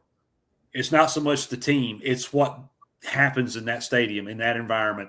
It's very difficult to play, and weird shit happens. So that's my coin flip game. I think this is a massive over. 8's the floor, in my opinion. Some people say 6. I think it's 8. I think we beat Bama. I think we beat LSU. There's no way we're losing to Lane after all the history we have. No way we lose that game. And I mean, I think we beat the Gumps. I'm not sold on this Alabama team. I agree with you. I think there's a lot of question marks. We'll see. One of us is going to have something figured out with a quarterback by October 17th. Oh, yeah. I trust Josh Heupel to figure that out more so than I do Kalen DeBoer. I mean, I'm 9-3 is my minimum. I think we can win 10 if things go right and we get competent quarterback play, and we don't have a ton of injuries. I think 10 wins in a college football playoff conversation is in the cards for us. Realistically, I think 9. If the quarterbacks are just okay, if they can walk and chew gum and not tie their shoes together, we win 8. So bet Tennessee under at your own risk. That's what I'm telling you. Give me the I agree. I would take the over 2 on that. I have Tennessee going 9-3, and then I wouldn't be shocked if they go 10-2 and make the playoffs. And there's not really any, I guess, guaranteed losses. I guess the one that you would say would maybe be Texas, but you're at home. So, like, who knows what can happen there? I'm certainly not saying Tennessee's going undefeated, but no. I think the one game that I am most looking forward to, because there could be playoff implications to it, and you mentioned it, Tennessee LSU, game 11. That game, it could be, I wouldn't be shocked if the final score is 60-55. It might be an electric game with the talent on both sides. By that time, there should be no more quarterback questions. I think that game is going to be electric, and that game is going to be, to me, a playoff play-in game. It very well could be. I'll be interested to see that game. A lot of fun there. And, yeah, I think Tennessee is going to be better than Alabama this year. I think they're going to beat Alabama, so I don't really worry about that game. Now, again, 3rd Saturday of October, rivalry game, shit can get weird. But I like Tennessee going into that game by that point. And, yeah, I mean, like you said, like I said before, I like this team going 9-3, 10-2. And in that discussion of, you know, the group, the what do we usually see? 4 to 5 teams that are 10-2 and trying to sell themselves into getting the playoffs. I would not be shocked if Tennessee's in that mix and potentially in the college football playoff. So I think you're setting up to have a good football season. I think so too. And I think a lot of people are thinking 7-5, 8-4, and no doubt. I mean, there's a path to that as well. If the quarterback play is horrible and we have a lot of injuries, that goes for everybody. Sure, it does. I mean, even the the Oregons and the Indianas and the Ohio States. I mean, if you have devastating injuries and key players are going down, I mean, your system can only carry you so much. Yeah. So, granted, not all rosters are created equally. Like, Georgia just for years just had 5-star after 5-star after 5-star. So you never really got a break. People got hurt. Yeah, no big deal. Next man up, go in there. Don't miss a beat. Yeah. So talk real quick, SEC championship, and then who gets into playoff. So I've already showed my hand there. Yeah. As I have Georgia. And I think the winner of the Texas A&M game will be their opponent. Mm-hmm. And I don't care who else it is. I'm taking Georgia, and I'm taking them into the playoff. I've already called it. I called it 3 or 4 weeks ago. I've got Georgia defeating Notre Dame in the national championship game. How they get there, I don't know. We'll have to wait and see. If they get there, we have to wait and see. But I think Georgia, Texas, somehow, some way, I think Ole Miss is going to sneak in the playoff because I think their offense is going to be good enough and defense will be just good enough. And then take your pick, man. It could be Bama, it could be LSU, it could be Oklahoma, it could be A&M, it could be Tennessee. But 4 teams without no doubt in my mind, there will be 4 SEC teams in the college football playoff. Yeah, I think there will be 4, and there even could be a way that there's 5, depending on what some of the other conferences look like. And with the new 9-game schedule, can Sankey negotiate or push his way into getting 5 teams? I don't know. We'll see, because I think the Big Ten is going to be a big test of that. And then how the Big 12 turns out. I think the ACC, I would be shocked if more than one team from the ACC gets in. It would take, another team having a big time year and then probably beating Miami in the conference championship. I think certainly we look at Notre Dame with their rule of, like, if they're in the top 8, they automatically get in. I think we look at them. I feel good about Notre Dame. So there's 2. With the Big Ten, I think there's probably 3. That's Ohio State, Oregon, Indiana, potentially. Yep. And then the Big 12, probably 1. Unless BYU can beat Notre Dame, which then maybe would knock Notre Dame out. Like, I see the Big 12 getting 1, which being Texas Tech. And then the group of 5, I mean, there's potentially 5 spots there for the SEC, depending on how this thing goes. So I would say my 5 teams, which I said my SEC champion would be Texas over Georgia. So I'm going to have both of them in. Okay. And then I'm going to have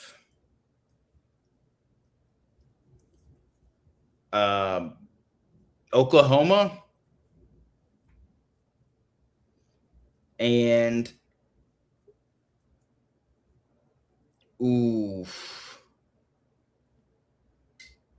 to me, those are my surefires. Like, I think those 3 are going to be in. And then I'm going to go.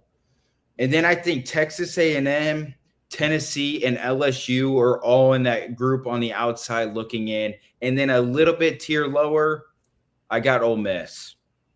Okay. So you're definitely not as high on Ole Miss then as well, a lot of people, me included. Yeah. So Texas, Georgia, Oklahoma. Give me 2 more. Those are my surefires. And then I'll go Texas A&M. Man, between LSU or Tennessee. Well, who do you think wins that game, Tennessee or LSU? Yeah, I'll go with LSU. Okay. Thanks. Love you too.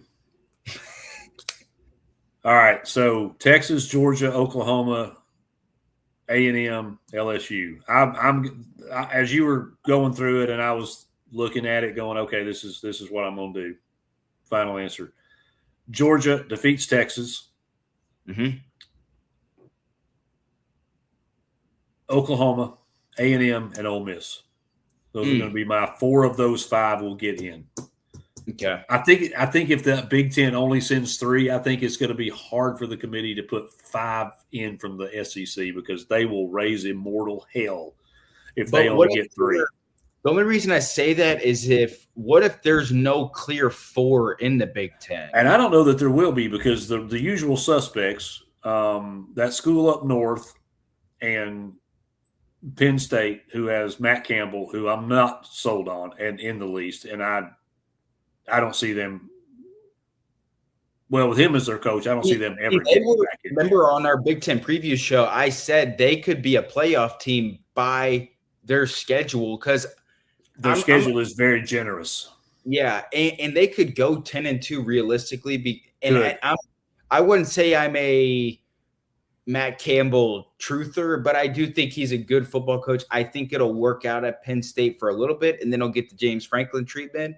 Yeah. But I do think I said it on our show. I think they could be the 10-2, play nobody, get in the playoff, and then get their asses kicked in round number 1. Yeah. So I guess they could make it.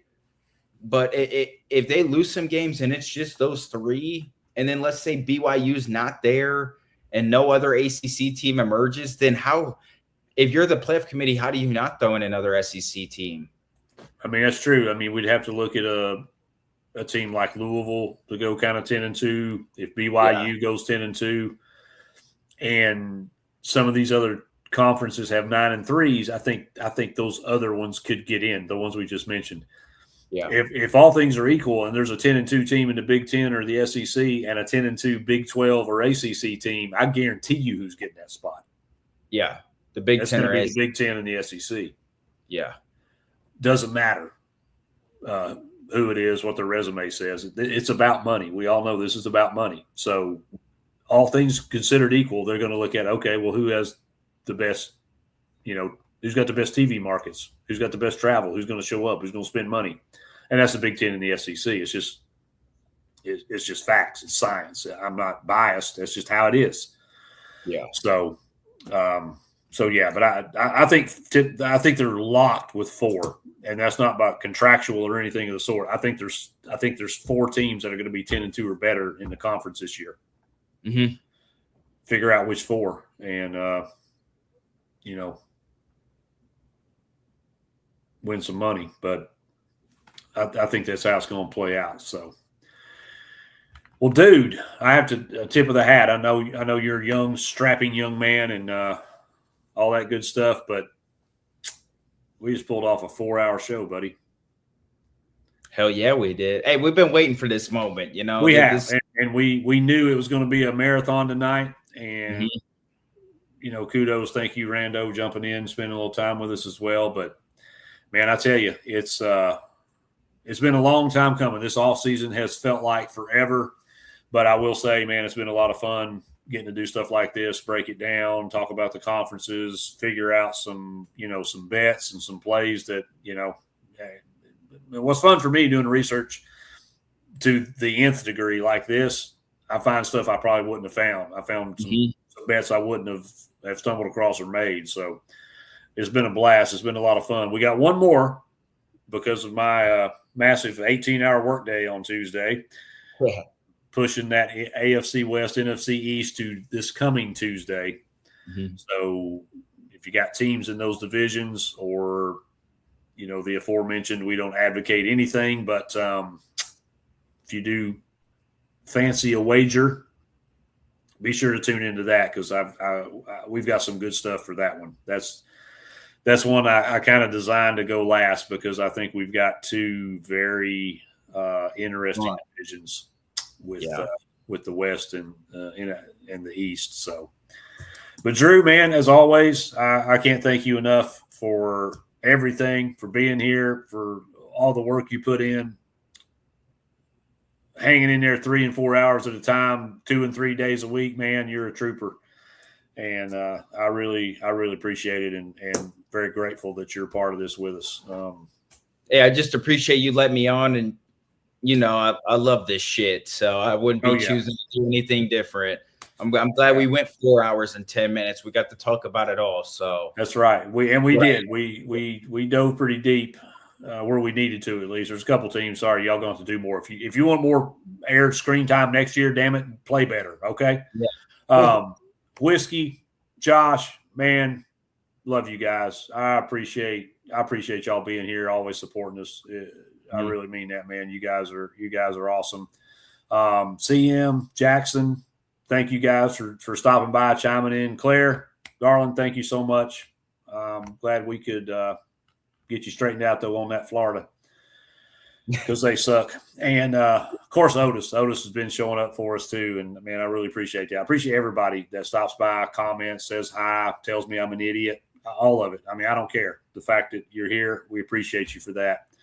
And I look forward to Saturday, another big show Saturday. In fact, the Saturday show is going to have a little surprise. It's going to be a little different than anything we've done so far up until this point. So you want to be sure and check that out. It may not be as heavily sports related as it's going to be entertaining, but by damn, I promise you, it's going to be fun. So be sure and tune in. So for everybody, Rando, Drew, myself, Selena, T, the whole crew, Vic, thank you for your support. Thank you for showing up. We could do this without you, but we'd just be talking to each other, and it's a hell of a lot easier to do that on the phone. So thank y'all. It's the reason we love doing this stuff, because we get to interact and meet awesome people like y'all. So thank you. Drew, it's a pleasure, but it's time. Go Vols. Go Big Blue. Go football season. Yeah, damn right. It's Go time. football. See you next time.